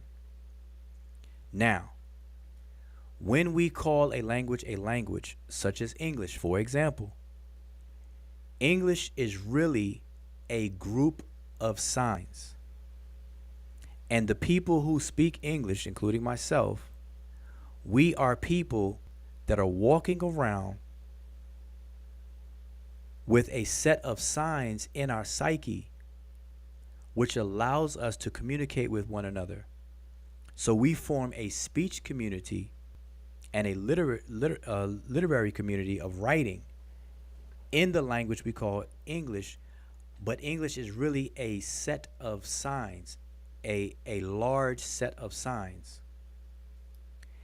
And if you don't have the same sign in your head as I do my head, then we will not be able to communicate. And we call that a different language. You know, we cannot understand one another.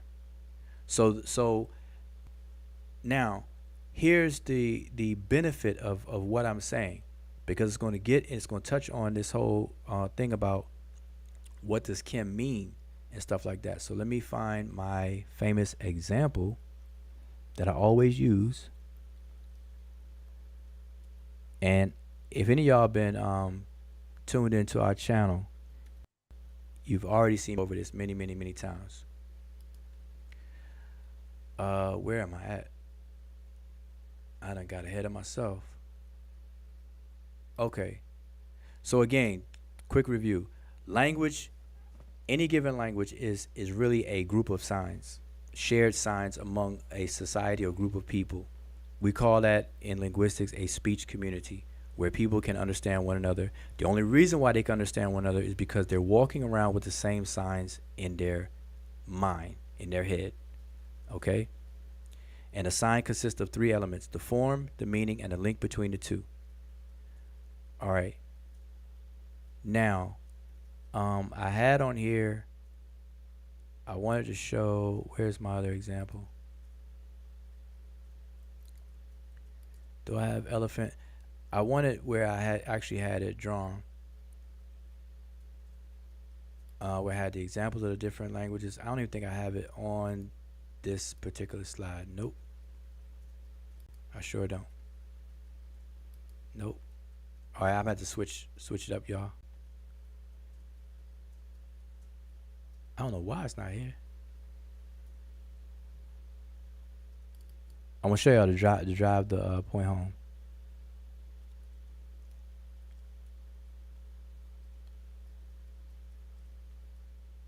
Give me 1 second. And indicate if you there, you know, I don't like that dead silence.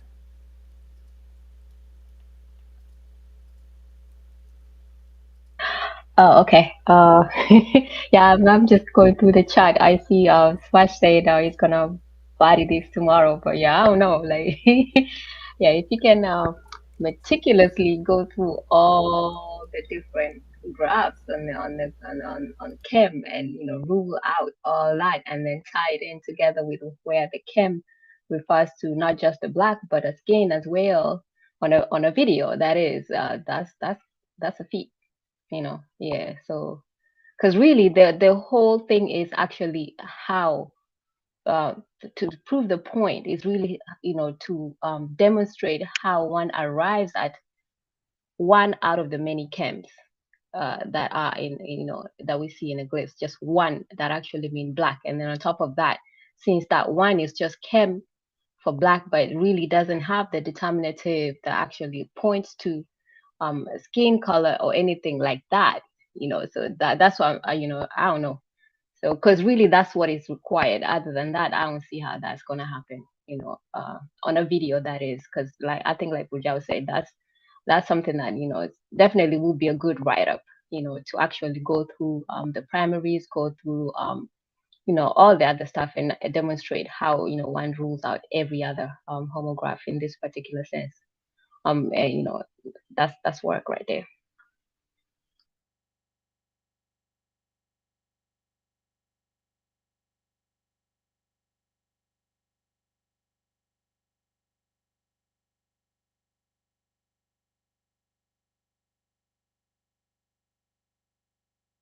He bought that.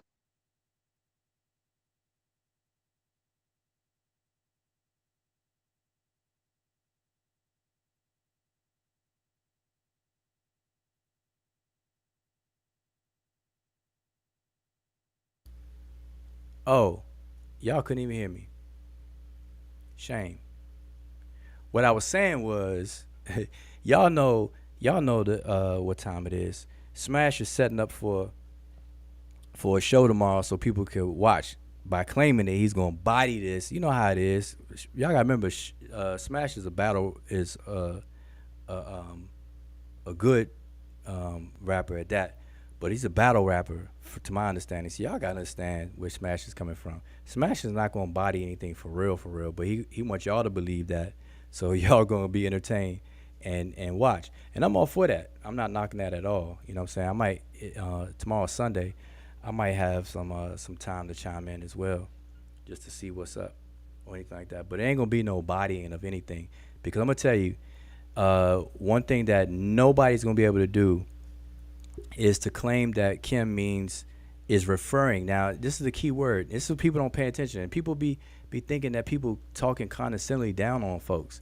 Like, it's not even about that, because we all friends. We all, we all colleagues. We all, we all get down, and ain't nobody is that sensitive where we have a problem with anything. But people have to understand and slow it down and comprehend what's being said and the points that are made. And where I come from, when an argument is made or a claim is made, the person making the claim, the person who is listening to the claim and is about to address the claim, your first job is to restate the claim.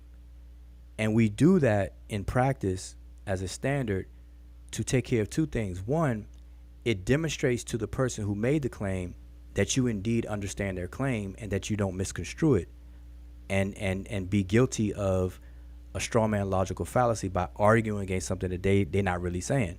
So you always repeat the claim back to the person, and it could be paraphrased, but you want to demonstrate that you understand the claim. Then you proceed to address it in whatever manner that you see fit and stuff like that. And so one thing that people are not going to be able to get around is the referent of the word Kim in these people's names. The claim is that it refers to their appearance. They cannot prove that. In fact, the evidence is against that, because the evidence shows that none of these people have the appearance of being black. Period. No one's gonna get around that. There's no bodying of that at all.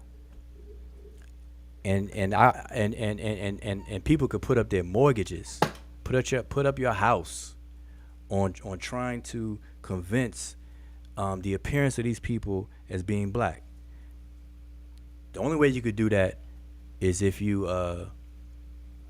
get on a bus and go to La La Land. All right, because it's not going to be any of that. So again, what we're looking at here, these people do not appear black. I don't care. Now, you got to be smoking some good stuff to look at this picture and say these people appear black. They don't. The base appears black, their hair appears black, but their skin, in terms of their appearance, it's not black. Ain't nobody getting around that. All right? I'll just lay that out and leave that alone. Just leave that right there. You're not getting around that. Nobody's getting around that. All right? People go try to dance all around and stuff like that and try to come up with some their color skin is considered black. It falls under Kim. Like, yeah, you want to widen. That's the equivalent of somebody taking a basketball hoop, and you know how the basketball hoop is a little bit bigger than the size of a basketball.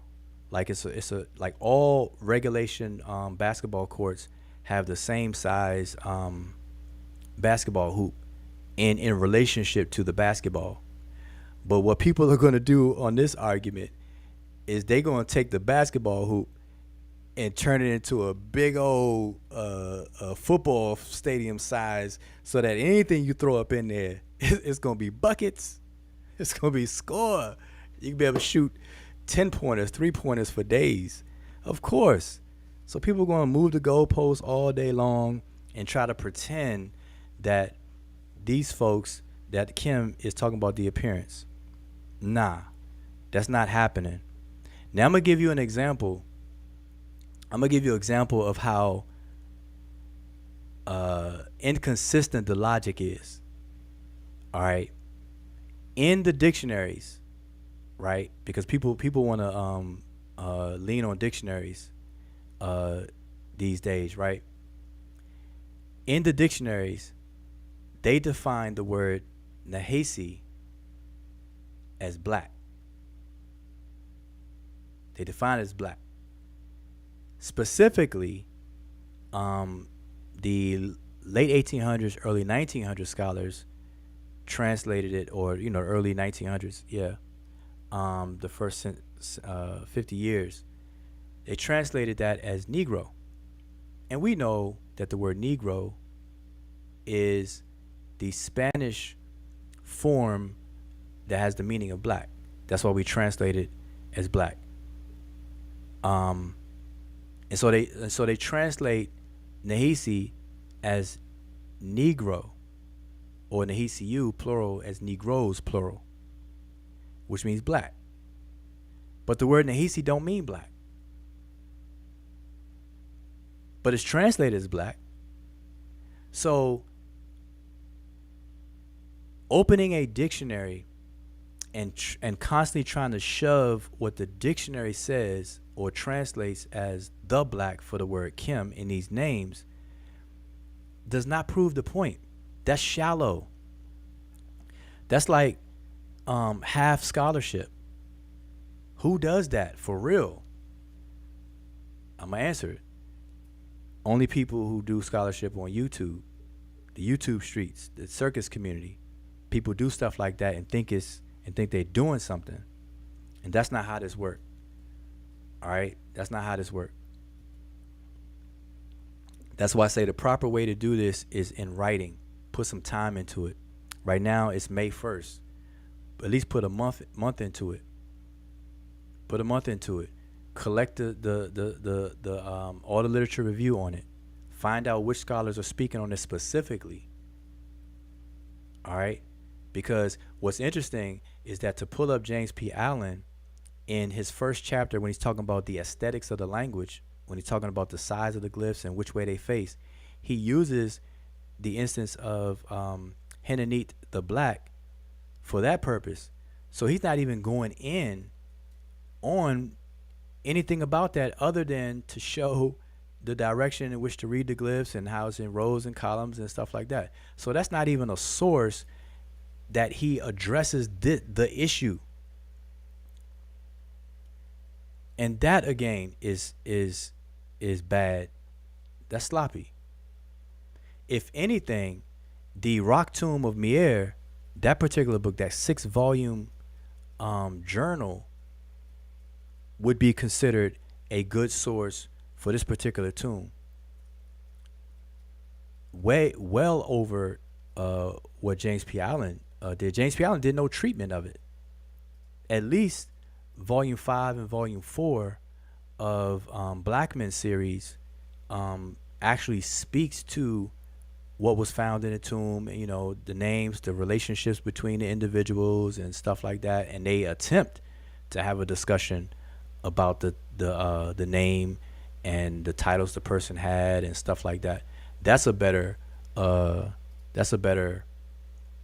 source, a better reference. That's a good starting point. But to end there or to show that and that's it and whatnot, or whatever the case is, you're not gonna get around. Ain't nobody gonna get around this picture right here. Not getting around that. And the one I showed earlier, which is actually the person himself. It's not black. Not the appearance. Wait. Let me ask you: Do people know what appearance mean? Like when something looks like something. Like am I tripping? Like really, am I tripping? or something. You know what I'm saying? So that's crazy. So if we're going to defer, if we not even defer, if we're going to appeal to authority of the dictionaries, then Nahisi means black. All right, so leave it at that. We know it don't, but hey, we're gonna leave it at that then.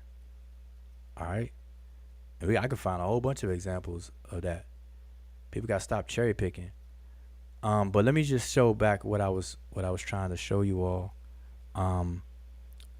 About this. This will help you out, believe it or not. This will help you out in the future. So just bear with me. I'm going to show you all something as quick as I can.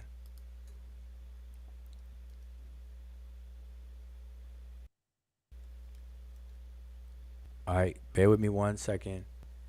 Y'all know I don't like the dead silence, and I can't see the chat. I know what I just said. Somebody definitely gonna have some pushback to what I said, and that's all good. I'm okay with that. All right, so I'm gonna show you all this, and y'all are gonna get it.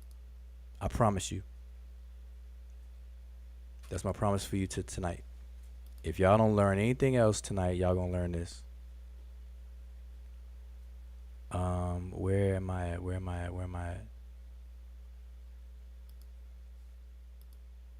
All right, y'all see that? That's not what I want.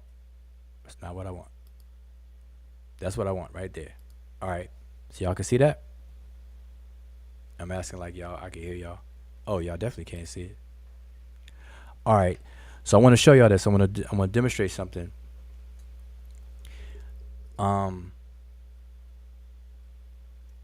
So this goes back to what I was saying a sign is. So in language is a phenomenon of communication. All right, remember that. Language is a phenomenon of communication. In communication, you have a process of encoding and decoding that takes place. You have an encoder and a decoder persons. So as I'm talking to y'all right now, I am encoding what? I'm encoding meaning. And I'm clothing meaning in a form that you can hear. That's why y'all are listening to my voice. Okay? So we're not telepathic mind readers. The human body, us as a human species, we're not built that way by nature. So we have to communicate by putting our own personal mental conceptualizations and package it in a form, be it oral, which is sound, or written, which is visible, and clothe it in that, then send it. And then you receive it, and then you take the form and you unpack it or you decode it to gain the concept that I originally had. That is what communication is about. All right. Now, how do we do that? How do we accurately do that? We can only do that, or it can only occur when the two people who are trying to communicate share the same signs. All right? Share the same signs. So again, I repeat, what is a sign? A sign is an entity, is a linguistic entity that consists of three elements. The form, and let me get my cursor over here, my arrow. The form and the meaning. The form can come in the form of sound pattern or written pattern. It's called a signifier. And then the meaning or concept is the signified. Both of these are glued together or linked together, which creates the sign. The sign is like a triune entity, linguistic entity. And here's a better, that I showed before, a better visualization of it. It forms a triangle. Form, meaning, and the link between the two. That's what a sign is. So let me give you all an example of an actual sign for illustration purposes. So let's take the concept. Let's start with the concept.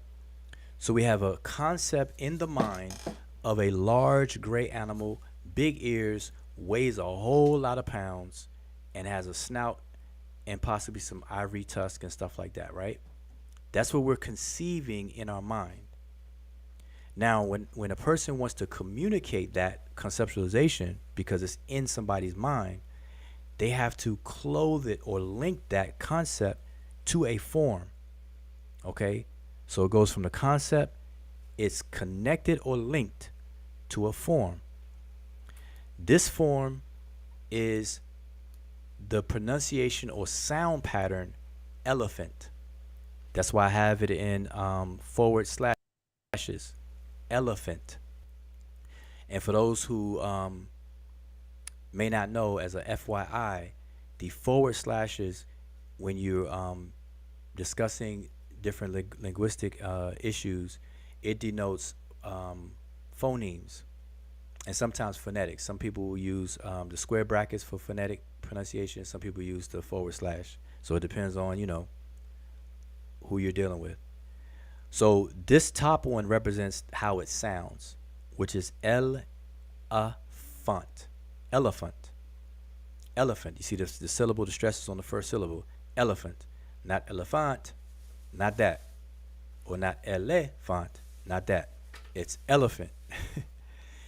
Then the one below it is how it's spelled. In English, we spell it ELEPHANT. Okay, so I have to give this concept a form by linking it together. Now, all three of these form an English sign.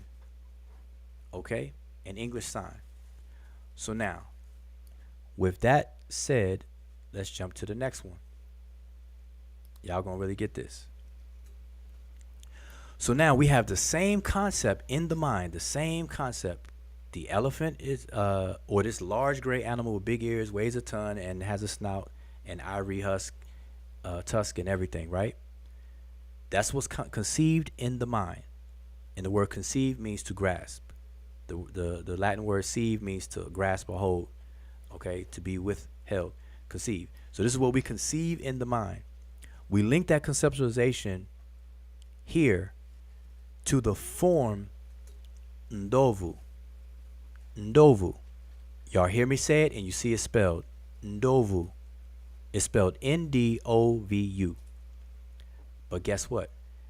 These three elements form a Kiswahili sign. Okay? These three elements are not an English sign, it's a Swahili sign. All right? And y'all gonna catch the pattern here. Let's go to another one. We had the same concept. Large gray animal, big ears, weighs a ton, snout. It's linked to this form. And it's pronounced liech. Liech. It's spelled Liech. That's the visible form in writing. And the audible form is liech. Or phonetic form. Liech. This is a Duluo sign. Okay? A Duluo sign. These are conceptual matches. Notice that the concept does not change. The only thing that changed is the form. All right? Let's do another one. Now we have a Spanish sign. Same concept is linked to the Spanish pronunciation of elefante. Elefante. And it's spelled Elefante. Elefante. That's a Spanish sign. Okay? Conceptual match. The same concept. Last one. A Rani Kemet sign.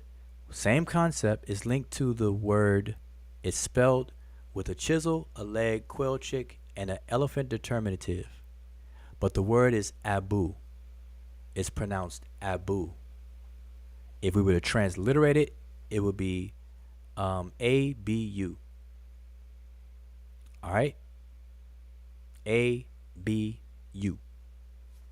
Abu. Now, I want to point out something here about determinatives. This is the genius of the ancient Egyptian writing system, is that What scholars call determinatives, a lot of scholars call determinatives, other scholars who actually dive deeper into the language, they refer to these determinatives as classifiers and semantimes. The reason why is because the conceptualization side of the sign is the semantic world. And so visually, the semanteme tries to indicate the concept behind the word. And the way that we say it, or scholars tend to say it, is that determinatives help determine the meaning of the word. And remember, on this side is meaning. The concept side is the meaning side. So the determinative is the ancient Egyptians' way of visualizing or helping to reinforce the concept visually, not phonetically, because the determinatives are not transliterated and they're not pronounced, but visually. It's a visual thing. All right. So now, what does all of this mean? What I've just shown you all is the building blocks of translation. What is translation? Let's answer the question. What is translation? Translation is the communication of meaning of a source language text by means of an equivalent target language text. So translation depends on knowledge of the language. It is a semantic endeavor, not an orthographic one. So the word translation has the word trans in it, which means to move. And what you're doing is you're moving meaning from a source language into a target language.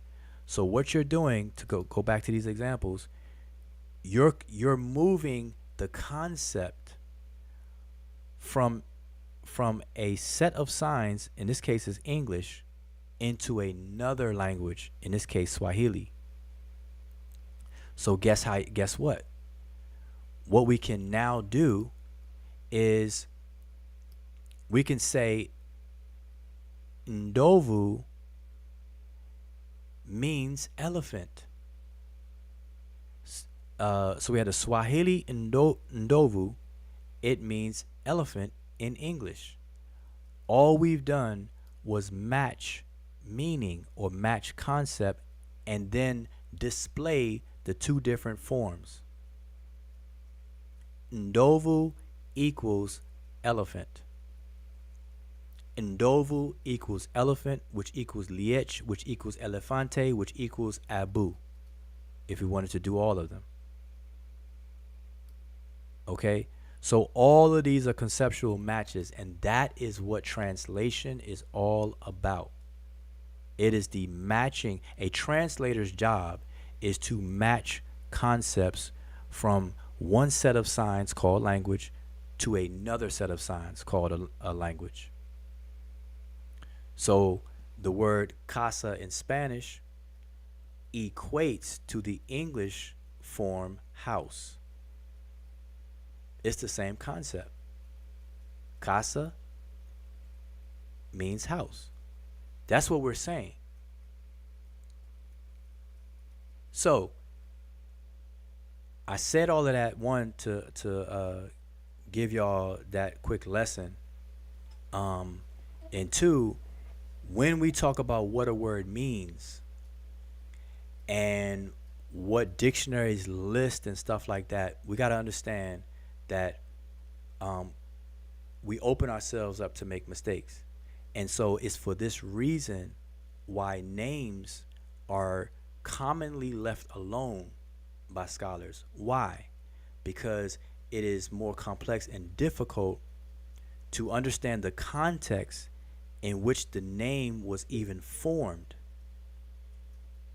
Because names are referred to as ren in the language, and it's really an identification marker for people or things.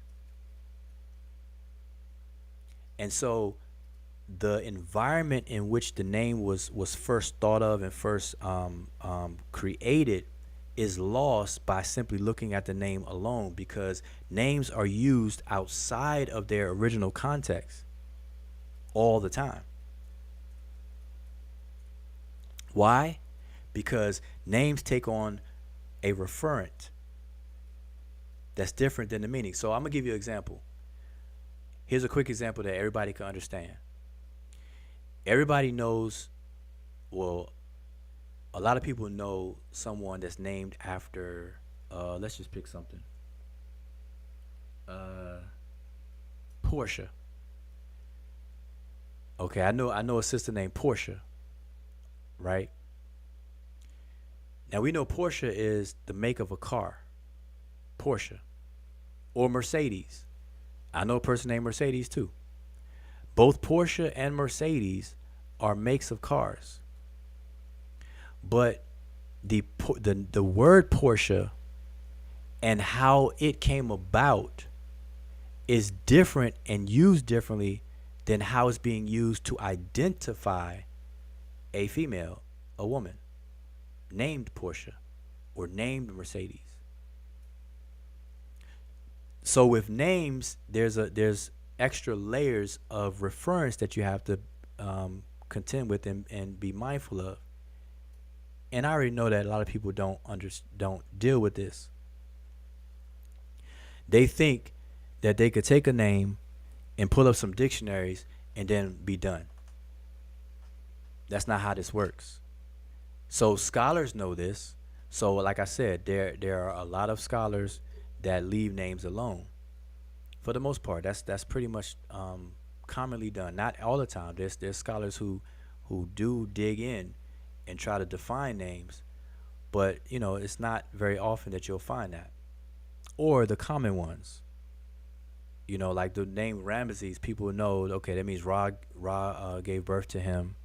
Jehudi Mes, Jehudi is born. Ahmos, the moon is born, or things like that. They'll throw those things around. Tudunk Amen, Amenhotep, Amen is satisfied. Ptah Hotep, Ptah is satisfied. Mentu Hotep, Mentu is satisfied. All those type of things. My name Wujao, he who is prosperous. So names are knowable. Names do have meaning, but scholars tend to leave them alone. Why? Because the circumstances in which the name was formulated in the first place is often difficult to ascertain. All right, so we got to be careful jumping out the window claiming to know what names mean, especially when people don't have a competent level of the grammar of the language. So I'm gonna give y'all some examples of that. But now I'm not paying attention to the chat right now, so let me put the chat back on. I've been doing all this talking and whatnot. So y'all let me know if y'all understood what I just showed y'all. All right. So, Emiket, I think you've been paying attention to the chat. What did I miss?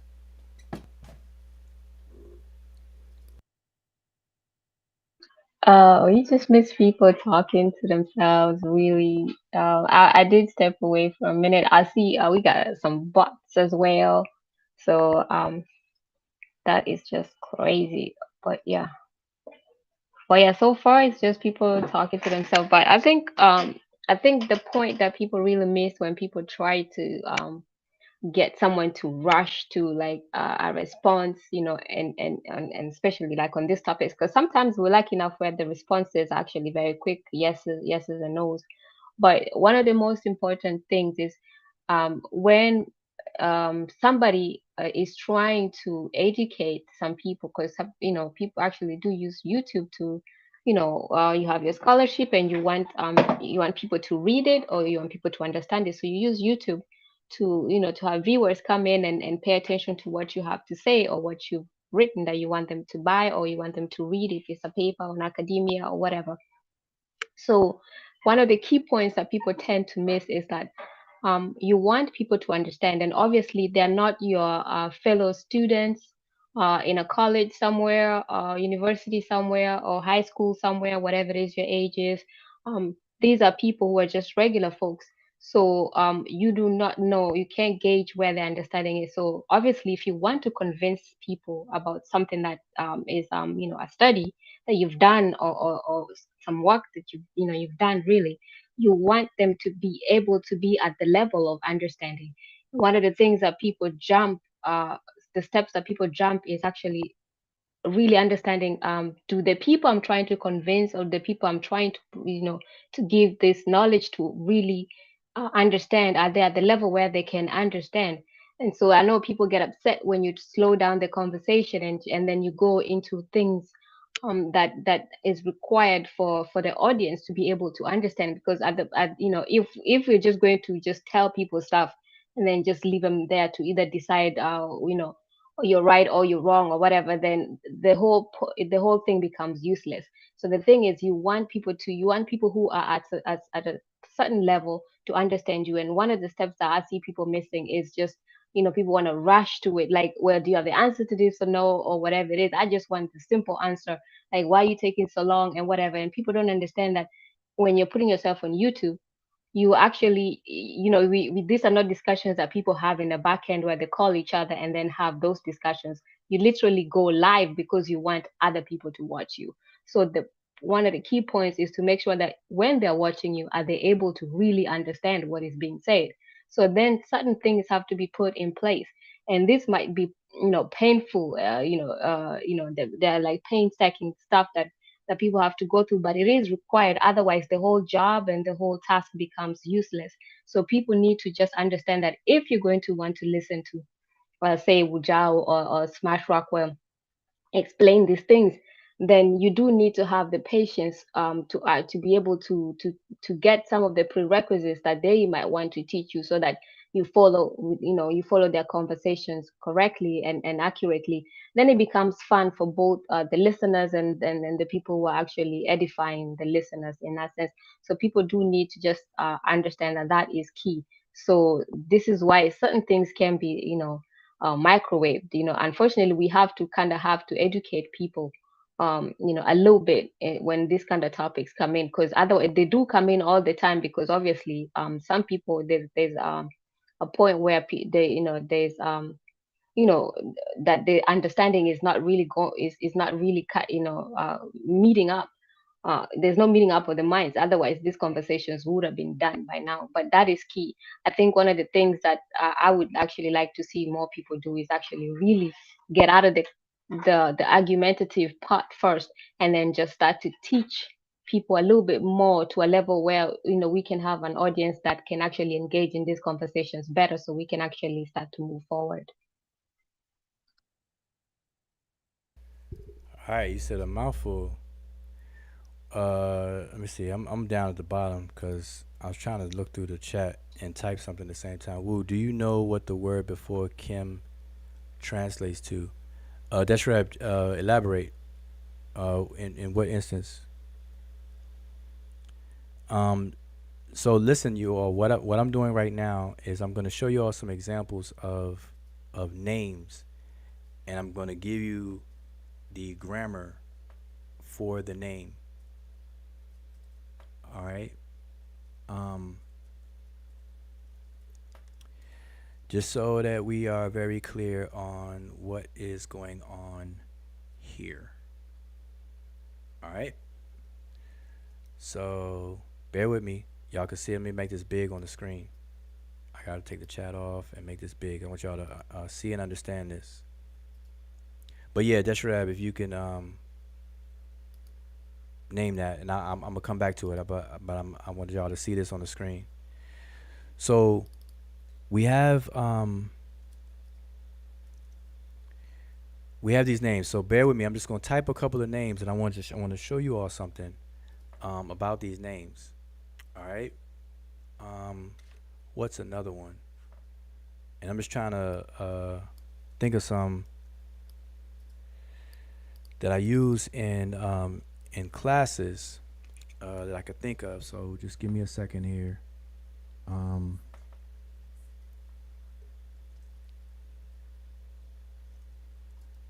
So y'all bear with me. Yeah, Mika, if you have something else, I just want to type a few before I even speak on this.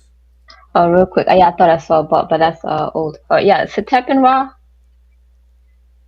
Hmm? You mean like the name Satep Ra? Yeah, but certain ones. That I'm typing out for a reason. I just want people to understand. Okay, let me just start with these right here. So on the screen you see examples of names, and so I want what I'm doing now is just supporting or reinforcing what I said a little while ago, that scholars tend to leave names untranslated for valid reasons, and the main reason is because names in and of themselves are syntactically heavily abbreviated in terms of what you see in the glyphs. A lot of things are omitted because a name is in a very tight space, in a chenille or cartouche. And so they abbreviate it heavily in terms of the writing system, in terms of the Sesh itself. That's number one. So that alone makes it difficult to ascertain the exact meaning of names. And then two, the context is lost upon which the names were formed in the first place, which always helps out with understanding the meaning. Remember, I said earlier that meaning is born in the loins of context. Context is the mother and father of meaning. Okay, so that's why scholars tend to leave it alone. Now, I think someone said earlier they were asking about verbs being in names and certain types of words being in names and everything like that. Um, Now I couldn't hear everything that was said about that, but from what I thought I heard, to me it just lets me know um, what needs to be kind of brought up and taught, because people say those certain things not knowing or not knowing any better, and they make those mistakes. So I'm giving an example of a simple name. This first one is a simple name, Sarah Pepi, and Sarah Pepi is usually translated as the son of Ra Pepi. Now, scholars tend to leave Pepi alone. They don't translate that or move the meaning of it from ancient Egyptian into English. So they leave it in a Egyptological spelling format, which is PEP, sometimes I and sometimes Y. Depends on who you talk to. All right. Sarah Pepi. The word Sa means son, so they'll translate that. And then Ra, people are not quite in agreement on what Ra actually means, but they say it's referring to a god. So people say the deity Ra, or people say it's referring to the sun, the actual physical sun up there in the sky and stuff like that. But there's people who argue over that, back and forth. Now we're gonna move to the name Winis or Unes. Let me put it how you may see it. You may see it as Unas. Okay, Unas. But what does Unas mean? A lot of people leave that untranslated. But what does it mean? Okay. To gain the meaning, this is what we would do. We would first have to analyze and understand the word class that we're dealing with. And unas or winis is actually two words. It is the word wenu is, which means he who really exists. All right. And this is the king of the 5th dynasty. So he's a 5th dynasty king named Unas. His name means he who really exists. And this is a verb, wenu. It is in the form of a participle. And participles, for lack of a better word, to make it simple, and I hope Pan-African Designs is still in the chat. I'm going to make it simple for you. A participle is similar to saying a verbal adjective, a verb that functions like an adjective. Okay? So usually we translate participles in English is one who blank blank blank, or he who blank blank blank, or she who blank blank blank. So this is he who exists, or really exists, because we have is there. All right? So hopefully y'all get that. Who really exists. That's what it means. And that is a verbal form, particularly a participle.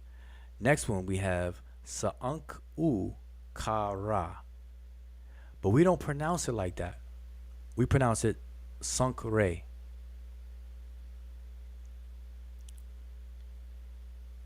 Oops. Forgot the A. Sankare. Or people say it quickly and say sakare. Sankare. Alright, sankare. But what does that name mean? It too is a participle. And it means, the word sa'ank means to enliven, or to keep something alive, which in English, we would bring it over to English as the word perpetuate or sustain.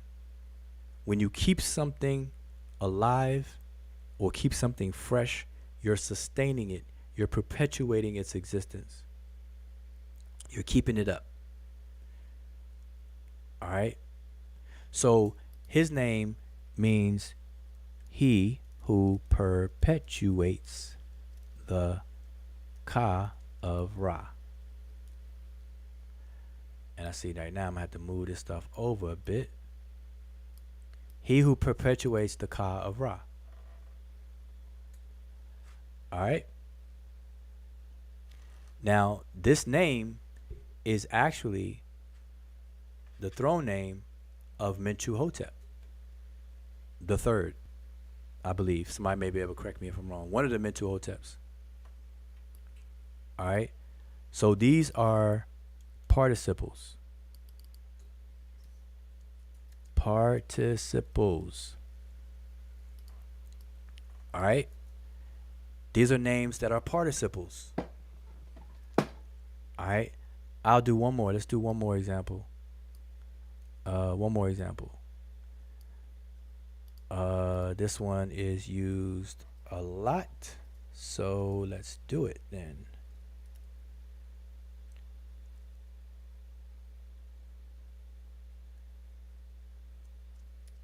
Sahotepu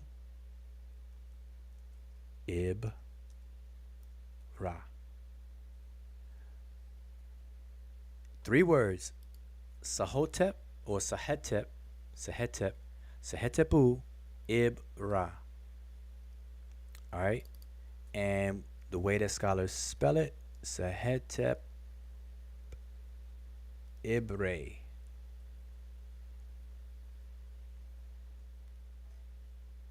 Sahetep Ibre. That's how they usually spell it. You may find variations of it, but what does it mean? It means he who.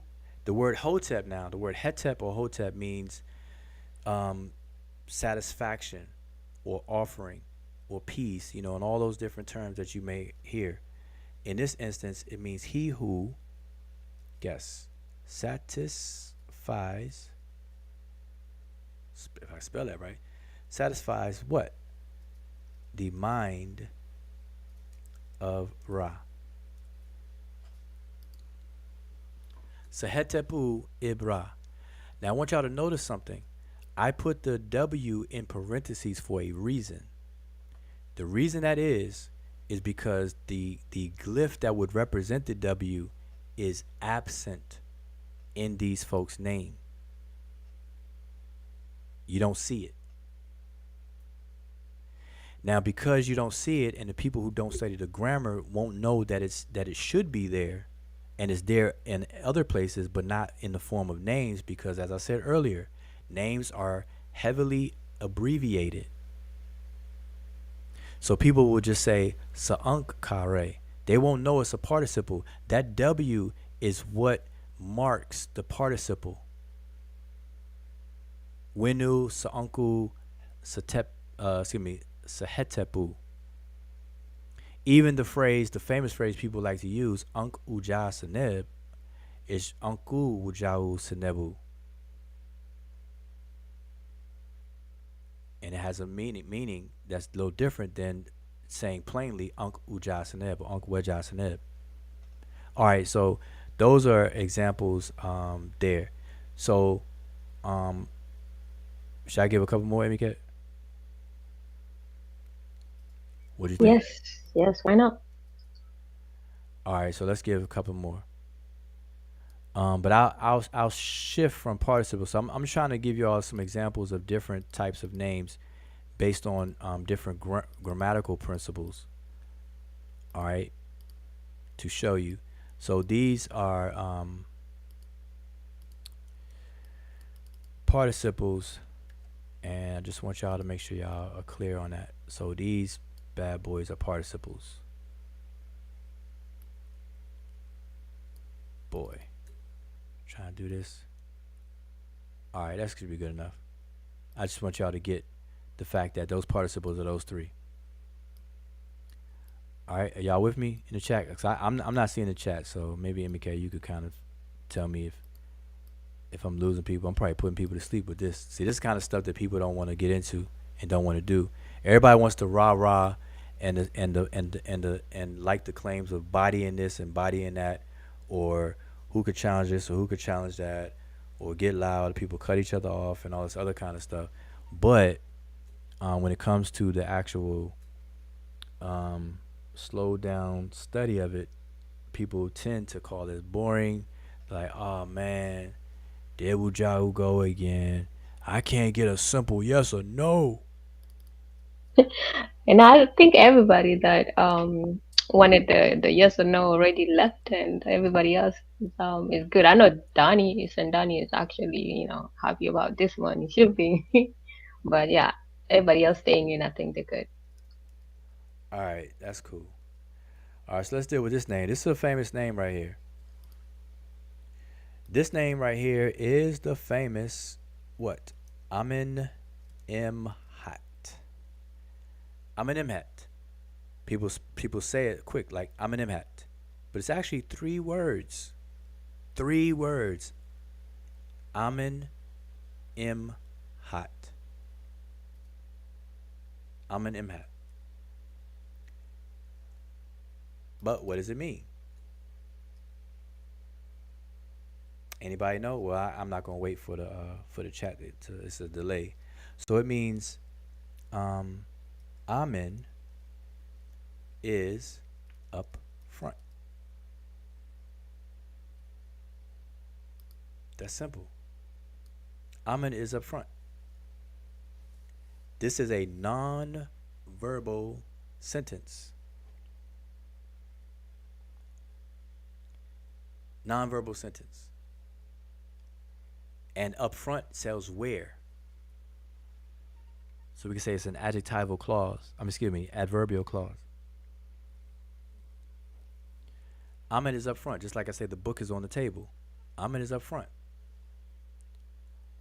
All right, let's get another one. Now I'm doing these because these are ones that I've dealt with before, and whatnot, in different classes and everything. But I'm here to tell you that translating names is a complex thing to do, for the reasons I already gave. All right, so I don't want y'all to think that what I'm doing is something that we could do for all of the names, because there are some that we would have to just infer or speculate on, while others we're pretty much concrete on. So let's do another one. Let's do this one. Let's see. We have another one.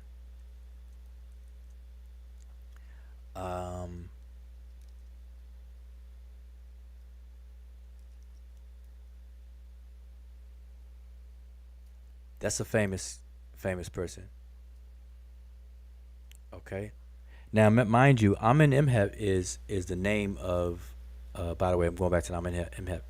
Amen Imhotep is the name of several kings in Egypt, ancient Egypt. Okay, just want to kind of throw that out there. This one is the famous Hor-Imheb. Everybody should know, um, be familiar with that name, Hor-Imheb. All right, because you got Hor-Imheb, um, dealing with Tutankhamun and all that kind of stuff. All right, but what does his name mean? It means Heru is festive. Heb means festive, festival, festive. Okay, and what it means now, just to kind of break down the grammar of Hordemheb, the M in Hordemheb is the equivalent to the word as. So Heru is as a festival, and in English we don't talk like that. So it's saying that Heru is festive. He's as a festival, but being as something is not being the something. So in English we would simply say Heru is festive. All right. So just that's a FYI on that one. We'll do some more. Emicat, I'm taking cues from you. Yes, but I wanted to ask real quick. So what you're showing here is that even though with some of the words we might not be able to translate them, obviously because of losing context in that sense with them being abbreviated as much as they are, but the underlying principle is that the names actually, in their context during that time, had a meaning behind them. Is that correct? That's absolutely correct. Okay, I think that's important because like even with especially with this discussion where you have the names where there's chem attached to it, like even the one that you showed from James P. Allen where Henanit wasn't translated. Obviously, in this particular sense, if we had the context, clearly the consensus is that they're not sure of what it means. That's why they're not translating it.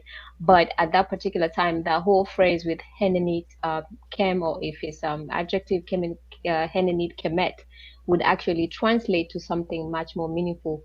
And obviously, this is the questions that we need to ask before we jump into it, meaning that this person is black. But with the, actually doing, going through the what is we know as a standard and what we know as factual with what we have come out of the text that we get from Kemet, that the names actually do have a meaning. So it is up to us to figure out what Henanit Kem or Henanit Kemet means in itself. And obviously, if we have a dead end point where we reach a dead end, we can actually say we have a dead end point. So we just leave it as Henanit and then Kem or Henanit, the black one, whatever. But we can't just go further and then impose our particular meaning, knowing fully well that the names in themselves, in their full context, actually have a meaning. And we to know what it means, we have to know what that whole phrase means. Well, yes, that's true. And another important point that I may have forgotten is I think I hinted to it, is that names by default and by their nature have another layer to them. And the reason for that is that that the word that's being used as a name has its meaning, but then it takes on a new meaning as a referent for a particular person. And this is why, especially in modern times, a lot of people that everybody that walks around you has a name, but you don't know the meaning of the name, but yet you can still use the name and function with it because it takes on a new meaning or use. It's used to identify someone regardless of what it means. And for example, Mercedes, I forgot how you pronounce it in German or whatever, but it means something in German. But that doesn't mean that the person reflects the meaning. the female name Mercedes don't reflect the meaning of the word Mercedes, but the word Mercedes is used as an identifier for her, as a moniker to identify her and to call upon her and for her to answer to, etc., etc. So names, by their very nature, take on a twofold thing. And this is why in the ancient Egyptian language, the word Ren, that's translated as name, it means name, but it also means identity. It's the container of the expressions of that particular individual. And it's closely related to the Ka, which is a sustained set of patterns. And this is why people have multiple names, even in modern times. We have nicknames, we have pet names, and stuff like that. It depends on your behavior and circumstances at various different points in your life. You know, a lot of adults no longer go by their childhood nicknames because their nicknames that they acquired in childhood was circumstantial. You know, it's based on certain things that they were doing at the time that as an adult they no longer did or do, and so they stop using it as a word that identifies them. So if your child nickname was Pookie, you're not going to be a 50-year-old adult, 40-year-old adult going by the name Pookie. I mean, your close friends may still, know you by that, be like, "What's up, Pookie," and all that. But for the most part, you're gonna ditch the nickname, the pet name. So anyway, let me do a couple more. Let me do a couple more, just so that we are clear on this. I'm gonna do a different type. So we're gonna do that one. Y'all should be familiar with this. If not, take a screenshot. Once it's said and done, take a screenshot. I'll leave it up on the screen for a bit.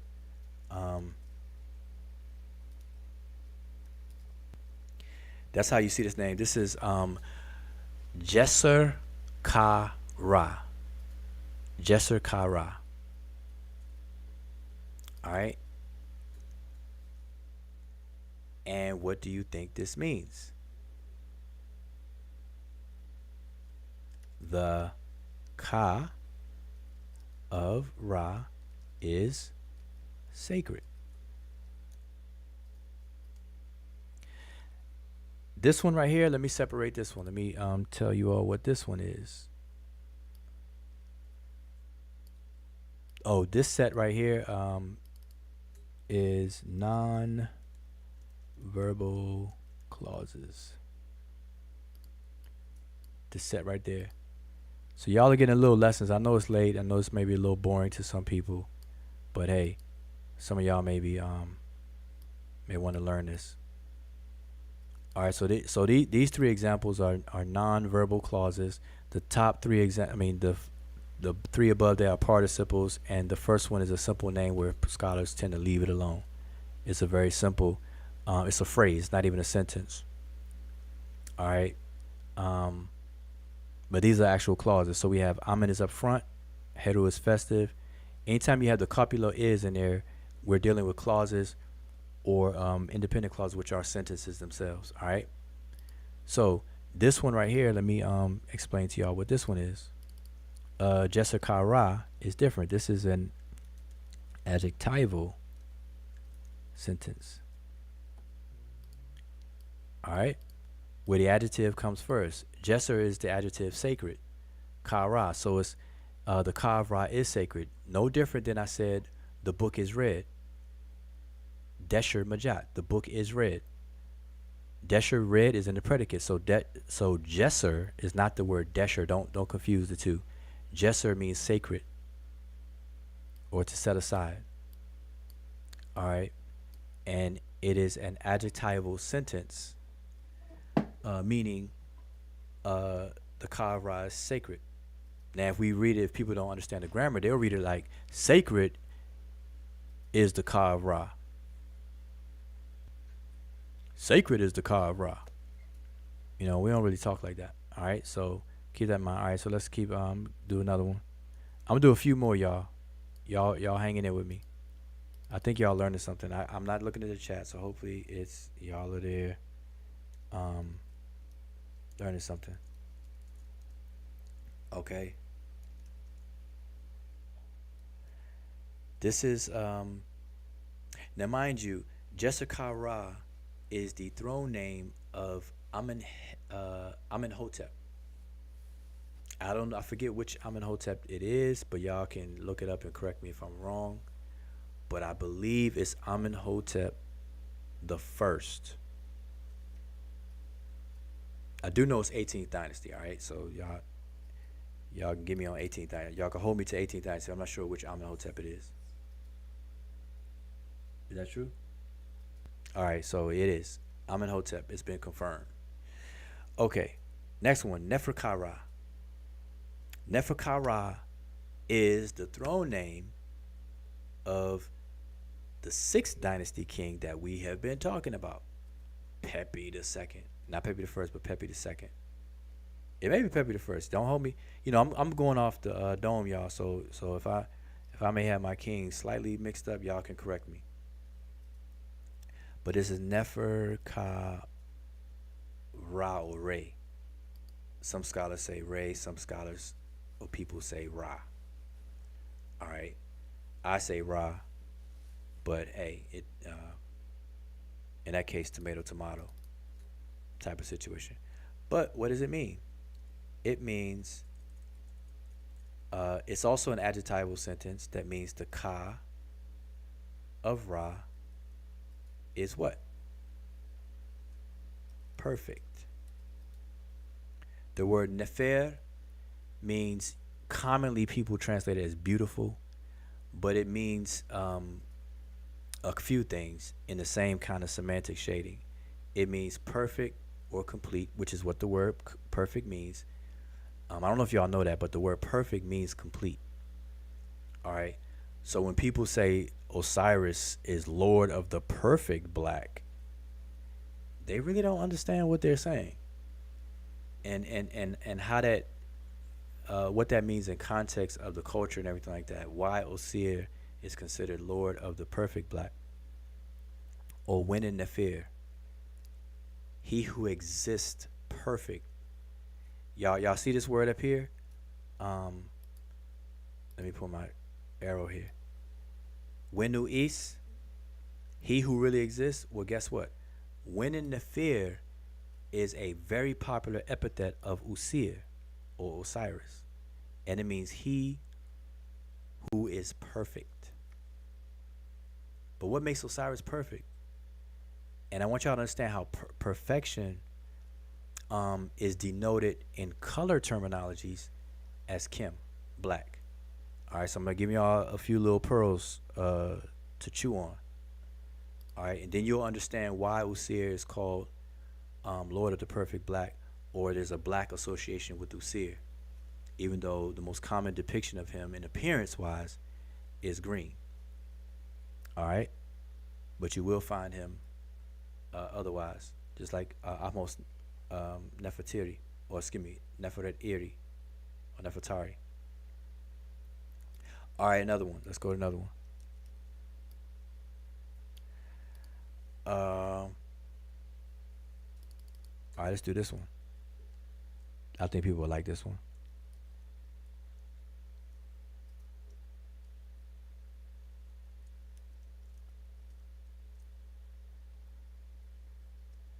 Keperkara. Everybody likes this one. Keperka. They say Keperkare. There's a lot of times they'll. Now, Keperkare is Sini Waseret.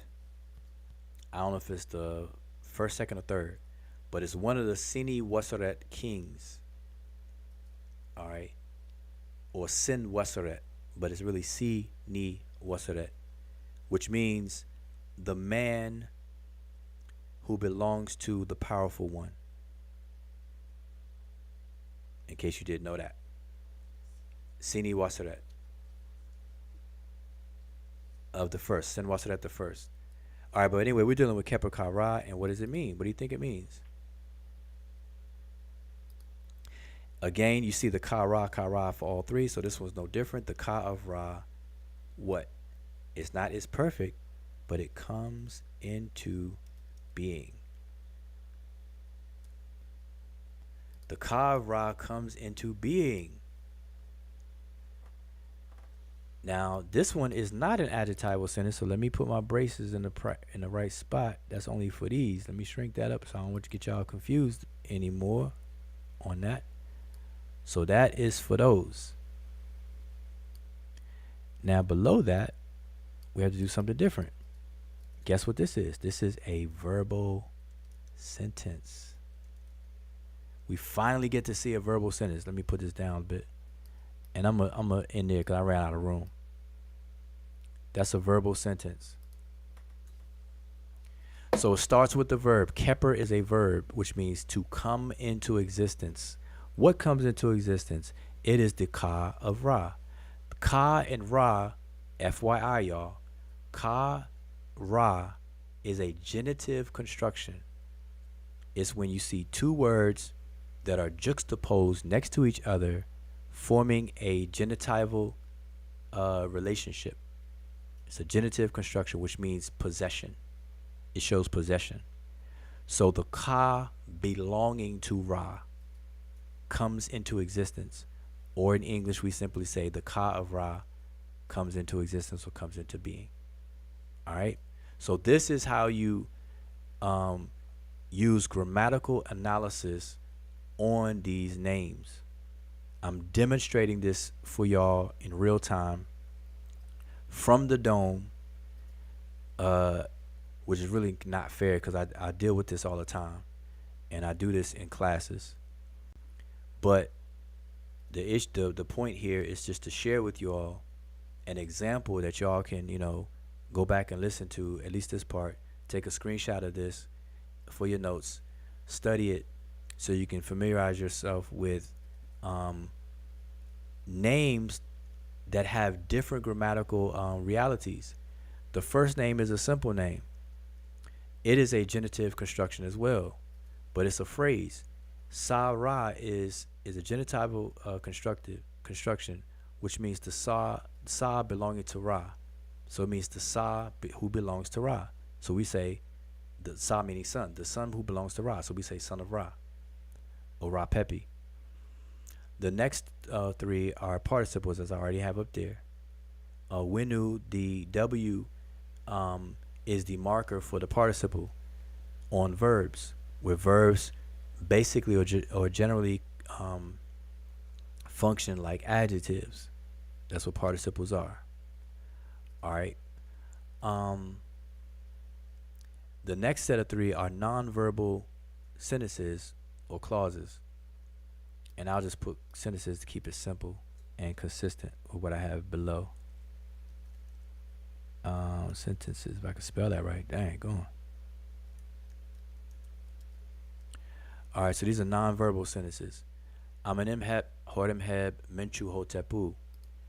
Okay, and you have the meaning and the names all there. Two examples of adjectival sentences, Jesakara and Neferkara. Then you have one example of a verbal sentence, and I can keep going. We can have, I have keper kara, and then we have, what's another one?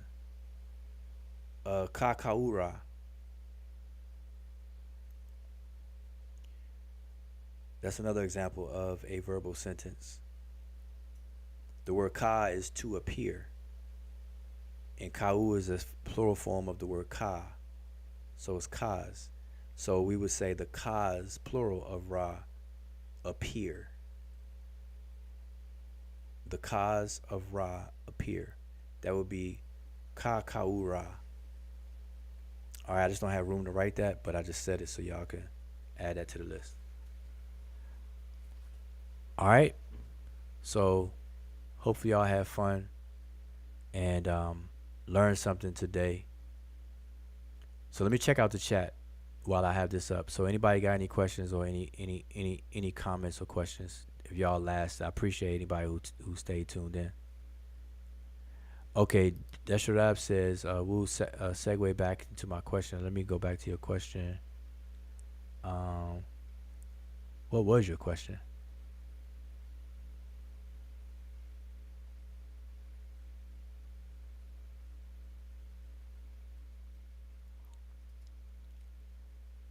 Oh, I believe it was the name Henenit. Oh, yeah. Henanite. Now, off the top of my head, I do not know. All right, can't be more straightforward than that. But we could see if I could see if I could find out for you. All right. Let me just. I'm just trying to go catch up on the chat first. Deshrab. So you be patient a second. Um, I see room for debate says etymology talking about Winnies or Winuis. Etymology is uncertain. Some authors propose to read it as Win-East from a form of win-in, which means to exist. Yep. And east, which is an intensifying particle, exactly. Thus meaning he who exists indeed. Now, I put he who really exists, but indeed is the same thing. To exist indeed is to really exist. So both of those would be acceptable. So I have no problem with that whatsoever. Now, when they say etymology is uncertain, that's a overt admission of what I would mention, what I talked about earlier. The circumstance in which these words are created are lost in history for many names. All right. Same thing with Usir. What does Osiris mean, or Usir mean? If you look that up, scholars will tell you, well, hey man, the etymology is uncertain or lost in history. Etc. So let me keep going. Anything else?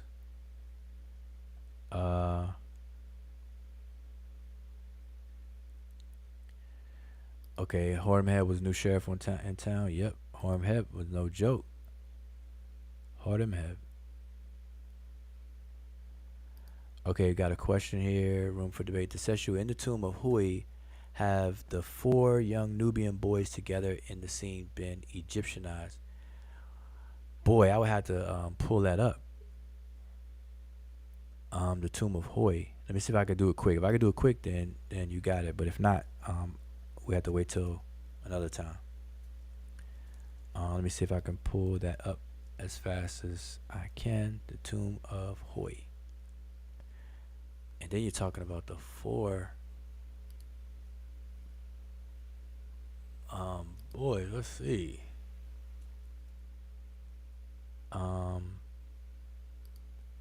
See how quick I can pull this up for you. And you know what's funny though is I have a lot of stuff in on my drive, on my computers and stuff like that. And I'm telling y'all, it never fails. When I don't need something and when I'm not looking for it, I see a whole bunch of stuff that I do not need. I be like, oh, okay, that's what that is. Okay, that's what it is. But then when you need it, man, it's like it's playing games with you. Like it knows that you're looking for something. It's trying to hide from you. I don't know if y'all ever experienced that, but that's crazy. So give me a second. I'm trying to pull this up because I need to see what you're talking about. I think this is what you're talking about. Are you talking about the Nubian, what they call the Nubian tributary scene? That's the famous scene everybody uses. Maybe you can clarify that. I know it's a delay, so if you can clarify that for me, I appreciate it. Then maybe we could talk about that. All right. While you clarify that, I am going to go down the chat, see if there's anything else I'm missing. Have a nice donation day. I'm going to move and not stop in a book without front page. Okay. Donnie Williams says, I had to ask myself, why am I doing this? A year ago, and I concluded Netcher is a hobby that's real with me. Okay. Now, there's nothing wrong with, pretty much any hobby. But I will say this. that ancient Egypt and learning the language or the culture or whatever, if people do it as a hobby, then there's nothing wrong with that. But there's consequences to treating it like a hobby. You know, you're gonna be a bit handicapped on things like that. Things, you know, where you put your mind and energy to. Obviously, you're gonna, know something better and deal with something a lot more different or better. It's like having a wife or a husband, and if you treat them like a hobby, they definitely not gonna be with you long. You gotta dedicate time and energy and attention to a wife or a husband. Uh, for the couples out there. So just understand, Egypt is the same way. So but there's nothing wrong with that though. So because I don't, um, people are into Egypt for however they can get into it. So that's fine by me. Nobody, I'm not trying to give anybody a hard time. Room debate. Is it true they didn't know the dung beetle laid eggs in the dung ball and thought life came onto life from nothing, has always been there? No, that's not true. That's not true. And I'm just gonna tell you some common sense reason or logic behind that. We have to understand and remember that ancient Egypt was a polity. It had a few interruptions, but for the most part, it was a kingdom, a functioning kingdom of a full society of many, many people for over 3,000 years. Not 300 years, not, 1,500 years or whatever, 3,000 years. That is a very long time to be surrounded by dung beetles and never know that they laid their eggs inside of the dung ball. You seeing something for 3,000 years, day in and day out, and you not gonna know? Oh man. Come on, boy. We gotta give people credit. And these same people built the pyramids. Mm-mm-mm. And charted stars and built architecture, structure, medicine, operating on brains and the human body, the human anatomy, mastered principles of logic called mathematics and stuff like that. And they didn't even know that beetles laid their eggs in dung balls. Boy, man. Nah, so I am definitely not of that room for debate. Question. Donnie Williams says, let's sum up. Let's sum it up. The Rimage had no need to maintain themselves as black. What do you think I should take away from today's interaction? Well, what you can take away from today's interaction, Brother Donnie, is that this topic, any topic related to the appearance of the Egyptians, being black or not, is a zombie topic. That's what you could take away. It's a topic that I don't think is going to ever die. And there's a psychological reason why I don't think it's going to ever die.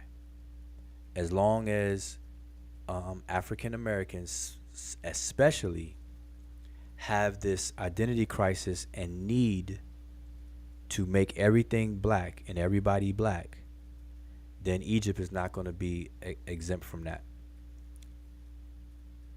Certain people need the Egyptians to be black, and they look for any and everything to justify their fix, their drug fix. It's like a drug.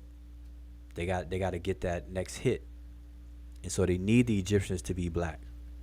And so they're gonna look and cherry pick. They're gonna look for anything that could that they feel that could substantiate that claim. And it never fails. Everybody that I know in all the times that I've been studying ancient Egypt, they always fall short. Each and every time. Each and every time. So the takeaway is that, and then what you can also take away from it is obviously when primaries are shown, if you are not familiar with the primary sources or where things are, hopefully you took notes and could take away and then get your source material up to speed. So the books. So for example, let me start naming some books. So first of all, you definitely need to get the Shimsu Heru book that I shared earlier. That's me, Sanjeti, and Asar. Get a book or an actual article in a journal by Ogden Gole when it comes to the place name of Egypt. That was the Shaka conversation, Shaka and Ndugu Kemet conversation that we had earlier about Kemet. When it comes to Neong Pepe Kim, definitely get the 6 volumes of, and listen, if y'all need this stuff, y'all hit me up. I have all 6 volumes of Blackman's works. Had it for quite some time. And if you read French, Vernal Pascal, the one who did the treatment on the place name at Athribis, goes through the whole cattle culture, bull cults, cattle cults, the people associated with it, and so on and so forth. Like Asar said earlier, there are a few people in Egypt with color terms in their name, but it was not describing their appearance. It was always associated with some kind of either profession, status, or something of that nature, but not their appearance. And Neong Pepe Kim and the rest of them lot, or them mans and them, is no different. Kim in their name is not referring to appearance. Nobody can prove that. The evidence is actually against that. All right, so people may be delusional that they could body bag that, but that's not going to happen. They would literally have to go over to Egypt and strip the paint off the walls and then throw up some black paint on their skin. Some black paint on their skin to substantiate that claim. It doesn't have to do with appearance. All right, that should be enough. We shouldn't have to go further than that. Everything after that is pure speculation and gymnastics, lazy gymnastics, to avoid actually learning the culture, learning the language, and stuff like that. Because people are saying that they know the language or they can read because they can identify glyphs and then jump to a dictionary. It takes more than that. And this actually speaks to Shaka Ndugu's Kemet's, one of his points he made earlier about people having a PhDs or being called an expert in the field. These are people who do at least understand the requirements or what it takes to put in work. But my point with that was that although people attain degrees and whatnot, they're not invincible from making errors. And the only way you can even detect errors from the experts is to you yourself put in the work. That's it. How are you going to know if an expert is ever wrong? The only way you can know is if you level up and you put in the work. Even if you don't become an expert yourself, because you may not be broad and go through all the requirements of the field, but you can dive in knee deep, neck deep into a specific issue and go all out and be able to detect if errors are made. And a lot of times this is what has occurred. I can show you an error that Diop made. I can show you an error that Obenga made. And these are beloved elders. These are my elders who I hold in high regard. But nobody's invincible. Nobody. And I'm speaking about myself as well. MK, you had something? Oh yeah, now I was gonna say, but first, really, to speak on the brother Shaka. I mean, first of all, when you actually say that you're deferring to authority, which was basically what he said in not so many words, then you shouldn't even be in a conversation trying to figure out stuff, because obviously what you're doing is just you're just there to parrot in a conversation where people are actually really trying to figure out stuff. So he just disqualified himself and not obviously that and many other reasons. I wouldn't even go to it, like even just arguing over the canal glyph, reading him Netcher as Netcher, all that kind of stuff just made it iffy to even take anything that he was saying seriously after that. But I was just gonna say that I thought that the fact that when you have these inscriptions, there's just so much room to put stuff about a person.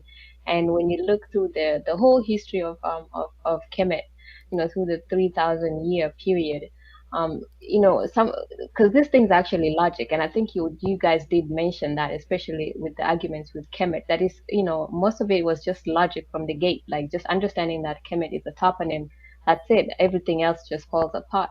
So even in this, when you think about, having a particular inscription where somebody has to talk about, who this person is, and when you study the history of all the inscriptions that came out of that particular style, you have to ask yourself, have we ever seen any place where, the first thing that, or one of the few things in a 3 line or 3 row text that somebody's going to put themselves for themselves to last years is actually how they look like have we seen that before?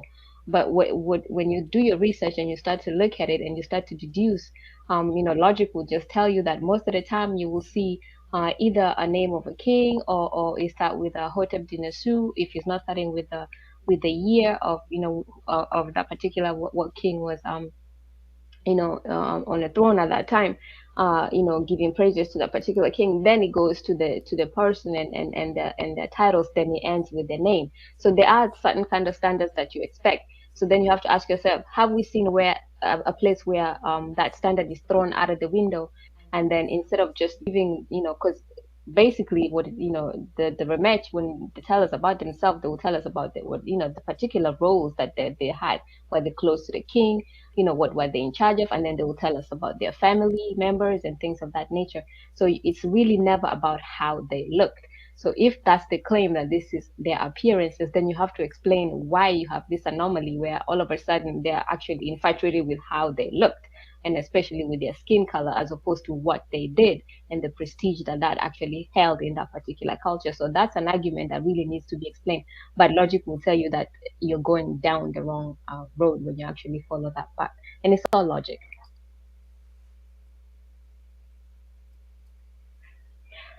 Yeah, so and I did put the link for the book for this Shemsu Heru research team on the on the in the chat. So I would definitely recommend that people get that. I did put the links to if you go to the Amin Ra Squad TV as well, you can find some of the videos with that. But we also have 2 videos. I'm gonna link them again. I put them before from the Sesh, where we actually talk about the name Kemet, the place name, and with the adjective, which I think is actually a good one to actually for people to go over again. So let me just find it real quick, and then I'll put it let me put it right now, because uh, that is something that people will probably need to actually elaborate a little bit more. So I put that one, and I put another one for the toponym, because these things are all related. Don't think they're actually disparate topics like that they're not tied together. All these are actually tied together with the word chem, and it will tell you about the methodology that people use to come to their own conclusions, and why those are flawed, and why that's what is being insisted, even before rushing to figure out, well, what do you think it means, or can you show where it means a title. Instead of actually going out, it's actually slow walking, like what logic are we following? Because sometimes you might actually end up not knowing what, coming to a conclusion where you don't know what it means, but you can actually deduce what it does not mean, because you're excluding stuff as you go along. And this is what some of this we can safely deduce that it is not. It is not talking about skin color. That we can definitely say. It's not talking about black skin or a black person. So the point is just to move that conversation to somewhere that can be more fruitful in that sense. All right.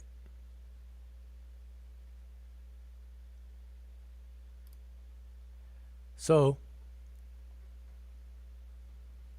Yeah, Donnie. yeah, but definitely, they were not infatuated with how their skin color looked, and enough to put it on some stele or some inscription. We can definitely rule that one out. So that's a no-go zone. Okay, I see that Room for Debate has answered probably a long time ago. I apologize. I'm just not seeing your response. So let me pull up this image so that everybody can see it together. We can see this together. The image that you're talking about. Um, and maybe you can elaborate on where it is that you are referring. So, Room for Debate, the way that you can tell me without coming on the panel, the way that you can tell me where you're referring is to go by registers. We have 1, 2, 3, 4 registers, which are large rows of people, right? So tell me which register you're speaking of, and then we could go from there. All right, so do that for me, and I know it's a delay, so I think Amy Cat has some more to talk about.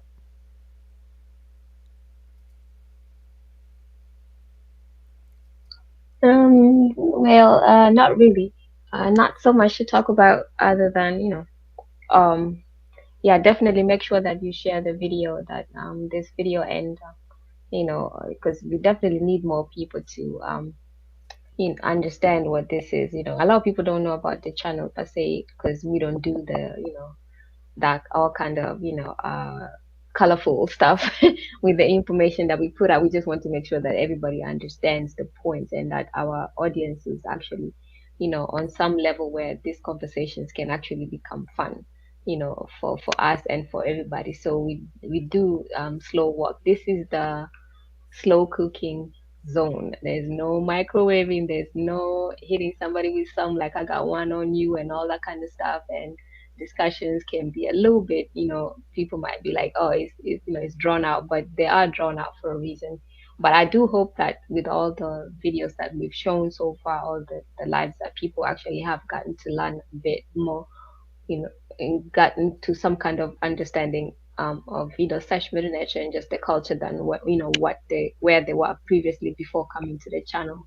And if you like what we show, then we definitely do have classes at Saber University.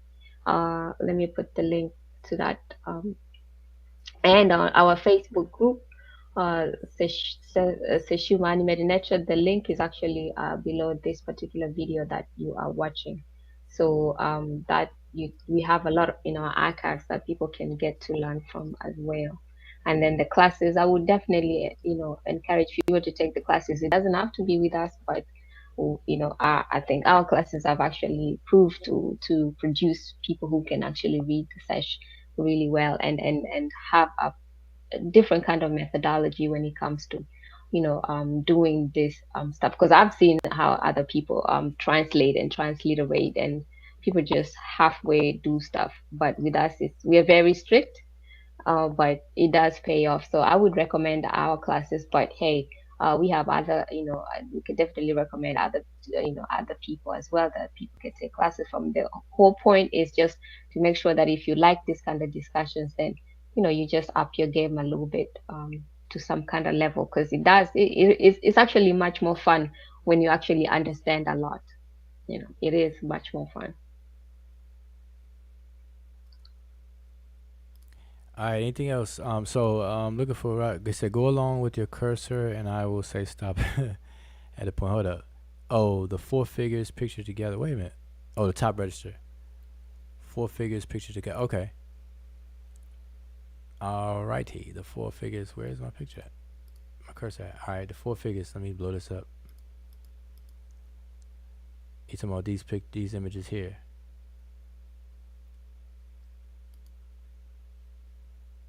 I'm assuming you are talking about this, right?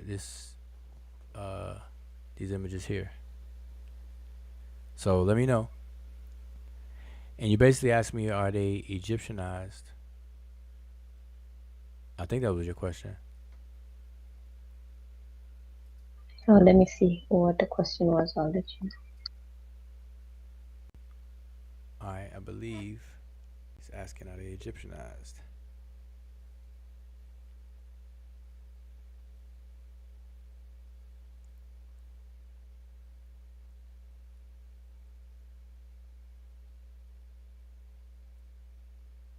I'm quite sure he's talking about this because these are only people that look like they really decked out in the attire. know. Yeah, I think he says yes. Okay, so we have Mesu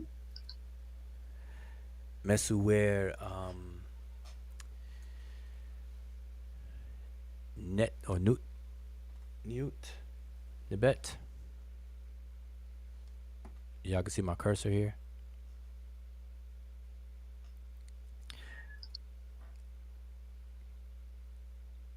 Well, just to get to the answer of his question, are they Egyptianized? From the, I mean, if we're gonna go with lookership, they they are definitely what do you call it? Decked out in an elaborate attire. Um, but what's not usually normal here is you see from their clothing, you see certain things hanging from their clothing and things like that, which are not as common with the ancient Egyptians themselves and certain attire and so on. So you may have a case of not it being Egyptianized, but I don't know quietly what you mean by Egyptianized, meaning that did they become Egyptian citizens or did they adopt um, some Egyptian style clothing? You see people wearing animal skins, or they're bringing animal skins, they're bringing ostrich feathers, paying tribute, and so on and so forth. Um, there, but there are differences that we can show. Like they have sashes here, that's crossing the chest area, um, with aprons, sashes that go down into aprons, and so on and so forth. And they're definitely elaborately dressed. But whether they've been Egyptianized and whatnot, I don't think we can come to the conclusion just by looking at this image. Now, if you're just going strictly on appearance, then they definitely have a very elaborate clothing and attire on. So they definitely dress to impress. All right. Oh, I think this is also what you were talking about when they had pictures in a row, then the colors would switch kind of to show the depth of it, I guess. Yeah, they alternate the shade of the coloring when they put these people in groups, and so you see it here, alternate colors. You see it with the four alternate colors, and even coming back here, you see alternating shades, not colors, but alternating shades, and even the women here. There's two women. You could barely see the other one. Even with the children standing there, they're alternating the shades, the pigments. All right, this is a known artistic style in ancient Kemet. But getting back to the question though, I wouldn't have a conclusion to answer your question enough here. Now, if I get more of the picture of the image and we can read more of the glyphs, because as you can see, this is a lot of figures and vignette material and not so much a lot of text. So, um, you know, I wouldn't want to go off the top of my head and just do lookership and just go by lookership. What one thing we could definitely tell is that they're paying. We do know that they're paying tribute. They're not Egyptians. They're paying tribute. You know, and in terms of adaptation or adoption of certain attire, that may very well be so, a blend of certain things. but we wouldn't know if they were Egyptianized in the sense of becoming ancient Egyptian citizens or becoming ancient Egyptians. And I would lean towards they're not ancient Egyptians. Yeah, a room for debate. If you check the, on a YouTube video, just look on the information below it, and if you see the Facebook group, if you haven't joined the Facebook group, join, and then you can share with us on Facebook, the sources that you say you're gonna put in. So then that will give us time to look into it, and then have a better conclusion. But if you haven't joined our Facebook group, the link is actually below this particular video that you're watching. So just join, and then that way at least you could get to share the stuff that you have. All right, anything else? Cause man, we about to burn. Man, we definitely have to end this. So just to see any last minute words. Go along with your okay. Yeah, he said wrong grave culture. Blah blah blah. Okay, these boys are Nubian. Oh, those boys are Nubian. um, they clean. Oh yeah. All right. Well, listen, y'all. It's been fun. It's a rare occasion for me, man. This zombie topics. I don't really deal with those zombie topics. But they're gonna continue. And so check out Smash Rockwell show tomorrow. He put it out there that he's gonna body something. One thing I'm gonna tell y'all that he's not gonna do, out of everything that he's gonna say. Now y'all remember that he's a good performer, so he's definitely good at that. So I don't doubt that he's gonna perform and share a screen, because I want y'all to understand the difference between well, I'm gonna speak for myself. The difference between Smash and myself is that Smash um, uses voyeurism, or he uses voyeurism when he engages the public on his YouTube channel. And I'm not saying that as a negative or derogatory thing whatsoever. I'm just showing you. I'm just going to explain to y'all the difference between what he does and what I do. But it's not to say that his what he does is negative, evil, or bad, or anything like that. So don't somebody go put a battery in anybody's back. But and he's not the only one. There are people who go live in the concept of a reality TV show, like similar to a reality TV show, where you do what you do and you turn the camera on and allow an audience to see you do what you do. So many times what Smash will do is he'll study and he'll go through his own studies in real time and turn the camera on and go live, and you are literally watching him ask questions, find the answers, and things like that. That's I'm assuming that's his personal way, or one of his personal ways of studying, and he allows you all to join him in his journey of studying. All right. Anybody who subscribes and watches his show, as I am a subscriber and I watch his show, hopefully you all can agree with me when I give my description of how, when it comes to Egypt, how his shows run. So again, his shows run like he's going through a journey, asking questions and or addressing something, but in the context of also learning and then allowing other people to watch him go through that process. And there's nothing wrong with that. So that's my assessment of how, what Smash does and how he does what he does. And that's cool. I do things different. I favor a more controlled environment, a more educational and more procedural way of actually teaching and educating. So that's what I favor, that's what I advocate, and that's what I pretty much like to deal with. So I like measurable progress.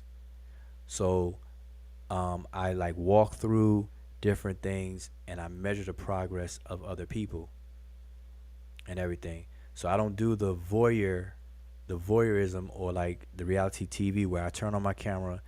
Like in other words, I don't wake up and then say I'm gonna study at 2 o'clock, and then I study, and while I'm studying for myself and my own edification, I turn my camera on and go live, and then you all just join me in me studying something. I don't do that, and like I said, I don't think anything is wrong with that. It's just a difference of style, and I'm saying this in part because somebody had asked me a question, trying to pit me against Smash, and start trouble, and I don't get down like that. Like nobody can put I don't have a opening in my back for people to put batteries in my back. I just keep things real, shoot it straight. So again, for the person who asked me that question a couple of times, or I get is trying to instigate something, cut it out. I have no problem with how Smash gets down, but I just now pointed out that there is a difference between styles, and people who watch both may like both ways of how things are done. Some people favor the voyeur style and they gravitate towards. Some people like more controlled educational environment, then people gravitate towards that. It's just that simple. All right. Now in terms of skill set, um, I deal more heavily into the language, its structure, and all that kind of stuff, and primary sources and stuff like that. I mean, I've been doing it for a while, to where some text is like, but I could read it, no problem. Even the Malhepri text, I would like to get my hands on a real good, clear facsimile of that myself, so I can read it, because a lot of the Book of the Dead, it's similar. If you know or familiar with the Book of the Dead of Hunefer, and you familiar with the Book of the Dead of Ani, a lot of the portions of the Book of the Dead are repetitive in different versions attributed to different people. Like chapter 125 is chapter 125. It's going to be very, very much similar, if not the same, in multiple people's books of the dead. The judgment scene, the utterances for turning into a falcon, the utterances for being buried in a age at an age old years of life, the utterances for the heart bearing witness to your works and your deeds. All these different things are pretty much standardized, so it's not very difficult and whatnot. But anyway, so I just wanted to touch on that a bit, because I don't appreciate people trying to instigate. I don't get down like that. Like they get it twisted. I don't consider myself one of those people in the circus community that fall for that. All right, so you know what I'm saying? Like the way that and people may not be familiar, and I can't fault people, but years back, I believe it was in 2012, maybe 2014, or somewhere around there. All of us are members of a Facebook group called Medew, Netcher, or something like that. It was started by Divine Ruler Quality Allah, and in that group we used to argue all the time, different points, and some of these same points. Netta Neb was in there. I remember when Netta Neb was defending the Wapians. We go back all the way to that, shutting all of his arguments down. But we argue, but none of that argument ever gets to the point where any of us are mad, or somebody could put a battery in our backs. And I'm speaking for myself, but I'm sure Smash will say the same thing. Same thing with Asar, same thing with Sanjetti. All right, so don't, and I'm not saying any particular, because I'm refraining from saying the person's name, but don't come at me like that. Miss me with all that. All right. My thing is I follow any evidence. Somebody show me evidence, I'm cool with it. But I'm gonna tell y'all one thing that Smash is not gonna do. He gonna make y'all think that he's bodying something, and I'm sure he's good at that. Cause you know Smash is a performer. He's good at that. He got some nice songs. As a matter of fact, I had one I was playing on here. But you gotta remember, battle rappers and performers, they gonna get you. They gonna get your attention, all that stuff. And if you drink the Kool-Aid, you gonna think that they did what they did. But one thing for sure, let me put that picture back up. Let me put that picture back up. I gotta come back to this picture. Hold up. I'm gonna have this picture up, and I'm gonna log, and we're gonna end the show. Where is it? Right here? Is it right here? Right here? Right here? Don't tell me now. I'm looking for it. I can't even find it, and I had it earlier. I had it on the screen with no problem. Where we at? Where we at? Where we at? Ah, yeah, here we go. I want to show y'all this picture. I'm gonna keep this on the screen for a minute. All right, so y'all take a screenshot of this, hope y'all took a screenshot of that grammar exercise, or grammatical analysis of these few names. All right, so hopefully y'all got that. But just want to show y'all this. This is Neyoung Peppy Kim.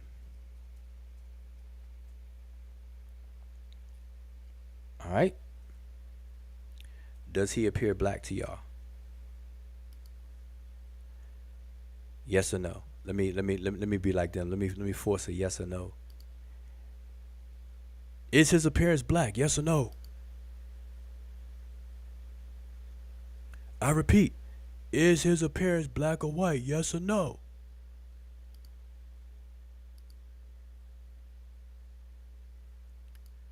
Do these individuals appear black?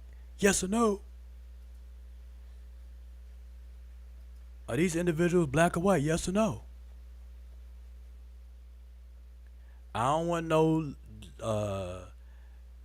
no TLA gymnastics, the textual corpus gymnastics. I don't want none of that stuff. I want to deal with this picture only. Just tell me yes or no. Do these people appear black? Yes or no? Yes. And it's a wrap.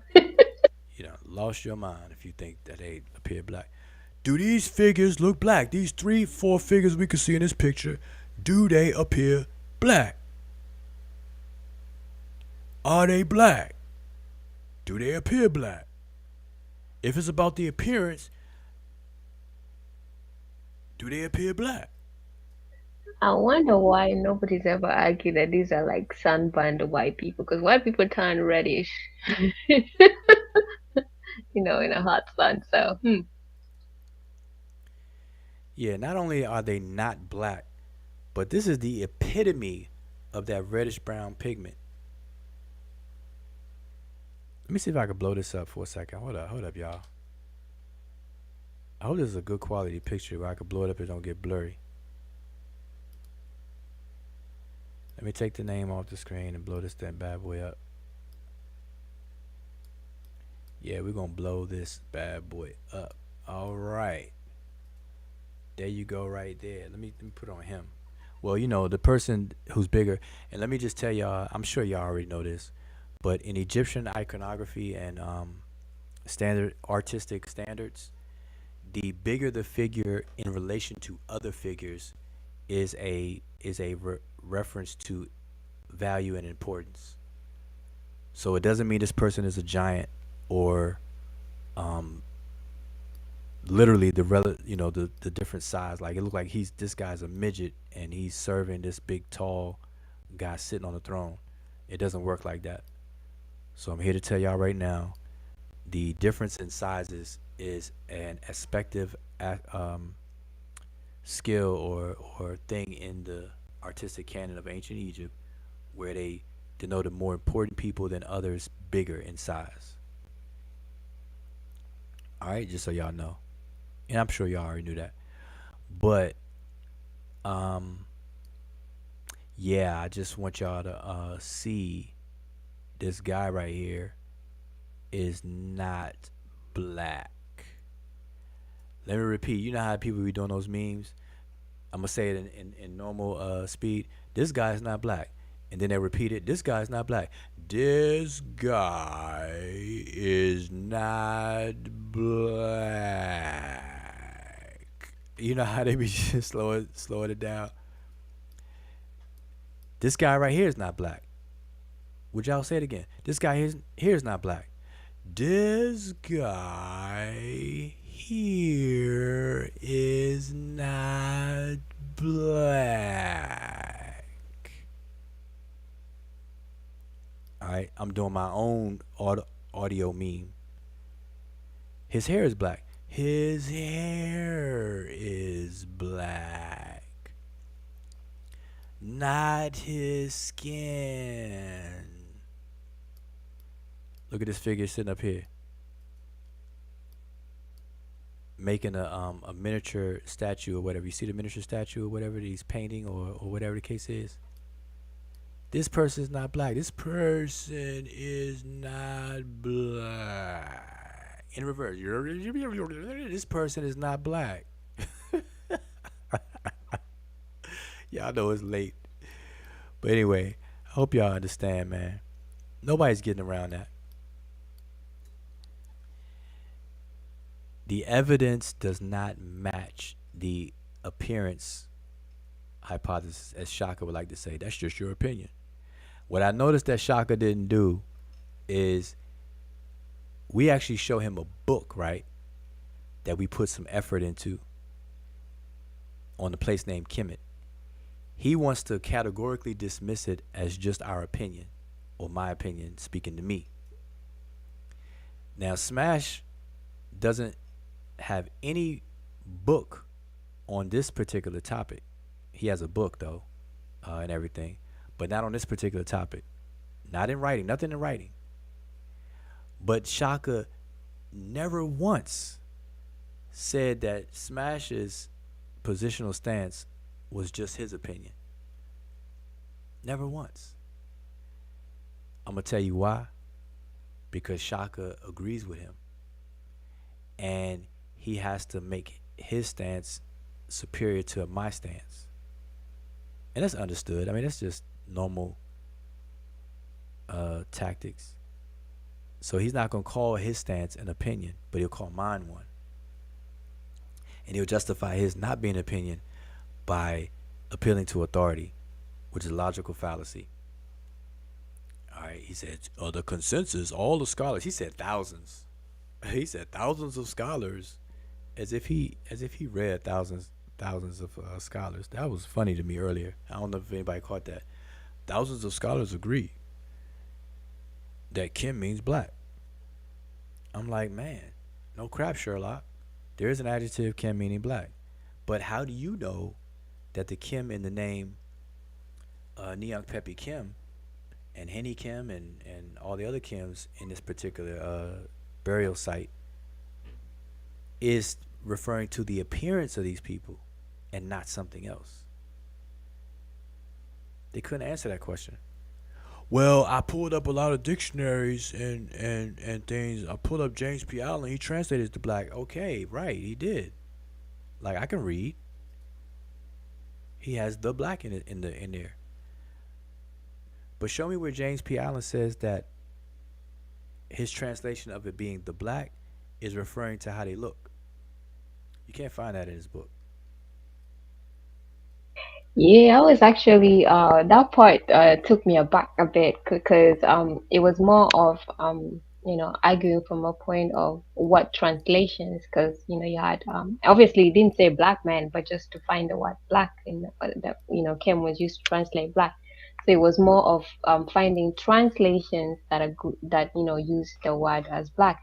But I think it would have been better because obviously because this is something that is unique. So it would have been better to actually show or indicate why those translations, be it English, be it German, actually arrived at the conclusion of black. I think that's what was missing and that's what was required. It is actually still required from this conversation because it's not just enough. Like if we're going to do it in a sense that when you have when you're trying to find out something or figure out if something is accurate or not, and the only you stop at the translation, like, well, it says this is, the translation here translated as black. If you're going to do that, then you know that is not, anybody can do that. Like, you can go to a Vigus dictionary and find whatever you're looking for and then just say there you go, and that's the finale of it. But that's not really what is required. Like, you don't see people writing papers trying to figure out what each word means. Like, I know, let's say the latest one I was reading on the word Wessex and things of that nature. Like, you read a paper on what that word could indicate, and the history behind it and etymology and things of that nature. You don't find, you don't read a paper where somebody tells you, well, it is this because Tiger say so, it is this because TLA say so. When you're reading to go deep into why something is has been translated as that accurately or in incorrectly, uh there is a breakdown, the breakdown stuff. So, and I think that's what was required and that's what is missing, and I hope that is what can be done. But what I do know about that particular type of work, you're not going to do it on YouTube. No way at all. That's, and you're not gonna do it overnight. You're not gonna do it in a week, and even if you're taking your time fully, like, these are stuff that you really do. Like, I know how you guys did with the webcam, and obviously Asad's been working on it years prior and still working on it, because there are some things that just need time to figure out if the consensus is accurate or the consensus is not accurate, and we know that. That's why even when people want to find out, like, where would y'all tell us this, like, why, like, 2 hours you still haven't told us this, or you still haven't told us that, like, you already know discussions that's going to take, you need 10 minutes for an answer, or 2 seconds for an answer, or a week for an answer, or months for an answer. We already know.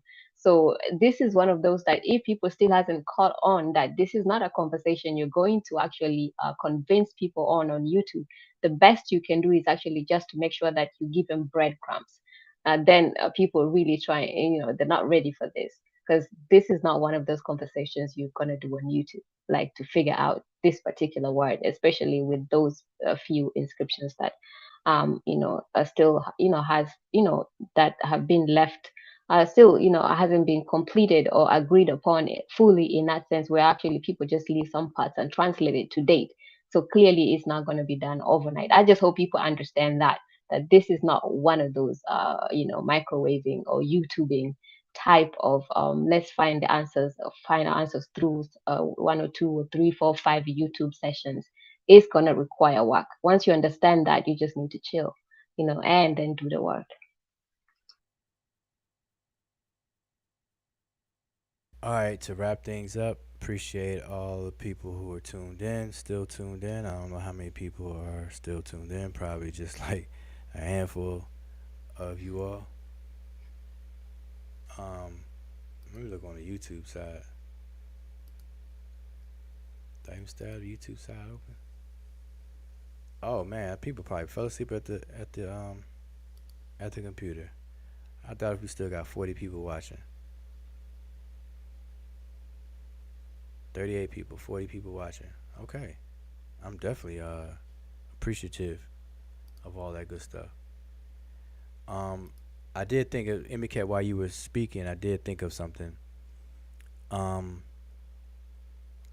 Earlier I was willing to for the sake of progress in the conversation to move away from the understanding of titles, because I didn't want to get into a teaching thing, because in those moments you definitely rarely can teach, because I mentioned that and Johns was like, nobody's thinking you educated me and stuff like that, um, knowing good and well that when it comes to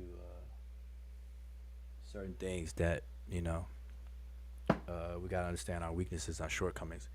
But I had conceded to Shaka and Dugu Kemet about the title because I didn't want to confuse people and go down a path of explaining names like I went into a little bit earlier, and titles, titularies or titular for people. Now, the scholar orthodox method is to separate names from epithets and titles. So they separate titles from epithets and both titles and epithets from names. That's pretty much traditionally how it's been done. And so when you read the examples that we were showing, displaying, Neonk, Peppy, and Henny, and Heppy, and everything like that, what I didn't have time to point out at that time, and I couldn't share my screen, which is why I left and came back into the panel, was it literally says name there. It literally says name. All right. But there's no word really for title. So it says in his good name, Renef, his good name, Henny Kim or Neonk Peppy Kim or whatever the case is.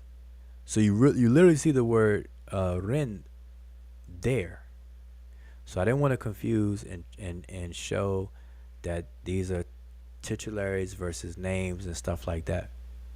So because the real point is that the word Kim in their name or title or full titulary, how do you know it means or it's referring to how they look? Because the evidence, as I still have on my screen, the evidence, he said they was on your hair earlier. Hold on, let me post that up and address Sheffrin. Peace to the brother Sheffrin. He said they was on your hair earlier. It was looking bad for you, y'all. I thought they had you, but you weathered that early storm and came back swinging fire. That's funny. Well, let me tell you this, Sheffrin. When I first tuned in, I wasn't even home. I was in a car, and I was tuned in on the phone in my car, so I couldn't share anything. And then when I got in the house, I had to settle in. So when I finally got on, and that's how come when I first came on the panel, how I came on, I couldn't share or anything. I couldn't even share when I first came on the panel, because I rushed and tried to get on the panel. But then I left the panel and I came back on and noticed how when I came back on, my thing was normal, like how people see it. So that's the backstory of what took place earlier. I was trying to chime in on the conversation, but I was listening while I was in the car, on my way home. And so I got in and was able to come on. So anyway, that's how that went down. So I was able to come on. So I'm coming in fresh with nothing in front of me. Nothing pulled up, nothing in front of me whatsoever, and couldn't even share at first. Then I came back, I could share and stuff. So anyway, that's how it went down. But in the meantime, the conversation kind of goes around in circles, and bouncing from Shaka to Smash to Shaka, and they're asking different things and whatnot. They want yes or no things. But anyway, so that's how that went down and whatnot. So yeah, it appeared that they may be on my head, and I'm definitely comfortable with that. But I'm gonna tell you. So let me just reiterate this, because I don't want to lose this point. I do not want to lose this point. The Kim in these people's names. All right, I think it's 4 people, because scholars are still arguing even to this very day. Matter of fact, I would share with y'all. I'll do it tomorrow. I'm gonna share with y'all some of the scholarship on this that Smash did not share. Now he may share some different stuff tomorrow, but he didn't share. He only shared one piece of scholarship that actually dealt with this issue James P. Allen don't count. Not to say that James P. Allen himself don't count, but James P. Allen's Middle Egyptian grammar book is not a resource for this topic because he does no treatment on this topic. You know what I'm saying? He just mentions in passing Henanit the Black when he's trying to show the directions of the glyphs. That's it. So that's that. But in terms of Blackman's work, the 6-volume journal, volume 4 and 5, particularly about this group of related people, sons in succession, there are other scholars who specifically deal with this. Specifically. As a matter of fact, let me do this. Let me give y'all a couple of names. I'm gonna give y'all a couple of names because I don't do the one up or all the other craziness that people be doing. But I want to give y'all a couple of names if I can find them.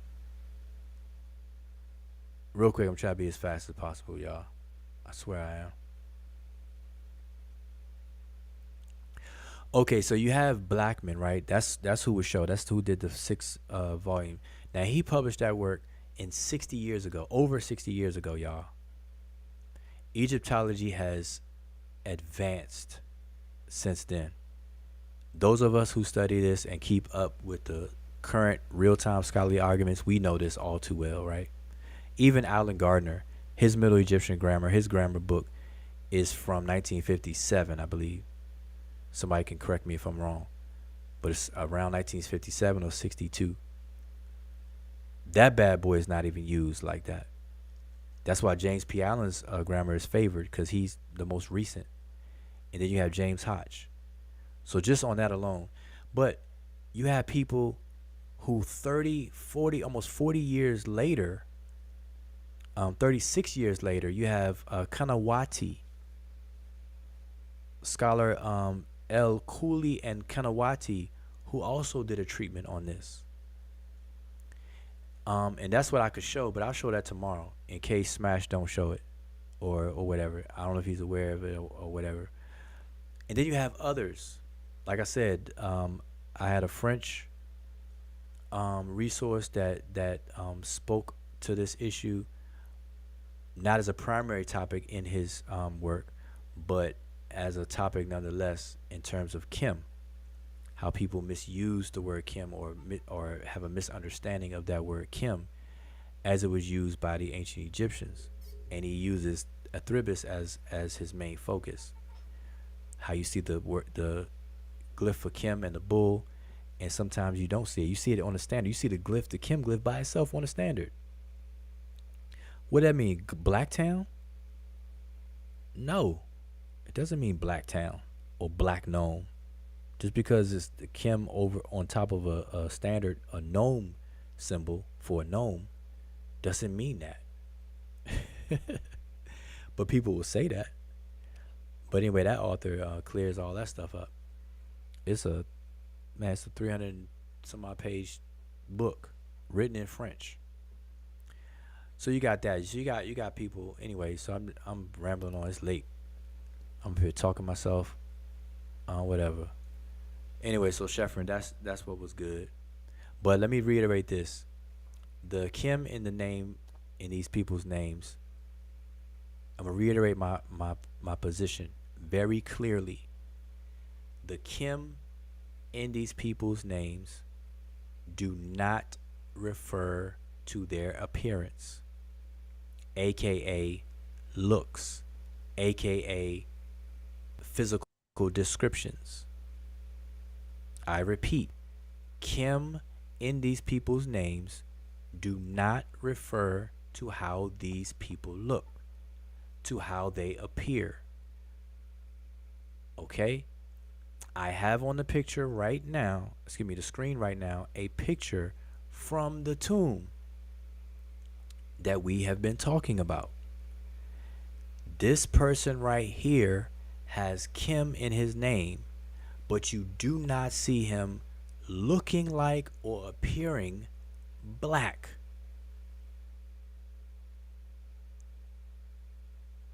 Now, I don't wear glasses, but even people, even Stevie Wonder can see that these three figures in this picture are not painted black. So if it's all about the appearance and the emphasis on appearance, the actual appearance that we could see with our eyes do not match the claim. Period. It doesn't match the claim. And there's no getting around that. All the gymnastics that's going to be done is going to be entertainment. So definitely check it out, y'all. So with that, I'm going to definitely give my appreciation for everybody. Make sure you thumb up the video, y'all. Thumb up the video. Make sure you subscribe. If you haven't subscribed, if you're new here, welcome. Appreciate anybody. I was hoping more people come on the panel, but I'm about to definitely hit it. And I see New University TV in the house. Mika just woke back up, so Mika done went to sleep and woke back up. Man, it's 6:30 in the morning. Luckily, it's Sunday. Sunday's a chill day. Got a couple of runs to make, but I'm pretty much chilling Sunday, so that's why I stayed up all night tonight. All right, so peace. I enjoy, I enjoy this anyway. Enjoy it. I don't let people put a battery in my back. So me and Smash, we good. Smash will talk trash. I've seen Smash talk trash, whatever. And I'm not bothered by any of that stuff. So I want to see Smash body this actual primary source from the tomb. I want to see him work his Photoshop magic and change this this skin to black. I want to see that. Then I'm gonna be amazed. All right. Then he'll catch my attention. Other than that, man, this is pure just fun, man. I mean, really, it's a zombie topic that I don't even really like to get into like that. But because we dealt with it years ago, I'm like, man, really? Like people still talking about that? This guy don't even look black. Yeah, see, something that we really got to understand the need to, like, if we're going to have arguments that that help to indicate quote unquote the blackness of ancient Egyptians, like we really got to do better, because stuff like this are not stuff that can actually like that would not even convince me, like if even I would like to actually find concrete arguments that actually indicate that, but we have to be very honest with ourselves that we can't use these kind of arguments. We look silly when we use this kind of weak arguments to actually prove that the ancient Egyptians were black. That they first and foremost, there's no need to prove that. We just you know because proving it does not help you with anything. If we say yes, it does not add value to what you're trying to understand about the ancient Egyptians. What they did, and whether they were black or white, still remains what they did. So you're going to figure out what they did, it's not going to change because suddenly now they're black. So some facts are going to change in the field. So the point is, if we're going to stick with this kind of arguments, like 50 years down the line, we're still trying to prove to some people that the ancient Egyptians were black, then it's about time that we've had enough time, 50 years and over. We had enough time, because now we have enough data to actually come up with better arguments, because these are just silly. The argument itself is just silly when there's a lot to be done. People who don't even care whether the ancient Egyptians were black or white are actually utilizing that particular the culture of ancient Egyptians to better themselves. So it is up to us to actually utilize it, whether they were red, green, blue, black, purple, to utilize it just like other people are utilizing it, to understand the genius behind that particular culture that lasted 3,000 years. We got to understand it without even trying to figure out if they were black or not, because clearly a lot of things were done right in that culture, and clearly the people who actually you know uh got to know and decipher and use that culture, we understand that they actually use that to their benefit. A lot actually changed after with the coming of the field of study of Egyptology. So that's a fact we have to understand. And when people did that, the they didn't do that trying to figure out if they're black or if they're white. So then we can, I'm talking about them, so they can use it.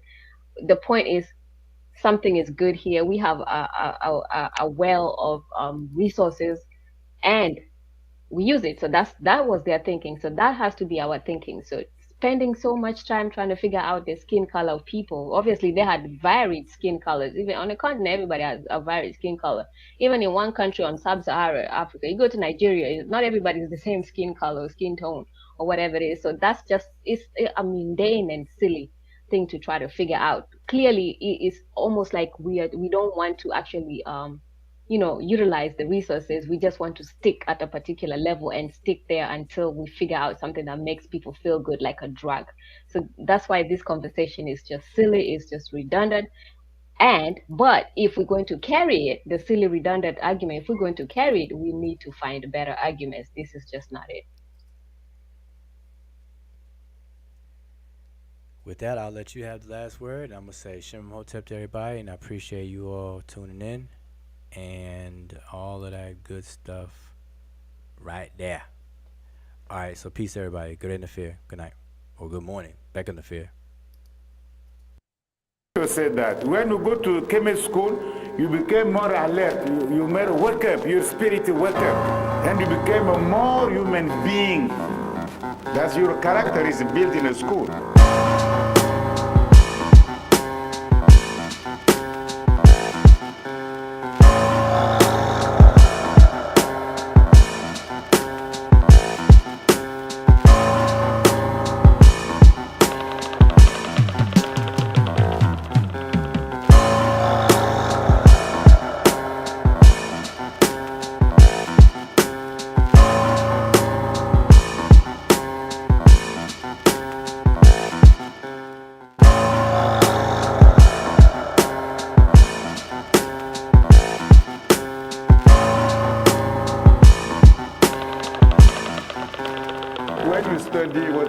Classical studies, we must know Netcher. You see, maybe in the future we need to know some Meroitic too. We need to know Netcher.